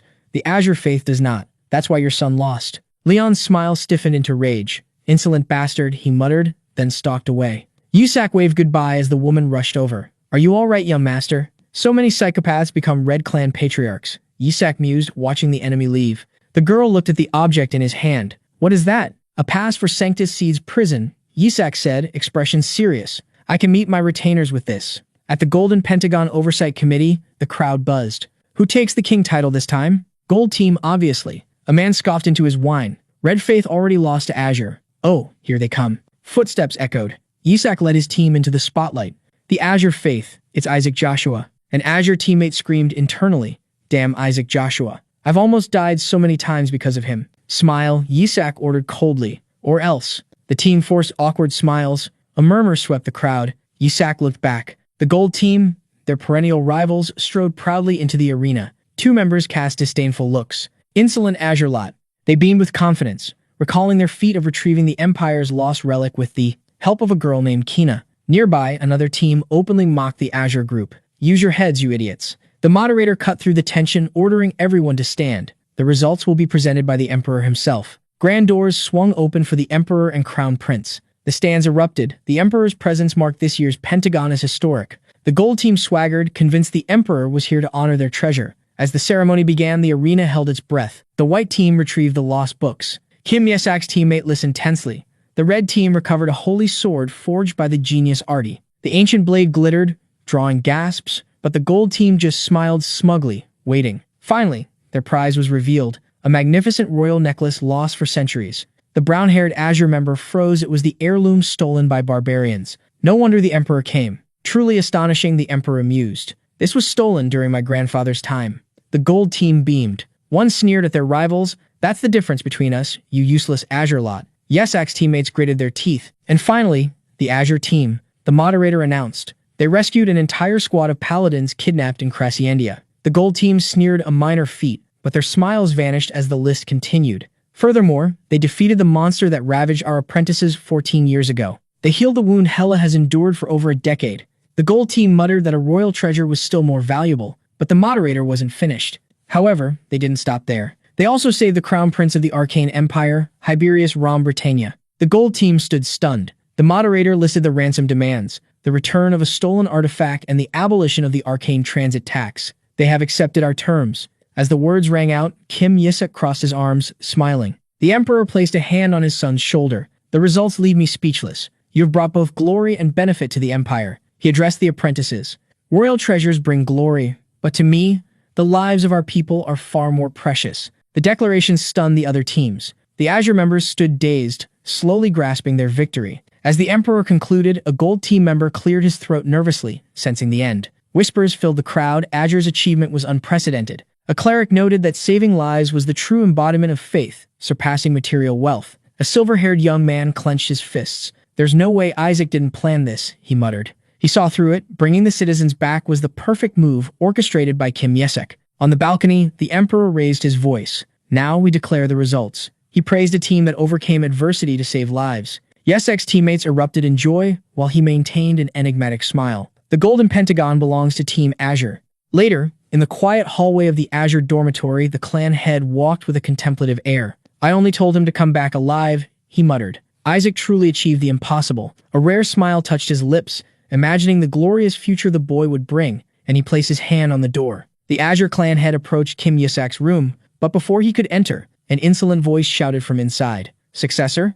Nonsense. Kim Yisak stood on a chair, confidently instructing his teammates. Just do that, the boy said, crossing his arms with a delighted grin, and Grandpa will be utterly charmed. He boasted that the throne was firmly within his grasp, ignoring the frozen horror of his companions. Noticing the silence, he turned. Why did everyone suddenly go quiet? Right behind him, the clan head loomed, voice cold as ice. Isaac, it seems ordinary discipline won't work. Kim Yisak broke into a cold sweat. A piercing scream rang out, followed by the sound of heavenly punishment. Later, fuming in his room, Kim Yisak shouted, Nonsense. What did I do wrong? The dark entity beside him replied, You said those things right in front of him. Kim Yesik ground his teeth, but then a spark lit his eyes. There's a way. Seeing a silver-haired man arrive outside, Kim Yesak rushed out. Uncle. He hugged the man, looking up with tear-filled eyes. Isaac? The uncle was bewildered. Then murderous intent erupted. Who made you cry? I'll take their heads. I think Grandpa hates me. Kim Yesak sobbed. Maybe I should leave this house. Relai knelt in panic. What happened? Kim Yesak whimpered that he was being sent home just for asking for wine. Relai was aghast, painfully recalling the loss of his brother 10 years ago. Determined to protect his only nephew, he gently cupped the boy's face, oblivious to Kim Yesak's annoyance. Kim Yesak wailed about his crushed dream of becoming a priest and defeating the Skeleton King with his uncle. Relai fell into the trap completely. Don't worry, Isaac. Uncle will take care of everything. Relai thumped his chest. Forget the Pentagon. Piece of cake. Relai furiously rushed off to demand justice. Kim Yesak watched him go with a smug smirk. The next day at Sanctus Sade's prison, the guard captain blocked the way. You must wait 14 days. Kim Yesak merely reveled in the power of the token in his hand, planning to let me see them after their heads have rolled? No, but 1 week. The captain frantically refused. 10 days. 5. Please. 3. Kim Yesak feigned leaving. Tomorrow. No sooner? The captain shouted. Good, that'll do. Kim Yesak patted the captain's shoulder. The dark entity asked, Didn't you come to meet them now? Tomorrow is better. Kim Yesak smirked. At the Grand Coliseum, the host announced the final Pentagon test. Mission. Defeat a few monsters. His teammates cheered, but Kim Yesak blushed with embarrassment. Easy as pie. A teammate shouted, assuming Kim Yesak had pulled strings. Kim Yesak remained silent, face darkening at the ridiculous situation. The monsters, huddled in the arena, were 2 scrawny skeletons. Suddenly, the skeletons became extremely excited, realizing, it's our king. Amidst cheers of the king has come to save us, Kim Yeseok froze. Fratricide. Cold sweat broke out as the irony hit him. From the stands, Relai gave a thumbs up, oblivious that he had just pushed his nephew into a nightmare. Memories flooded back. Skeletons were weak, foolish, the lowest class of the demon world, summoned by clerics and nobles merely for slaughter and amusement. Even worse were the memories of himself, dying and resurrecting countless times. Stuck at level 1, rage erupted. Through Yeseok's eyes, the Skeleton King roared, You bastards dare summon these souls before me? Our king is here. The skeletons cheered. His teammates joined in, but Yeseok froze at the required spell, turn undead. Rage flared. I've died 1,000,000 times to that. You want me to use it on these children? Ignoring his inner turmoil, the skeletons rushed to embrace their king, crushing him under their weight. Isaac. 2 teammates ran over anxiously. So heavy. Yeseok wheezed. Are they attacking him? One teammate asked. No, looks like they're celebrating. Yeseok calculated frantically. I have to be careful. I'll just drain their mana. But the operator crushed that hope. You must use turn undead to turn them into dust. Cornered, Yeseok cursed the priests. In the stands, a smug knight cheered, unaware he had pushed the boy into hell. Spectators chatted about this being the easiest test in history, deepening Yeseok's despair. He ran frantically, helpless against his dancing subordinates. Finally, he decided, I'll use a standard attack. I'm sorry, my children, but it's better than the alternative. The skeletons watched him eagerly. Yeseok gathered holy power, then froze. He knelt, whispering, I can't. His teammates stared, stunned. Why can't you do something so simple? I can't. Yeseok trembled. Confused, the skeletons tilted their heads. Yeseok, losing his grip on reality, roared, I'm human now, not a skeleton. Fire will hurt me. The knights in the stands frowned. What did he say? Human, not a skeleton? Realizing his slip-up, Yeseok froze as speculation ran wild. Is he seeing those skeletons as humans? One asked. Perhaps he wants to save those demonized souls. Seizing the chance, Yeseok adopted a saintly expression, letting praises for the Azure family ring out. His teammate, Turi Lin, clutched his head. They're all crazy. He wouldn't do something that noble. Losing patience, Turi Lin rushed forward. Move, Isaac.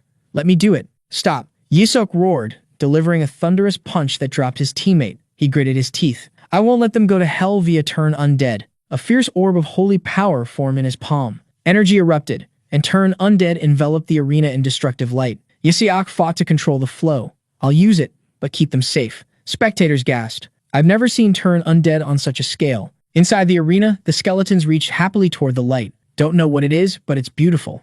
Amidst the storm, Yeseok growled into the void. Shadow Lich, shield the children.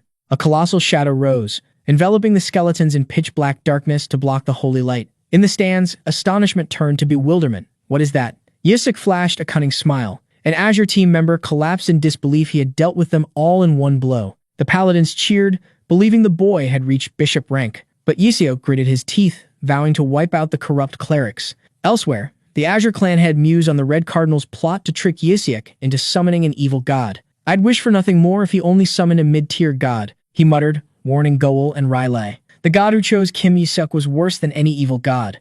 The realization that there was no comparison left both of them speechless. Goel frantically asked if Kim Jae-suk would summon a disaster-level god. The clan head buried his face in his hands, then regained his composure. "Top priority is bringing Kim Jae-suk back for re-education." A messenger burst in. "Clan leader, I've returned from meeting young Master Isaac. He is heading towards Sanctaste's prison." All three jumped to their feet. Rylai stammered, "How can he enter the Red Faith's prison?" When told the Red Cardinal had given Isaac a token, the Azure clan leader clenched his fist. Damn it. His eyes glowed red, terrifying Goel and Rylai. He roared, "Does he think I can't use those cheap tricks? We're going to Sanctaste's prison, now."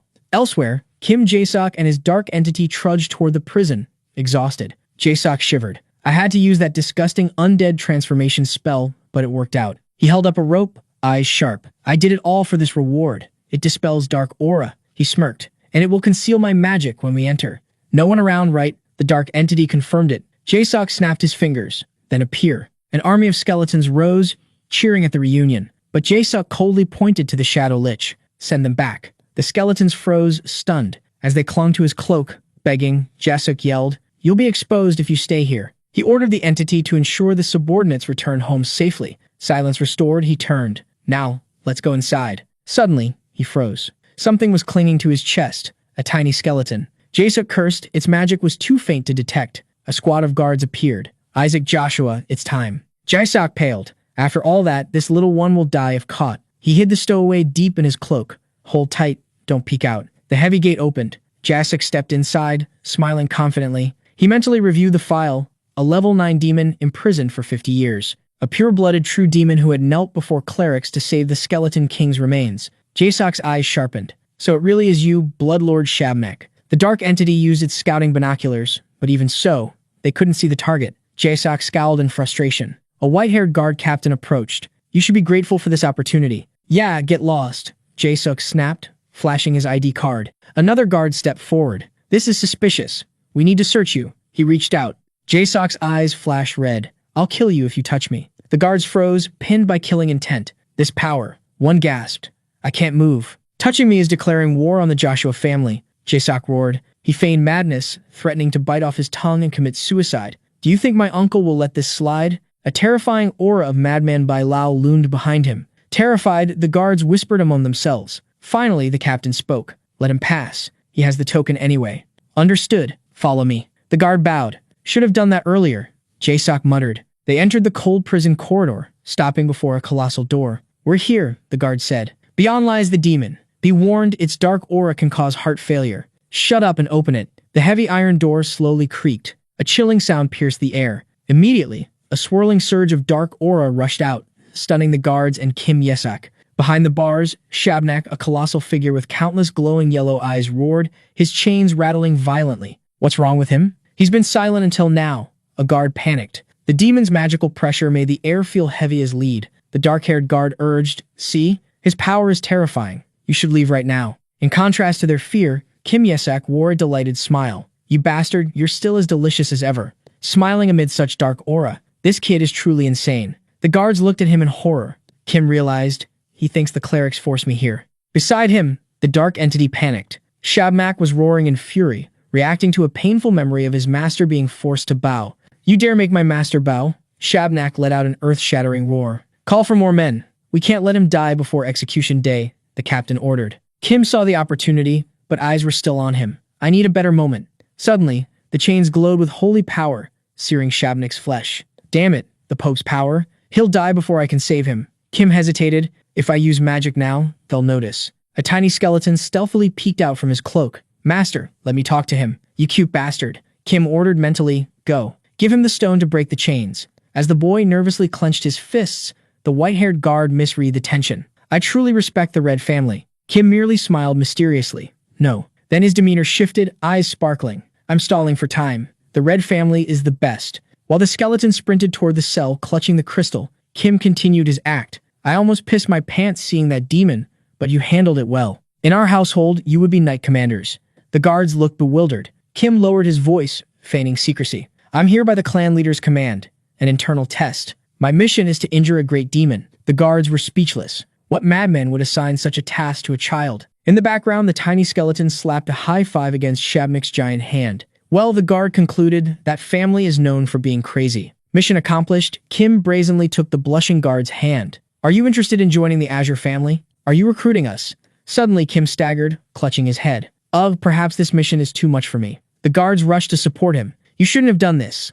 Let us escort you home. From the shadows of the cell, Shabnak whispered, Thank you, my lord. As he was led away, Kim hid a triumphant smile. My king, we're not far now. You can do it, the captain encouraged. But just as they stepped outside, a voice rang out. Wait. A red-haired cleric blocked their path. You must pass a test before leaving. Let us inspect the token you carry.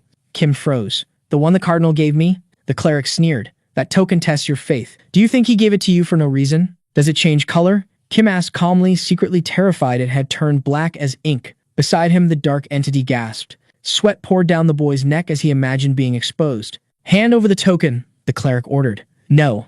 Why? Are you afraid it has turned crimson? Get lost. It hasn't changed. Kim cut him off, shouting, You're going to take it and then blame me for losing it, aren't you? You're going to steal it, and then blame me for taking our money, leaving the guards dumbfounded. Kim Yesak pressed his advantage. This is your territory. How can I trust you? The red-haired cleric roared, deeply insulted. Madman, how dare you question my family's honor? He gritted his teeth, veins popping in his clenched fist. Fine, I don't need your token. Cornered, the cleric unleashed a terrifying surge of energy, stunning both Kim Yesak and the dark entity. A giant statue materialized behind him. There is a much better option, the cleric declared with a manic smile. The judgment altar. A holy relic to weigh one's faith. Kim Yesak paled. A judgment altar of destiny? To hunt heretics and demons? He couldn't believe his opponent's recklessness. Is he crazy? Using that on another noble? The cleric laughed gleefully. If you have faith, the goddess will shed tears. But if you are a heretic, she will open her eyes in astonishment. The guards jeered at Kim Yesak. Prove your innocence.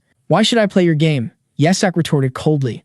Unless you want to be disowned, step forward. Shut up. Yesak stood firm. Do you think my family will let this slide? Before he could finish, a hand grabbed him from behind. Hey. Yesak was dragged forward and thrown to his knees before the stone figure. A pillar of light locked him in place. Don't worry, the cleric whispered with a sinister grin. It will all be over soon. I can't move, Yesak realized, panic rising. I can't even run. The cleric threw his arms wide. Open your eyes, statue. He waited for victory, but instead, a dark red tear rolled down the statue's cheek. The cleric froze. Blood tears? That only happens for cardinals. He stared in horror. No, there's no way he has faith. Yesak was equally stunned, until the dark entity's voice cut into his mind. Master, hide your emotions. The entity realized the truth. The altar hadn't measured the boy's faith in the goddess, but the tiny skeleton's absolute loyalty to its king. Unease spread among the guards. They began whispering, fearing the wrath of the Azure family. Trembling with rage, the cleric turned on Yesak. What did you do? Yesak immediately played the victim. Just you wait. My family will hear about this. Suddenly, the statue's eyes glowed with a deadly red light. Go now, the dark entity shouted. Dark energy erupted as the statue slowly opened its eyes. A shadowy hand shoved Yesak away, narrowly saving him from the blast. Too close, the entity chided. You should have let the skeleton be the last to leave. Ha, of course, Yesak muttered, heart pounding. Completely misreading the situation, the cleric pointed wildly at the statue. You saw it, didn't you? The goddess opened her eyes. The guards looked bewildered. They saw nothing. You scared the hell out of me, Yesak thought, while the shadow entity realized the illusion was visible only to the target. As the guards began to doubt the judgment, the priest panicked. Yesak watched nonchalantly, as if viewing a movie. So the altar changed its mind? Get back inside now, the priest roared, desperate. So you can cheat the results? Yesak retorted. He patted the small skeleton hidden under his cloak. Well done, kiddo. He looked at the priest with a scornful smile. Pathetic. The priest snapped. Get up there while I'm still being civil. He lunged to grab Yesak, but a firm hand caught his wrist. The Azure family patriarch stood there, eyes sharp. I came here in case something like this happened. He tightened his grip on the man daring to touch his nephew. Are you out of your mind, kid? Bilal Joshua quickly intervened. Things will get out of hand if father harms that child. Kim Yesak seized the chance. He tugged his uncle's sleeve, fake whimpering. Uncle, Nizer hit me. The Azure patriarch exploded. Do you want to die, you bastard? He crossed his arms. I will speak with the Red Cardinal. I will draft the complaint. Bilal Joshua replied calmly. He's just faking it, Bilal added, kicking the figure on the ground despite a young man's panicked intervention. That idiot. They're clearly going to do this to him. A brown-haired man shouted nearby. Kim Yesak sat eating popcorn. Let's go home, the brown-haired man urged. Staying here will only make it worse. What? Like a heresy trial? Yisak asked. Yeah, I've already had one. Yisak turned his axe toward his uncle. Nizer dragged out a terrifying statue and made me kneel before it. Patriarch Azure and Bilo bristled. So you're about to be burned at the stake, the brown-haired man whispered, panicked. Yisak smirked. Are you serious? Bilal growled. You will pay for this. The priest quickly intervened. Listen, Bilal, we tested him. Young Master Isaac passed with flying colors. Patriarch Azure paused. I've never seen such beautiful blood tears. Cardinal Leon Sepet appeared wearing a smug smile. I heard a commotion. Didn't expect it to be you, Patriarch Azure. Azure pointed a finger. You bastard. How dare you challenge my nephew? Leon didn't flinch. His desire to meet a servant of the Skeleton King is suspicious. I think this is entirely justifiable. Azure roared at the stunned priests. Your third son used the judgment of faith on Isaac. He turned back to Leon. Do you want war? Leon froze. Realizing he was cornered, Leon crossed his arms. Well, I apologize. You'll be compensated. Now return the token I gave you. Of course. I don't want it for another second, Azure replied coldly. He turned away, muttering, giving Isaac such a ridiculous thing. Your nephew requested it himself, Leon called out. Out of earshot, Azure thought. Those bastards used the judgment altar on him. A triumphant smile broke through, and he actually made the statue shed blood tears. Azure handed Yisak the token. I apologize for doubting your faith. If the statue truly shed blood tears, this token would surely. The token transformed into a dark, ghostly card. An illusion flickered, Yisak crucified, screaming in despair before the token shattered. Leon Sepet reappeared with a sneer. You see? An invisible force sent Azure flying. Leon smirked as the ancient token's fragments scattered. What'd you just do? You destroyed the first Pope's token. Azure roared, standing up with burning eyes. I have nothing to give back to you, bastard. At the Sepet estate, news of the blood tears spread. Leon Sepet rubbed his forehead. He had inadvertently made Kim Yisak the most promising saint candidate. Do you dare test him again after everyone saw the results? Leon snapped. Neon Sepet jumped up. Are you trying to ruin your own reputation? He pointed at the young man trembling nearby. You're supposed to become patriarch, yet you can't even get that done. The youth paled, sweat pouring down. Don't you understand that only by becoming pope can one survive? Nayan ranted. Enough, Leon cut him off. How troublesome. We've lost the token to measure faith, but this isn't serious. Leon smiled calculatingly. This sacrificial ceremony will be an opportunity. No, I really saw it, the red-haired youth screamed, haunted by the memory of the illusion. He looked at his father. Father, is the participant list finalized? Leon coldly announced that Kim Yisak and the Azure team were listed. No, the young man pleaded. Let me participate as Isaac's servant. Leon Sepet, with an average. Leon vehemently opposed the idea. Are you insane? He roared. Why would a red heir do something so humiliating? The young man stood firm. If there's no evidence, we must find it ourselves. Leon crushed his hopes. Impossible. Someone else volunteered. Kenna will be his servant. The son stammered, stunned by the news. While Kenna was prepped for her new role, the Joshua Patriarch sat in his mansion, smiling darkly. A family member asked, Is that why you broke it? The Patriarch explained he had arranged another faith test for Kim Yisak, blaming the blood tear event on Yisak's recent encounter with a woman named Melissa. More importantly, he admitted stealing the testing device from the Red family. At least we don't have to worry about an evil god choosing him. One member sighed. He is an evil god. Isn't that worse? Another countered. High scores summon gods at the ceremony. The Red Cardinal is surely waiting for that. Joshua gritted his teeth, reading a provoking message from the Black Cardinal. He turned to Goel. Tell Shuri he will be Yisak's servant. They could not let Yisak summon a god. On the day of the ceremony at the Colosseum, the corridors echoed with shouting. Shuri clutched his head in despair as the red-haired heir and Kana lunged at each other, fighting for the servant position. Kim Yisak watched coldly, thinking how easy it would be to smash their heads. Beside him, a shadow entity muttered about sycophants and revealed the sacrifice, a chained great demon. I'm the servant, both yelled. Shuri roared, threatening violence to quell the chaos. He tried to calm Yisak, only to receive a chilling reply. That is the day my servant will be freed. Shuri froze. Perhaps the rumors of Yisak being an evil god were true. He grabbed Yisak's shoulder, asking why everyone was so eager to serve him. Kana wanted training. The Red Heir claimed duty. Stop fighting, Yisak snapped. I don't need any of you. He pointed at Shuri. You, the coat rack. Shuri raged. Damn it, why me? Inside, the Colosseum buzzed. Priests debated the new saint as candidates in solemn white robes entered. It's Lady Kana, a young noble exclaimed. My first time seeing her. Cardinal Leon's faction scoffed. A saint candidate? The prophecy says the saint comes from the Red family. A Red priest shouted. Arguments over the holy mark erupted until a shout silenced them. The priests are here. Kim Yisak emerged from the shadows, Following him were Kana and the red-haired heir, looking tense. Then, the crowd gasped at the unbelievable sight. Yisak was riding on the red-haired young man's back while Kana shielded him from the sun with a leaf. Shuri trudged behind, smiling wryly. This bastard will definitely choose the most brutal evil god, Shuri thought, because he is one. The stands fell silent. Leon roared, seeing his kin humiliated before everyone. The Azure Patriarch scowled, but White Cardinal Seraphine laughed at the spectacle. She turned to the Gold Cardinal. I didn't expect Nazar and Kana to act like that. I heard you were very strict with your boy. You don't seem to mind at all. Cardinal of Gold, he retorted. Gold Cardinal watched Kana, ambition sharpening his gaze. Servitude is a stepping stone to the papacy. I won't let that position fall to Isaac. If the plan held, Isaac was strong enough to choose the most powerful gods. Kana clinging to him was the perfect move. Seraphine sneered. Why so quiet? Gold faction? Plotting again? Nothing, Gold Cardinal replied coldly, except making Kana Pope. A red cardinal cut in. Anyway, Isaac won't choose a deity today. He smirked. You forgot his name wasn't on the summoning list for part 2, so I added it myself. Gold Cardinal and the Azure Patriarch froze. I look forward to seeing which evil god he summons, the red cardinal added. Gold Cardinal roared, you crazy bastard. Below in the arena, a man announced, now, the execution begins. Crimson energy exploded center stage. As the smoke cleared, a colossal figure appeared, chained to a pillar. It's a great demon, the audience screamed. The creature roared, unleashing a wave of dark energy that engulfed the arena. It's that strong even while chained? A girl in the crowd cried out. Shuri, Kina, and the red-haired boy stared in shock. If this was the subordinate, how powerful was the skeleton? The demon thrashed, its power threatening to tear space apart. Isaac clutched the ribbon in his hand, whispering a familiar name. Shabnak. His eyes burned with determination. I will save you. Our video ends here. If you liked it, leave your like. See you next time. Bye-bye.